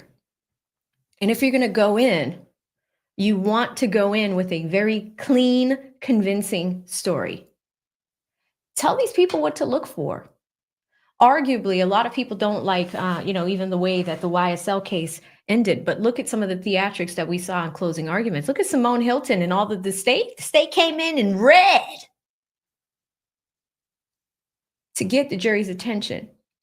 I pointed out to you guys that some of the slides that they used in closing arguments, not only were they wearing red, they coordinated the colors. Ultimately, they lost. We know that. But ultimately, even coordinating the colors that they would see on the slides. These jurors had been sitting there for so long. When you're giving a delivery of an opening statement or a closing argument, it's such a vital part to the case. But the opening should really set it up so that people know what to look for. I think he kind of captured some of that here where, it wasn't my client, it was actually his manager. Okay, great. Show us how. Where are the members of the jury? What do we look for? Compared to Yannetti's opening argument where it's like, okay, evidence piece number 1, here's what's wrong with it. Evidence piece number 2, here's what's wrong with it. Evidence piece number 3, here's what's wrong with it. 4, 5, 6, all of it, here's what's wrong with it. All I'm asking you for, ladies and gentlemen, is when it is our turn to present our side of the case, or when they have their witnesses up that are on the stand, look for us in cross-examination. Listen to what we're going to show you. Do you see how that's just different? You don't need all the theatrics. You don't need all the shenanigans. And remember, he's using the N-word. Nobody in the jury box is black at all. Nobody. What? I just realized that. I just put that together, guys. Ain't nobody in the jury box black at all. Why are you using a derogatory term? Oh my God. And it's not that he said it a few times.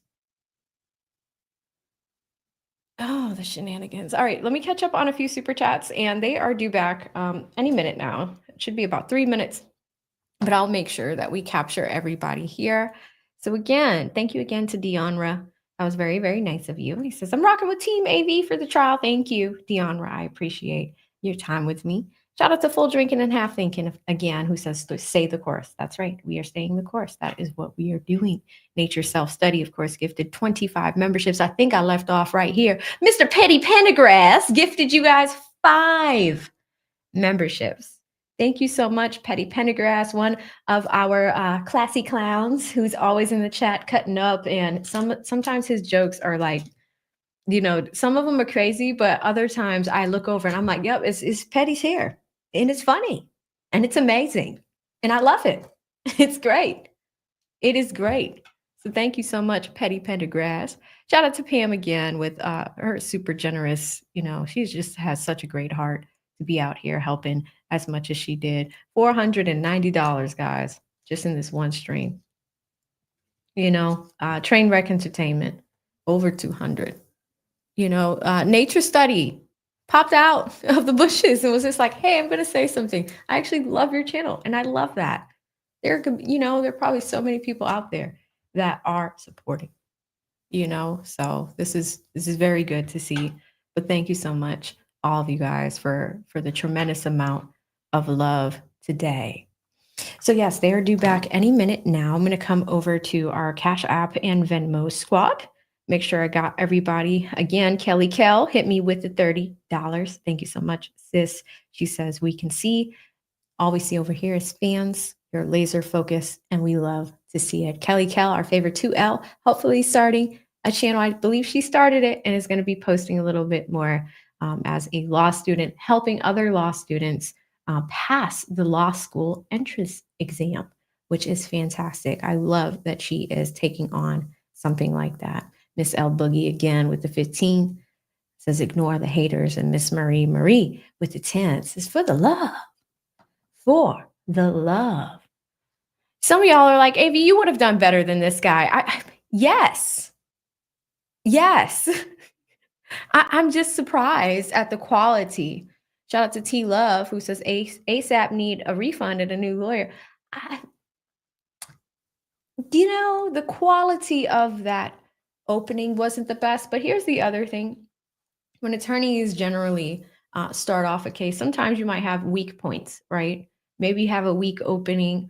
Maybe you're on witness number 7 and that doesn't go the best, or they are uncooperative.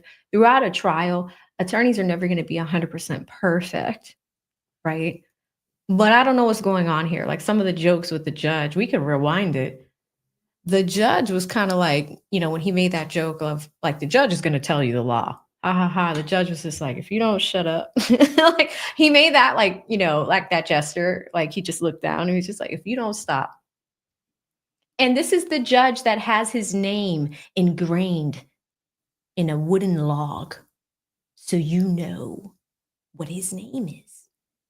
It's right there in front of him. This judge does not look like he plays games at all. So we'll see what happens. But it is off to an interesting start for ASAP's attorneys. And he has others. Remember, there are other people at the table. So sometimes you might have an attorney that's represented by multiple people. We just came from the YSL case where there were 6 defendants, and we got to get to know all of the different attorney personalities in the room. But in cases like this, we could probably compare it to Johnny Depp, Amber Heard. Johnny Depp and Amber Heard had multiple attorneys that would stand up and give different presentations, direct examination, cross-examination, things of the like. Y'all remember Grandma, like we had Grandma. We had Camille on Johnny Depp's side. We had Ben Chu on Johnny Depp's side. So sometimes you'll see law firms share that effort. So although we have Rocky Balboa here, it seems to be that there might be 2 other attorneys representing ASAP. I know one for sure. There's another gentleman in a blue suit, so maybe we'll hear from him. But typically you'll have one person do the opening argument, and they will share direct examination and cross-examination, and then maybe somebody else different will do the closing. So that's what we can expect to see. This case is projected to be 3 weeks. I don't think it's going to last that long. It does change our schedule slightly because now, we could start at 1 p.m. Eastern and probably end, if they go for 8 hours, somewhere around 7 or 8 p.m., which would be around 4 or 5 o'clock Pacific time. So this should be interesting. Shout out to Petty, who says, love your channel too. Thank you. And Voodoo says, ain't no bigger mess than YSL. Well, we've been talking about the Karen Reed case. It doesn't have a lot of interest because it's kind of regionalized. But listen, Voodoo, the shenanigans that we are seeing in that case so far, it just doesn't have a lot of attention, but we are finding some shenanigans in that one. But YSL is a mess. Like you got that. You got that one. That is a mess. Keyshawn says, AV, would you would have defended better than this guy? Yes, I believe so. Hi-Fi says yes. Her says, I wish I can give, but I have a child and bills, but supporting by watching this trial with you. Sis, thank you. Her, that is so nice. And listen, it doesn't have to be monetary. You guys can do things like the stream. Make a comment after if you're watching on replay. Share the stream. It doesn't have to be monetary. Show up the next time we stream. All of that, those are just all small things of support. I was talking to a friend who was just like, hey, a few months ago, I shared my channel I shared your channel with a coworker and now she loves you. I was like, really? And she's like, yeah. I was like, oh my gosh. So sometimes you never know who in your network might trial stream it. Some of you guys work in offices and buildings and things where you could put your headphones on where you work. And some people really enjoy podcasts. You never know. Recommending is a form of support as well. Shout out to Pretty Eyes who says he let his emotions get the best of him. Hopefully the cross will be better. Yeah. Yeah. We will see. Judge Joe Brown. That's good. We were talking about this, me and the editing team earlier this week. We were talking about doing Judge Judy reactions. I'm like, why has no one done that? And I'm like, oh, she probably would not let people use her name, image, and likeness without her permission. That's probably why nobody does Judge Judy reactions, right? Petty, can we imagine you as a lawyer? Chat, what do y'all think? Petty as an attorney? I think he would lose patience. People would be cussed out on the stand. Can y'all imagine Petty Pendergrass, our Petty, in our chat? Direct examination is finished. We have to take a short break before cross-examination starts. So you can get another. First witness is up. All right, first witness. First witness, let's go. What? If that fly manages to cross the area, do I have permission to remove him from the premises? There's a fly? There's a fly that's been buzzing right over me. Buzzing around you or? Whoa. Try a shower. Yeah, he's been all over here. So he's asked the court if I have a shot at him, am I permitted to? What do you plan on taking the shot at him with? I'm using just. They're trying to kill a All fly. right, Thank you, get the first witness on. My first witness is Sergeant Thomas Zizzo.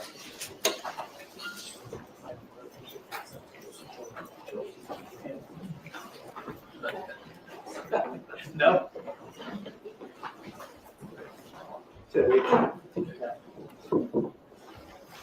Raise your right hand, please. Thank you. You solemnly state that the testimony you may give in the cause not pending before this court should be the truth, the whole truth, and nothing but the truth, so help you God. I do. Thank you. Please take a seat in the witness stand there.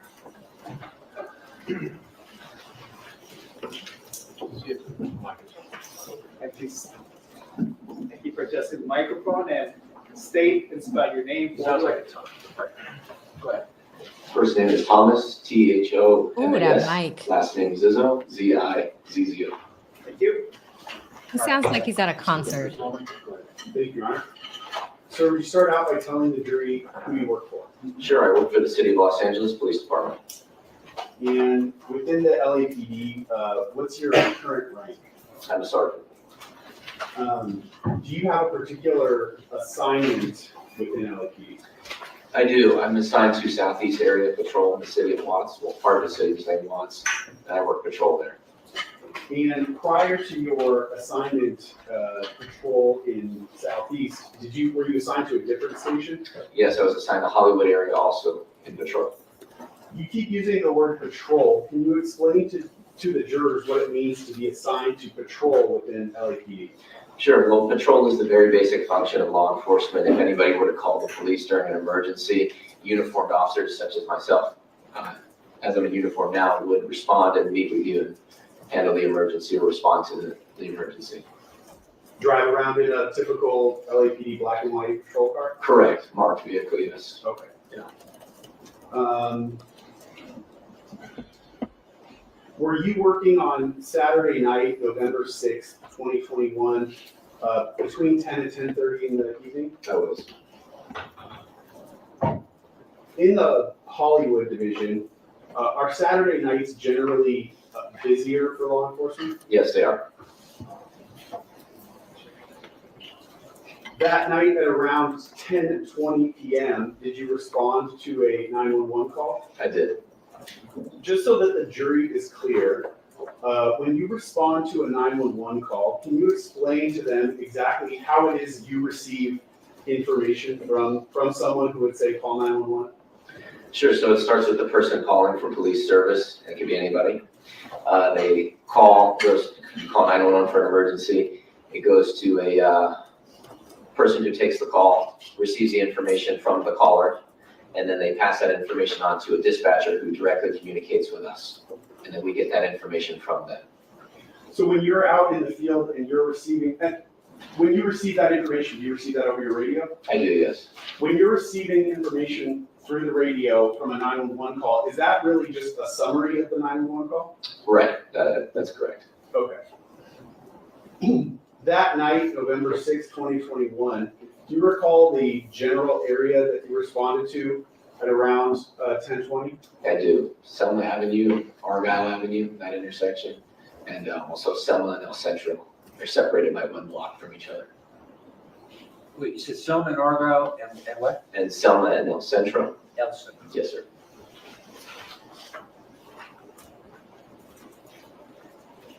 Your Honor, I'm going to ask Mark, my first exhibit, 1-page document with a map to the Mark Peoples 1. Does the defense have this? I just waited for the exhibits of Mr. Tackney. All right, that's People's One for identification. Yes, and if I can, Your Honor, I'll mark Peoples 2 at the same time. It's a satellite view photograph from Google of the same area generally depicted in People's 1. Okay. Sergeant, I'm showing you what I just marked as People's 1. I'm going to start broadly with, do you recognize the general area that is depicted in that map? I do. Now, you said All we see is the that back of his you head. responded to Selma and Argyle, correct? That's correct. Do you see where that's depicted on this map? I do. Can you point that out? Sure. This intersection here. There's a pointer there somewhere. You can use that easier. This intersection here. Selma being east-west, Argyle being north-south. Does the court need to describe any further if it's marked? Thank you. And you said you responded to Selma and El Centro, correct? Correct. Now, I just want to point out for the record that on People's 1, there is an icon of a firearm just meant for representative purposes, not displaying anything specifically. Okay. Showing you People's 2, does this appear to be the same?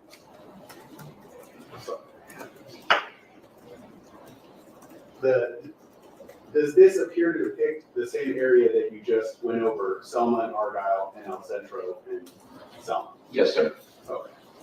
I'm going to stick with People's 1.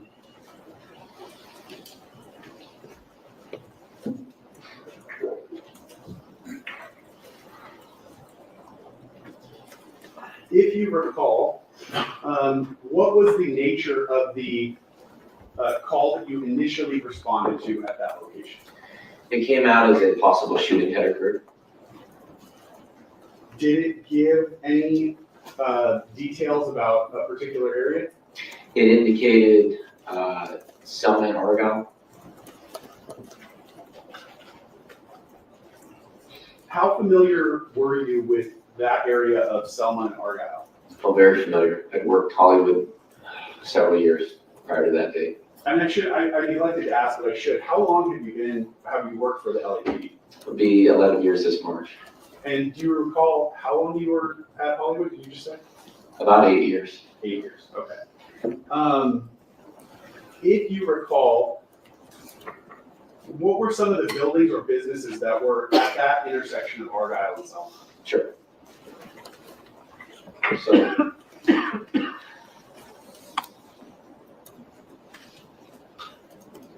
at the northeast corner here, there's a hotel, a recording studio, and a nightclub here in the Argyle. And across from that on the west side is an MTA bus depot turnaround, where MTA employees take their buses in and conduct their business. On the southwest corner here of Selma and Argyle is all residential. And then southeast corner here of Selma and Argyle, this is developing residential at the time, I believe. Okay. Stick with the building where you described the bus terminal was. If you remember or It does look recall, like a pool was there stick. also residences It really does, above the Bob. bus depot? That's correct. And when you say residential, would that be like an apartment building? Yes.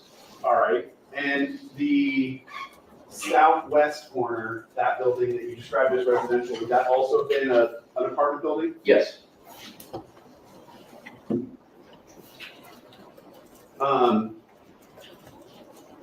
The uniform that you're currently wearing, it appears you're equipped with something almost dead center in the middle of your chest. Can you describe what that object is for the jury? This is a body-worn camera. And were you wearing a body-worn camera that day, November 6, 2021? Yes, it was. How does that camera operate? So it's always in what we call standby mode. So it's not actively recording, but it's recording 2 minutes of film, no audio, just film only. And at the time you activate it through this button here, the circle, it'll capture the last 2 minutes of video only, no audio, but the audio starts when you activate it. So you have a 2 minute, what we call buffer of video leading up to that activation where it's now both audio and video. So we activate that when we have public contact to capture the encounter or the incident. When we're responding to emergency calls, lights and sirens, we have it on before we even meet with anybody to document the response there. And then when the contact is over with and it's no longer needed, we just power it down by activating the same button. Okay. Say you're working a typical shift, you record video on your camera, your shift is over. What do you do with the camera at the end of the day? So at the end of the day, we have docking systems mounted in the hallway, and we mount these at the bottom.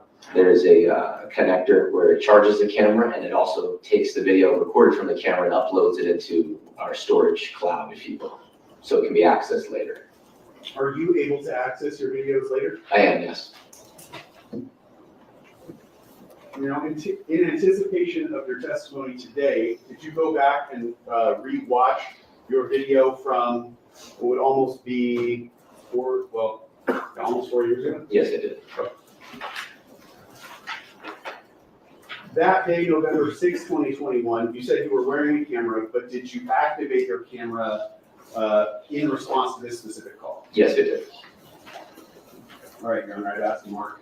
My next exhibit, which is a DVD, has one video file that could be marked as People's 3.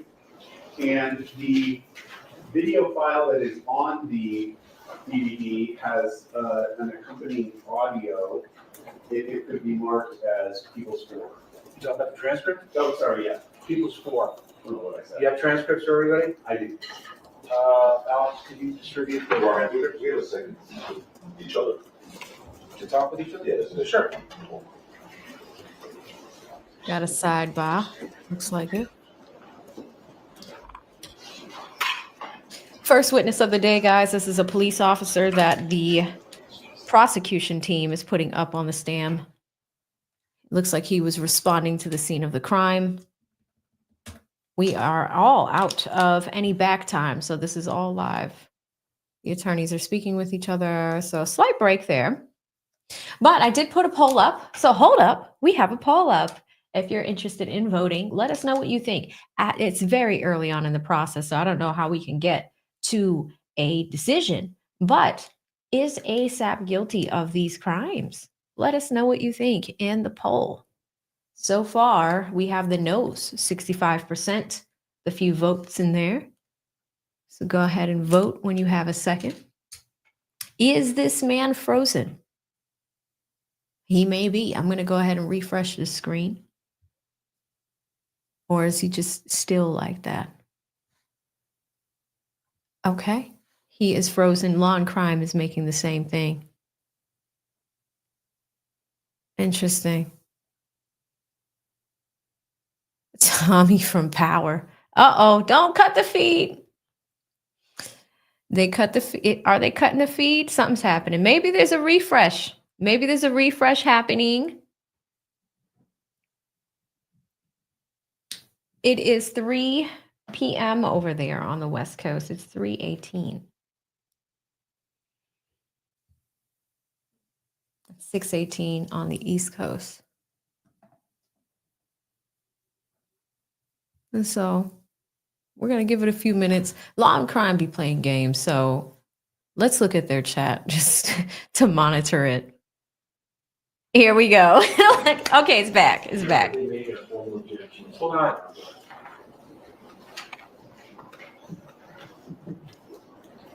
Is there an objection to that? Yes. Alex, could you distribute the transcripts to everybody? Does anybody at the table need a transcript?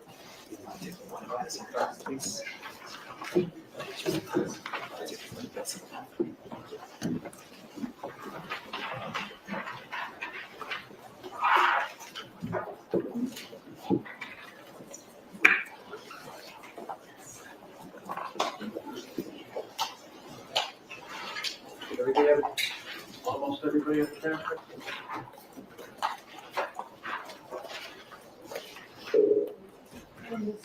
Missing one? All right, everybody has one, all 16 jurors? All right. Mr. Sloman, go ahead. Thank you, Your Honor.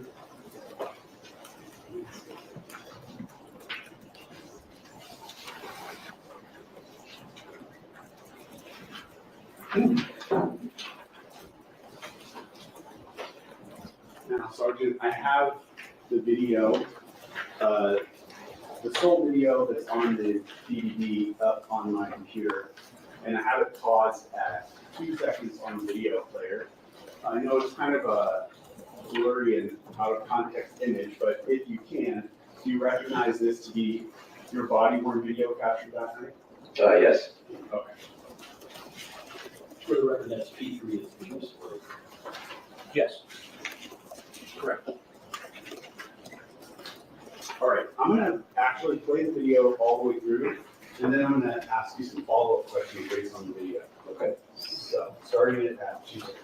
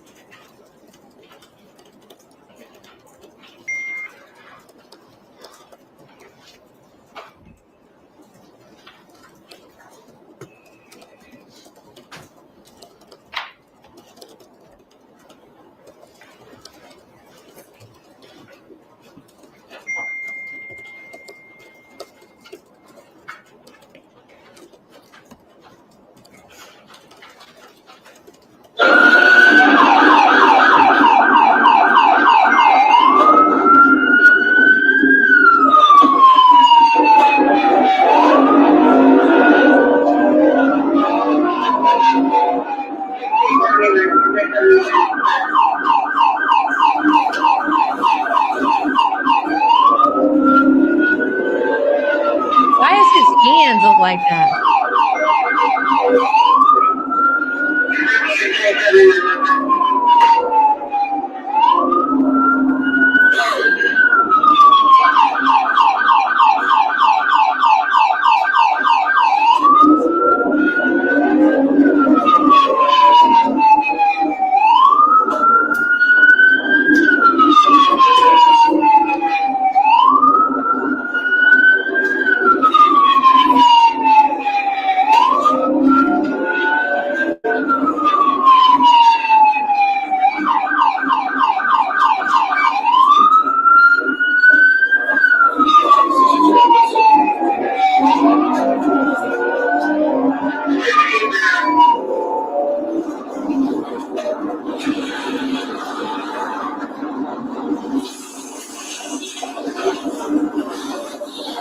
Yeah,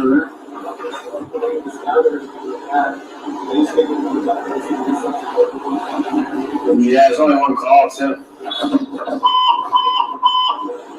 Oh, just for 1606 Argyle, 1606 Argyle. Suspect 13 on black, on the lower white t-shirt, red shorts, number 2 on black clothing, fired unknown vehicle, none of the victims down. Suspect last seen on Selma towards El Centro. Okay, 1445, 9647.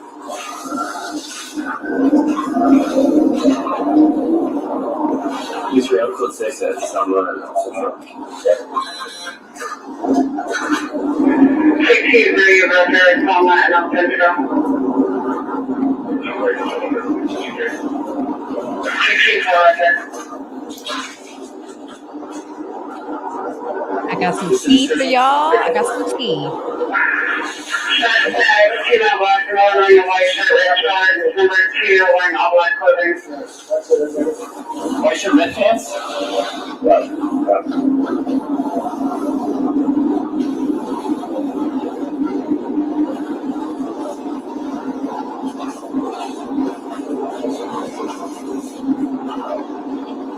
Use 30, if you send me this, yeah. 623,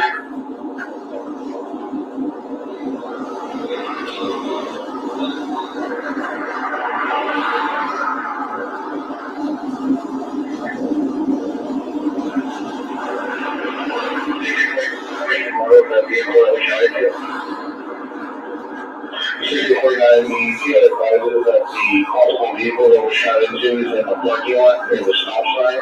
Possibly a Ford or sedan, I don't make a model.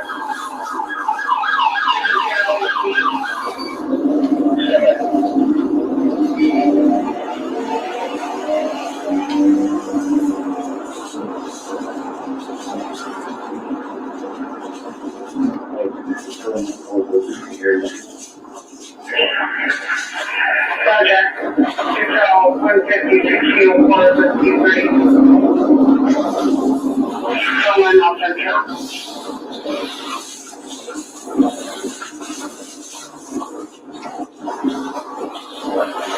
This proves psychedelic driving. Say that there was a shooting over here in this corner. Did you hear any gunshots?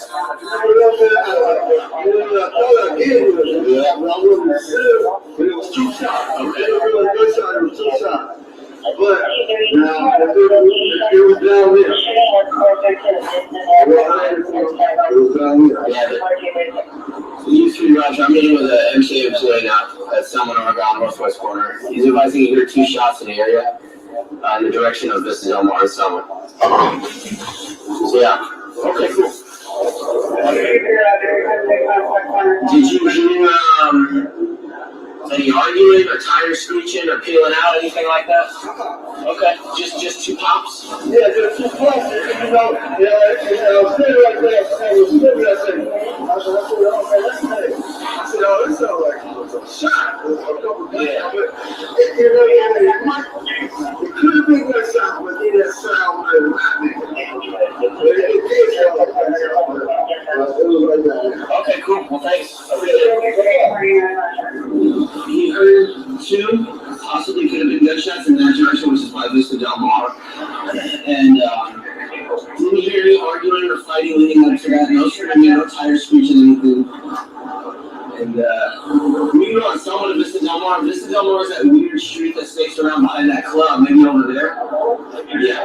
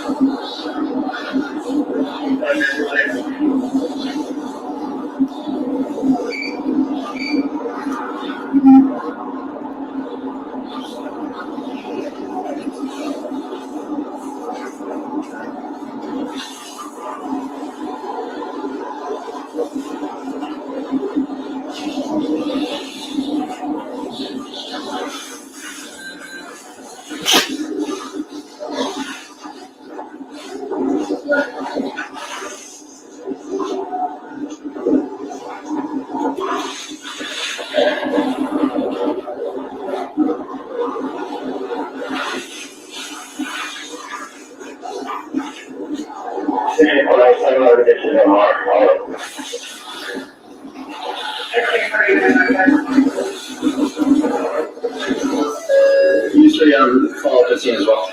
This is so hard to hear, y'all.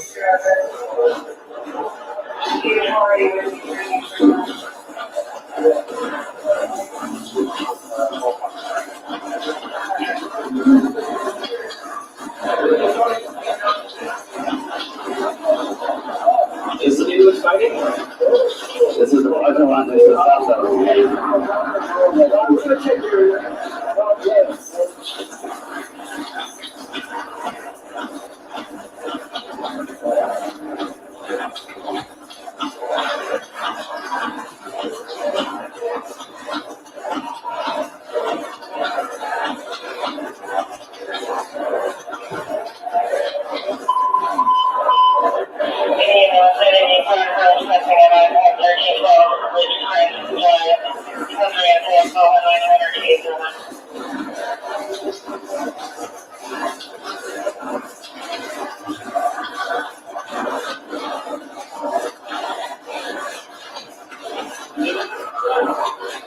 you hear the shooter?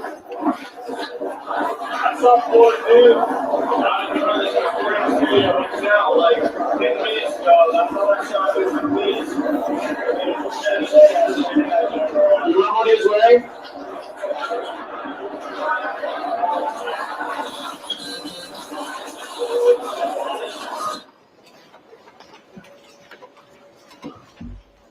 Okay, now that we've watched the entire video all the way through, do you recognize, is that an accurate depiction of your activities that night? Yes, it is.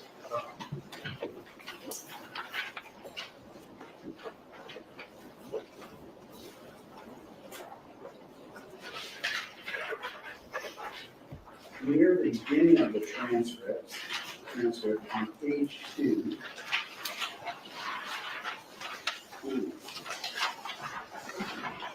And if you need me to go back to the video to refresh me, just let me know. Thank you. But at the beginning of the transcript on page 2, around line 7, and then continuing to line 9, you say, I think you're talking to a fellow officer, "Nothing, huh?"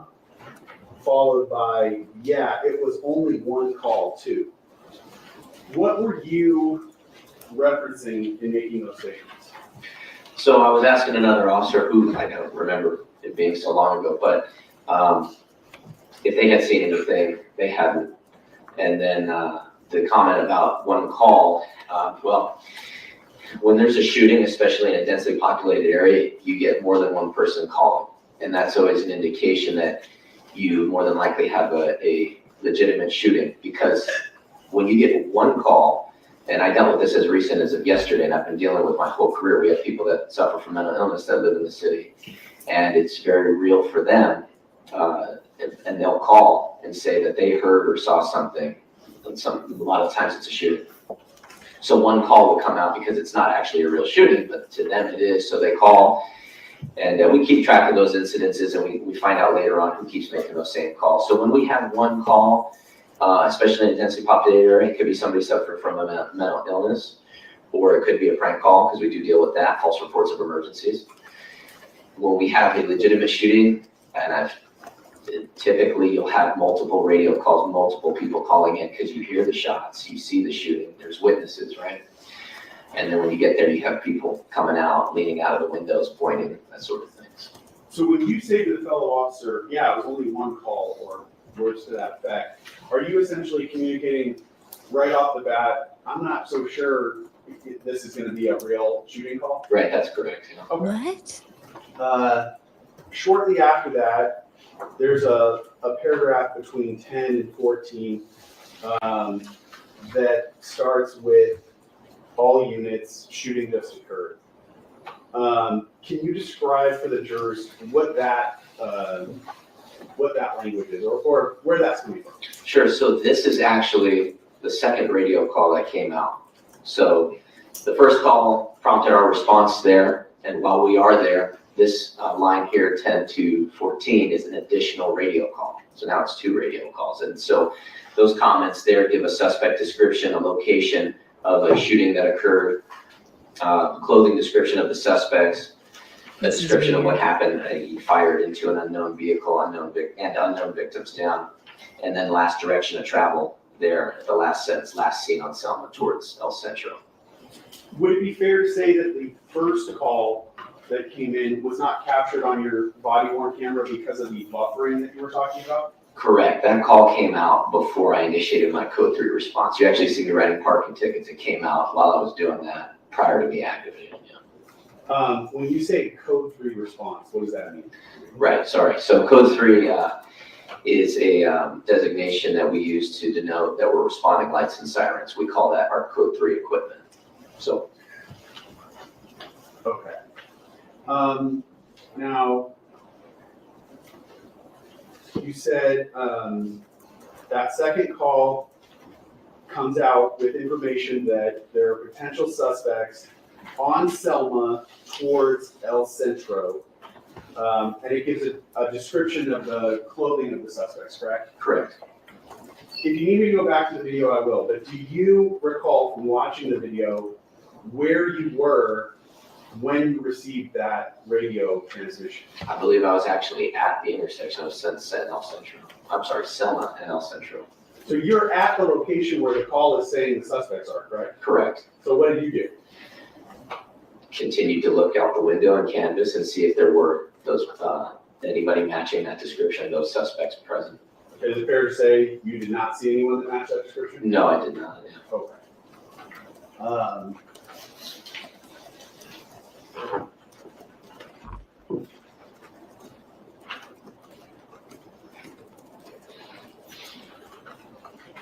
I believe on the recording you say, I'm code 6 at Selma and El Centro. Can you just explain what code 6 means? Sure. We use these codes for brevity and clarity. It just means this is where I am. So if I say I'm code 6 at Selma and El Centro, this just means I'm there present at Selma and El Centro. So they know where I am, right? There's officer safety reasons and then letting everybody know that I'm there. Okay.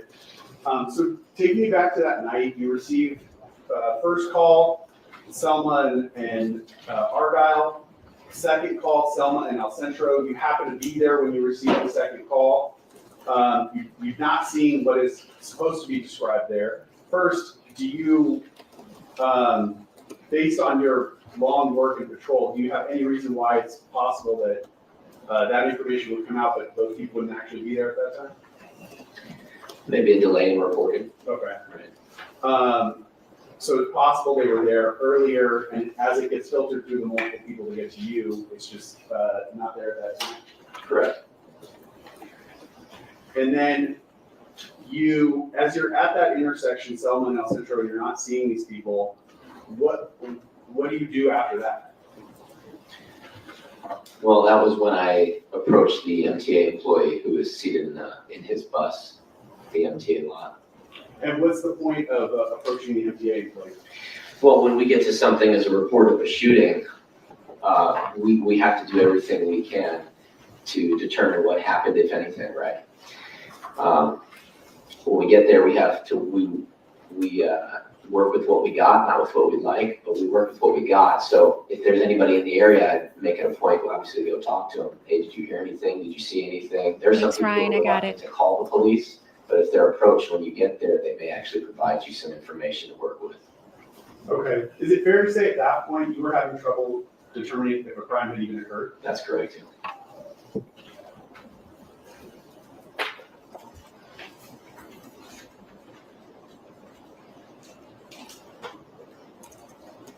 After speaking with the MTA employee, he directed you generally to the area of Vista Del Mar and Selma, correct? Correct. And Vista Del Mar is that small street between El Centro and Argyle? Correct, this one here. Okay. But is it fair to say that even the MTA employee told you he wasn't sure if it was gunshots? He said possible. Right, and we all heard that on the video. He said maybe it was, maybe it wasn't. Could have been something to that effect. Okay.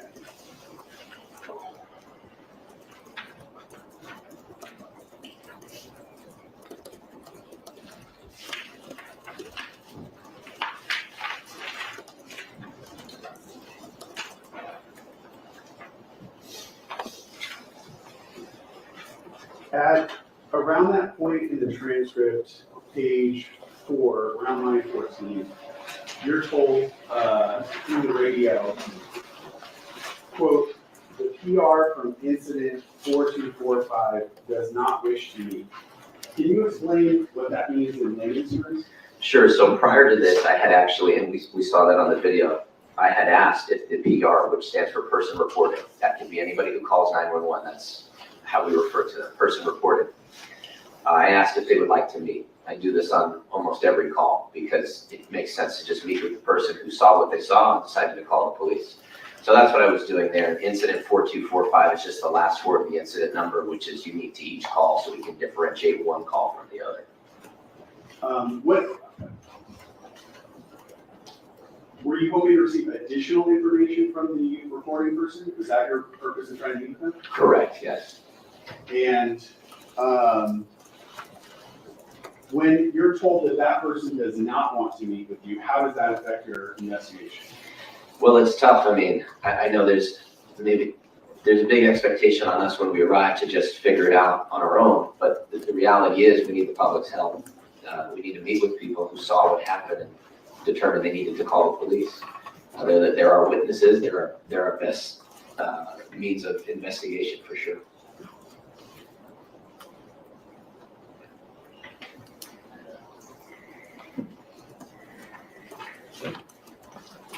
Okay.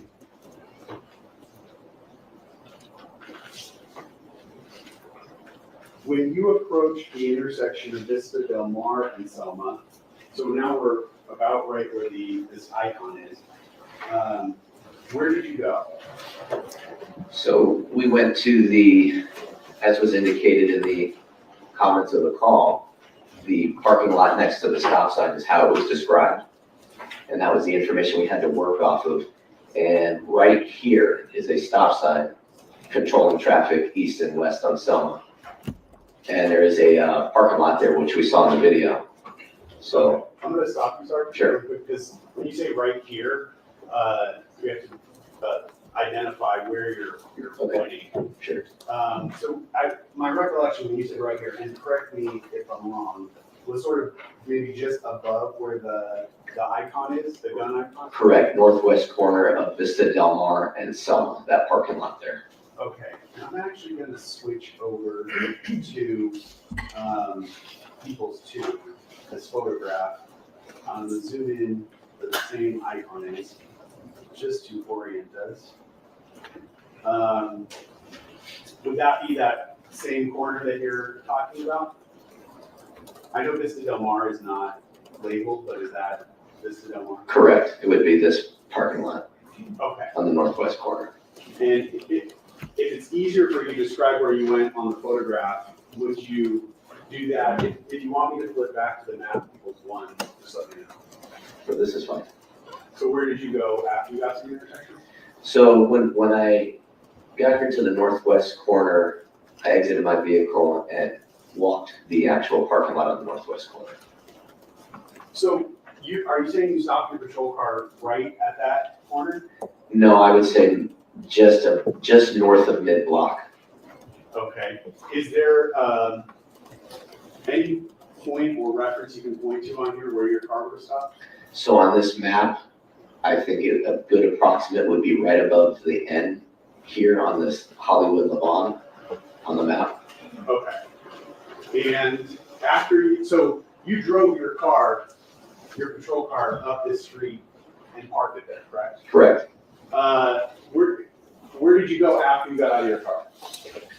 To the parking lot here in the northwest corner of Selma and Argyle.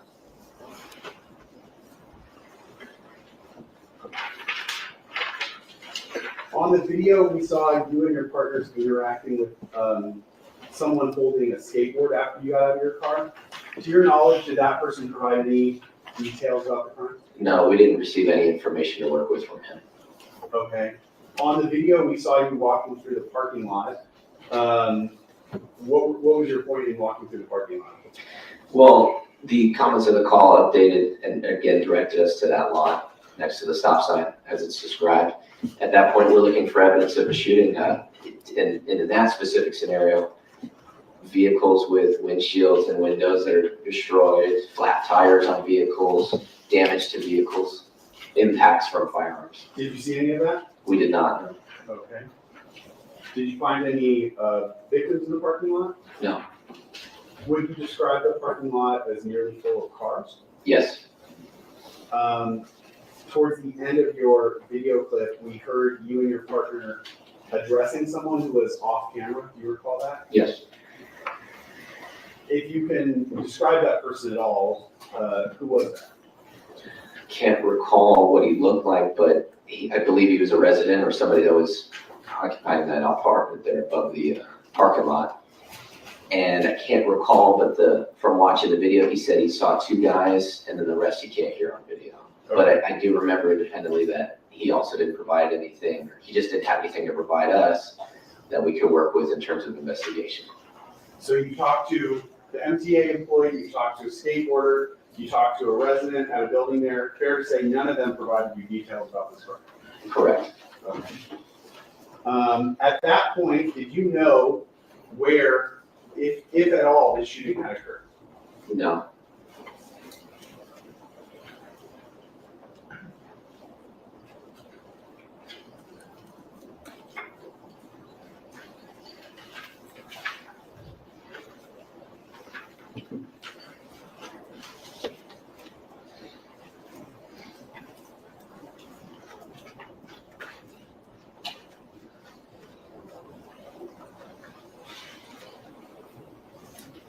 How would you categorize the search that you and your partners did of the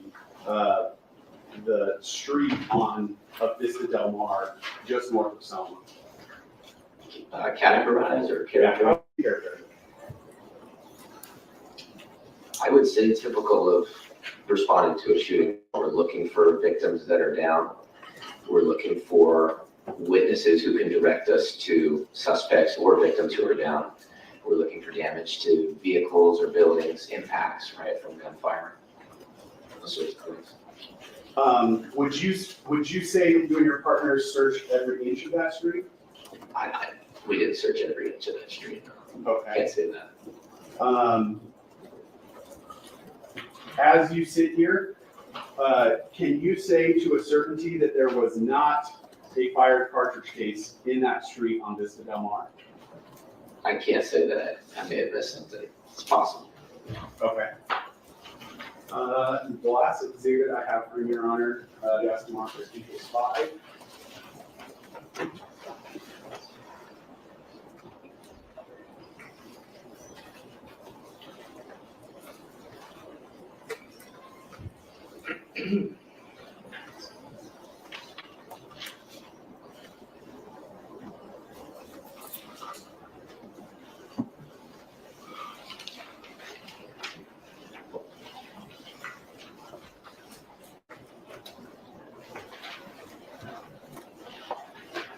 Is it reasonable, in your opinion, to believe that if there was a expended cartridge casing in that street, that you may have missed it? Yes.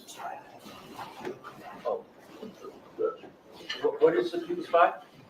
People's 5 is another map, Your Honor, I'm sorry. Is it a map or is it an aerial photograph?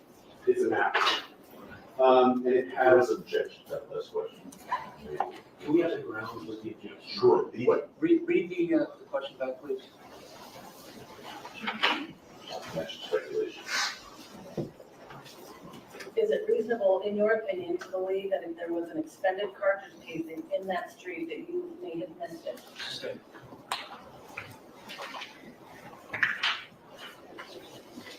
As phrased. in your experience working patrol, is it reasonable that sometimes you will respond to a shooting and miss certain evidence such as fired cartridge cases? That's correct. And if you miss a fired cartridge case, how is it that you could say, yeah, on that instance, I missed that piece of evidence or something like that? You mean, how would I find out later? Yes.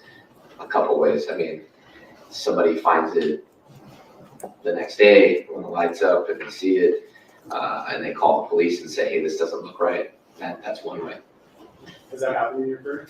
I have heard of that happening. It hasn't happened to me. Is it typical that after a case is investigated by patrol officers, it's passed on to a detective? Yes. And have you heard of occasions where the detectives will go back and search an area and find something that patrol officers missed? Oh, absolutely. Okay. Now I'm going to get People's 5, the map, and it's annotated with 4 different colored arrows. If I may, Yes. Sergeant, the area of People's 5 here, you've already described this to be the area that you responded to that night, correct? Correct. Would you agree that the arrows generally reflect the path that you took as you were driving around in your patrol car as we watched it on the body of the video? Yes. So as you started down here where the number 1 is, headed north on El Centro, made a left turn on Selma, then come south on Argyle, and made a right turn on Sunset? Right, westbound turn on the Sunset, yes. Okay. And when you were on Sunset, did you make a U-turn and then head back up Argyle? Correct. Did you cross Selma and go into the bus depot on the corner of Argyle and Selma? Correct. And then did you come out and go to Vista Del Mar and then go north on Vista Del Mar? Correct. And would the yellow generally reflect it's very hard to see, but would that generally reflect where you walked through the parking lot? Yes. Okay. I don't have any further questions. Let me see if the sidebar not on the record, please.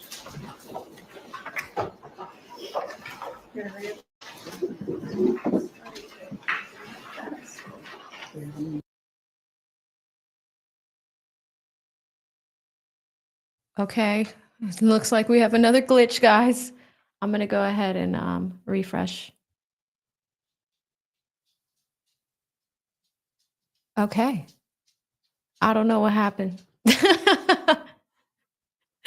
This always happens, guys. What is going on? Law and crime. It always conks out at some point. I'm gonna refresh again. Lord. Let me see what they're saying in their chat. Their chat is moving.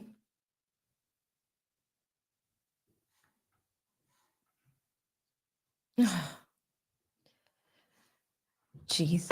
Okay, there we go. I'm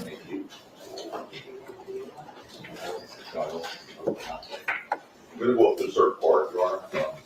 Say again? I'm gonna go up to a certain part, that's parking brake, I think it just takes right through that door. Well, we have to break the door. Yeah, I'm saying, I might be a few minutes short of it, but we'll give the world here. Hey, Sergeant, how are you? Good, how are you doing? Just a couple things. This whole line of questioning about,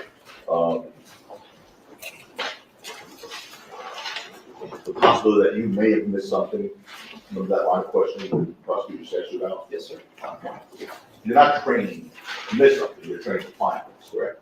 Correct. All right. Now, when you say you may have missed something, there were 7 of you guys responding officers at the scene, correct? Did you say 7? Yeah. I don't think it was 7, but. Really? Okay, how many do you think there were? I think 3 total. Oh, no. Did you see the video? I did. I only saw 2 others, including myself. That's 3. How about Brian Kijevix? You know him? Kijevix, yes. Was he there?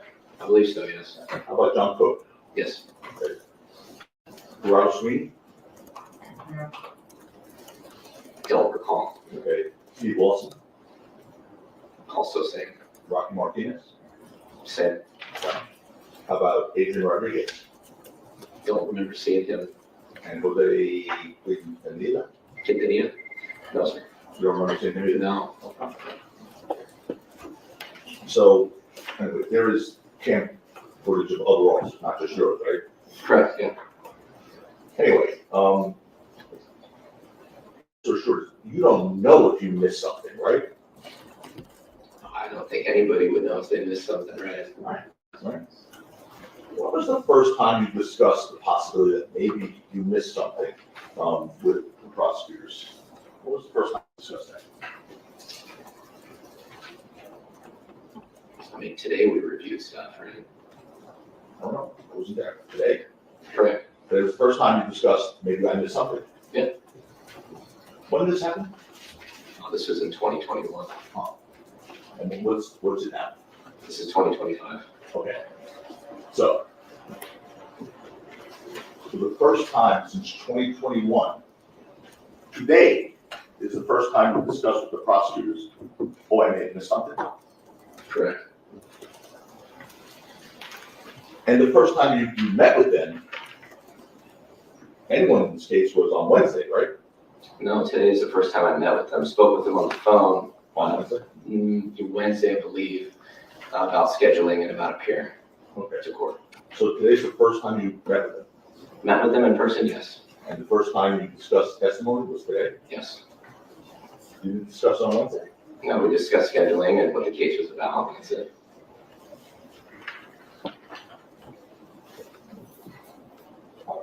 You take your duties seriously. By the way, let me stop for a second. You were asked what you were looking for hypothetically when you arrived at the scene of a call for a shooting. You recall that? Yes. And you said victims, yes? Yes. Damage to property, correct? Correct. What about altercations? Did you look at that too? Sure. Because you didn't mention that. That would be something, right? Absolutely, yes. Yes. Do you take your duties as a law enforcement officer seriously, Sergeant? I do. And because of that, you make your best Even the effort to cross perform your is duties bad. to the best of your ability. Right. And you do, in fact, the best to perform your police functions carefully. Yes. And you're a sergeant, right? Yes. So, I mean, very distinguished position, yeah. Thank you. You're welcome. And you pay attention to detail, don't you? Yes. I mean, you get called to a shooting scene, you guys have flashlights too, right? Correct. Searchlights? You know what you're looking for, right? Correct.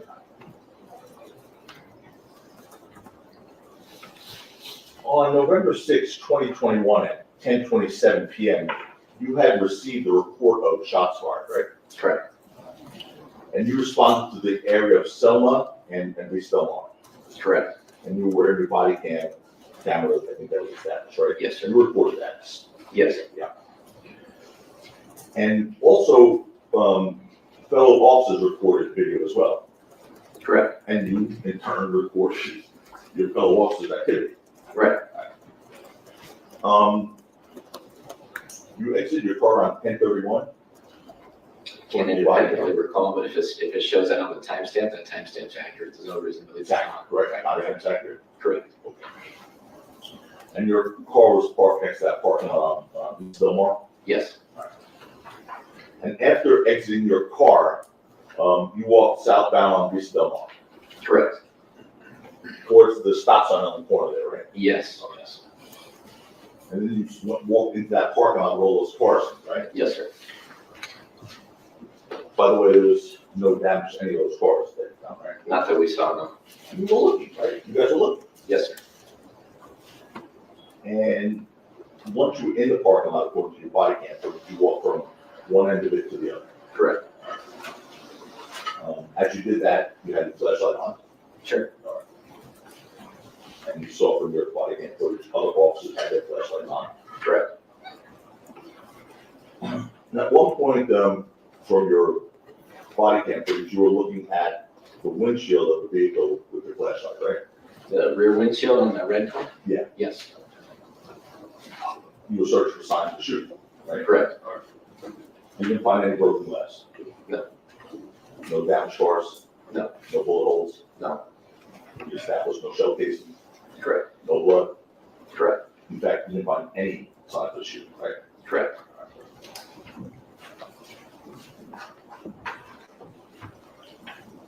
Now, you said, there have been times you responded to a reported shooting only to find that the person who made the call intentionally lied about it, right?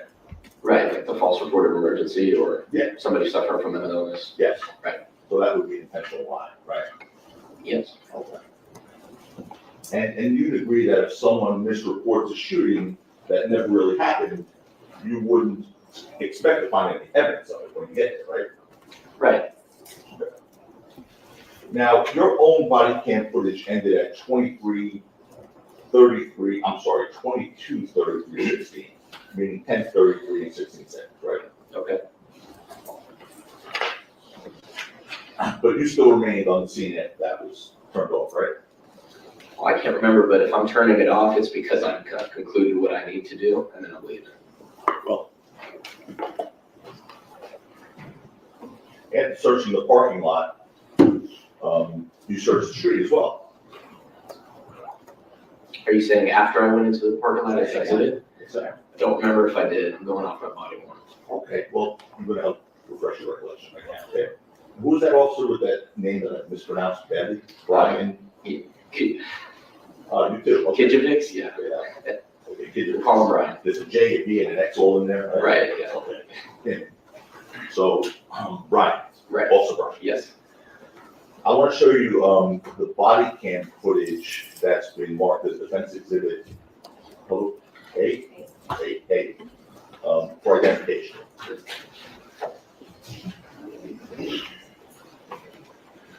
Is there audio? There is. Yes, sir. Do you have a transcript?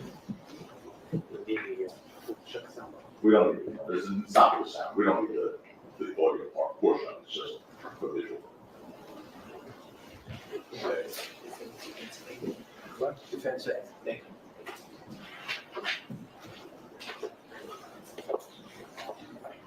Now, directing you to 22:35:50, 20 seconds into this video, hold on 1 second. Is that it? You good there? Yeah. So that's 22:35:50, right? Yes. Okay, and that's whatever it is. 10:35 p.m. Thank you. 20 seconds into the video. Do you recognize yourself on? I do. Okay, so you did go to the street after the parking lot, right? Yes. And at that point, your body camera is off? I can't remember if it's on or off. If there's an additional video you want me to watch, but I think, again, this was 4 years ago. No, I understand. But you talked about it for the first time today with the prosecutor, right? Correct. All right. Did you see any of your body cam footage today? When you talked about it for the first time, displaying what you're looking at? My own video? Yeah. Yes. Showing that part? No, not this. Right. I know you saw your video from before that we all saw, right? Right. But you don't see any of your body cam footage showing this, right? No. Okay. But that is you, right? It is, yes. And that video truly and accurately reflects your activities during the search of the scene on November 6, 2021, correct? Correct. Were I off as defense exhibit A? You already have it marked. Offering. I'm sorry, what are you doing? I identified it and I'm offering it. Offering it evidence. It's evidence? Yes, sir. Your objections? Evidence would not move somebody into evidence until the case is. That's true. There can be a motion to admit evidence at any time as long as there is a foundation and it's relevant and admissible. Do you have an objection now as to foundation or relevance? No, I don't. Defense A is admitted. Now, the street shown there, sir, I'm sure, you have a little camera screen there. So this is fine. Okay. Yeah, but thank you. Very small company. Sure. It's fine. Okay. Ding, we'll talk continue. All right. Well, we're gonna have to recess now, sir. Sure. So you're gonna come back on Tuesday, Okay. 10:30 in the morning. 10:30, all right. Yes, sir. Yes, sir. Thanks for coming in today. And see you. All right.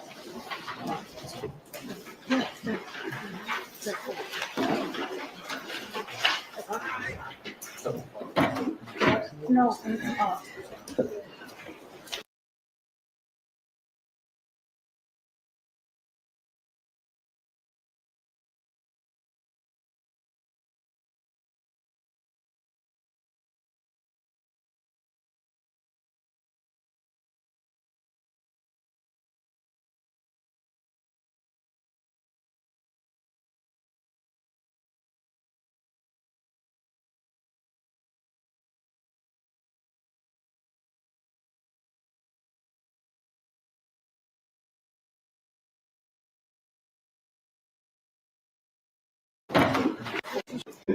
PM. It's fine. Okay. Ding, we'll fucking do. All right. Well, we're gonna have to recess now, sir. Sure. So you're gonna come back on Tuesday, so 10:30 in the morning. 10:30, all right. Yes, sir. Yes, sir. Thanks for coming in today. All right. That's it. Like, that's how they end it. Sorry, guys, I was muted. I said I had walked away to go get some ginger ale, and I came back and noticed that the screen was ended. I'm like, is it over? Like, what happened? Is this how they ended it? Screen there. So this is fine. Okay. Yeah, but thank you. Very small problem. Sure. It's fine. Okay. Ding, we'll fucking do. All right. Well, we're gonna have to recess now, sir. Sure. So you're gonna come back on Tuesday, so 10:30 in the morning. 10:30, all right. Yes, sir. Yes, sir. Thanks for coming in today. All right. Yeah, it is 4 o'clock in California. All right. No, it's off. Looks like they're good to go for the day. Wow, look at that, guys. We made it. Day one of the ASAP Rocky trial. And I mean, so far we had opening statements from both sides. It looks like there's people that are still over there. ASAP Rocky's probably heading out, going home. I'm just going to keep it up just so we are up to speed. I don't think it's a break. My suspicion is that it is 4 p.m. They don't really run very long in Cali. So I do like to start a little bit later with these trials when they are happening the day of.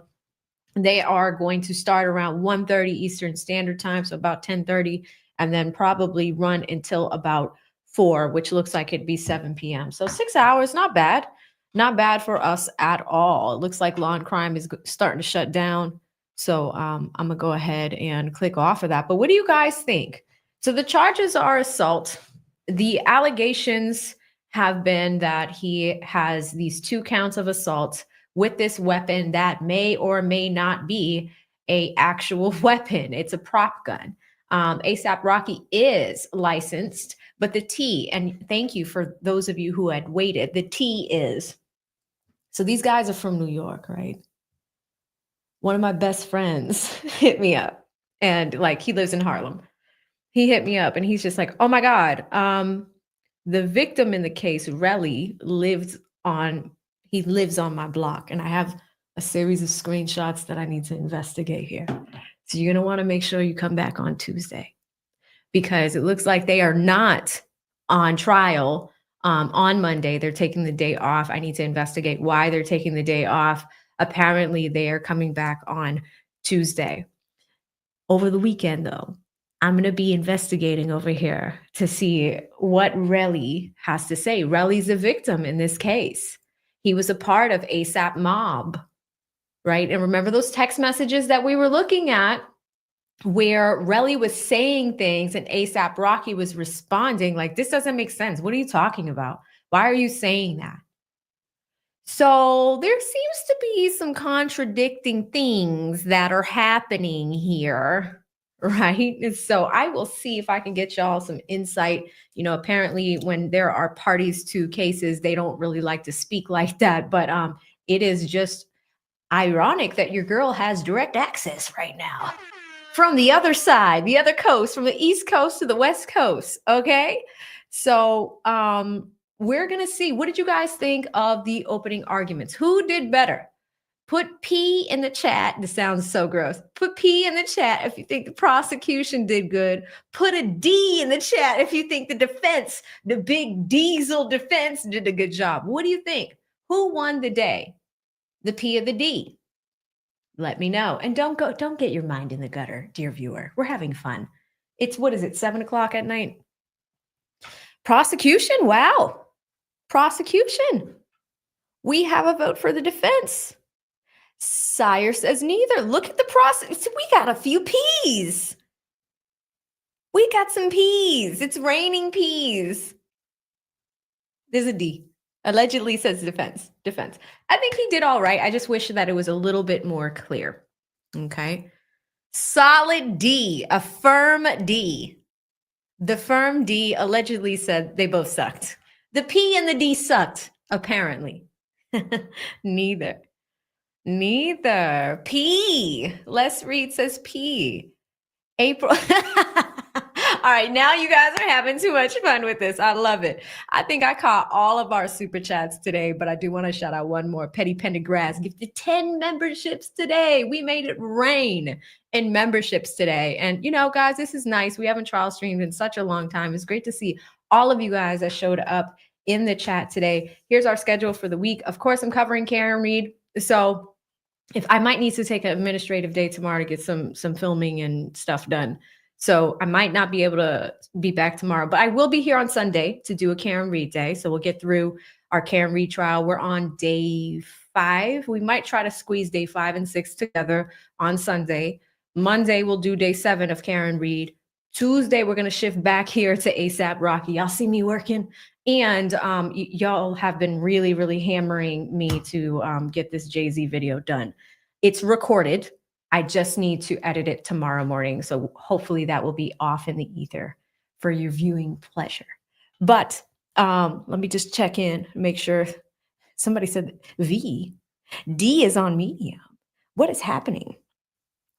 Variant wants to see the release of the JFK, RFK, MLK thing. That would be easy to do. So I think we could fit that into our schedule tomorrow, Variant, because that's the thing, guys. Like I really use this these live streams to really get some data from you guys. This is like kind of our live feed, because if I don't get it from here, y'all spam us on email, on Instagram, and on Twitter, and on everywhere. And we want that. We definitely do. But I want to make sure that my editors are working as well, and they're working hard, and we get everything done. This 100,000 is not going to happen unless we are putting work in. All right. So you will see us this weekend. It is Friday. I want to thank all. And real quick, shout out to Thugger who says, what happened to the Steele trial? That's still happening. Those that are interested in the Ahmaud Arbery situation, where there is a prosecutor that Brian Steele, Young Thug's attorney, is representing, that is still under jury deliberation. I'm told that it is going to be live streaming. They went into jury deliberation on Tuesday and have been, sorry, not jury deliberation, jury selection. Kind of like this case. ASAP Rocky started on the same day. Tuesday, they went into jury selection, but ASAP Rocky and the prosecution, both teams were done yesterday. That's why we got a trial date today. We don't have an update from Georgia just yet. As soon as I have it, you guys will be the first to know. And that is something that we're going to be following closely as well. But yes, SWAT, that's exactly the plan. Just 2 videos a day. Don't have to be long. That's exactly what we were doing. I wanted to drop the Jay-Z one earlier, but I needed to run over here and get ready for this ASAP Rocky one. So that one will be tomorrow. Anywho, huge thank you to so many people that sponsored this stream. I haven't seen this amount of, gifted memberships in so long, huge notable to Michael Love. He's always here. Practitioner her popped in. Trucker T, I haven't seen you in a long time. Mina, was good to see you. Miss L Boogie, both on the Cash App side and over here on the Super Chat side. Mr. E Capone, as always. Scooby. Jess Lee, another one of my favorites. Miss Trainwreck Entertainment, one of your stream sponsors. Hit me on both sides. She gifted 50 memberships and also sent me a Cash App. Super nice of her. I can't thank her enough for all the support. Pretty Eyes is in here. Mina's been in here as well. Petty LaBelle popped in as well. Kelly Cal, our favorite 2L, hit us with I believe she hit us on both the Super Chat side and on the Venmo side. Thank you so much, sis. Pam, your stream sponsor, gifted so many memberships today. 140 memberships. Pamela made my Friday. Like, sometimes you just need love and kindness around you when you have courage to do things, because you'll be met with sometimes adversity and sometimes people that are just not nice about things. And, there's not a lot of women in this space. That's all I'm going to say. There are some, but I think that my voice really goes a long way, and I want to make my voice discoverable to more people. And the only way that happens is if I really work hard to do it. So to see this on a Friday night, Pam, thank you. 140 memberships, all the super chats. I mean, I don't have words. People like D, who are here every time I drop something. It could be a video. It doesn't even have to be a live stream. When D is here, I know he's here. I don't even have to guess. Like I know he's gonna watch and support whatever I do. Petty, growing himself. I know he's gonna understand one day. Like, this is not an easy grind. People make it look easy. Some people get it given to them, and they don't have to put the dent in. It's like if we're all, I don't know, like let's say we're in a cave and we're all digging or whatever, and like the ancient Egyptians, they have to like dig at something and pick at something and pick at something to make something beautiful, but they're there picking. Imagine you sitting there with a pickaxe, just picking, just hammering away, doing your thing.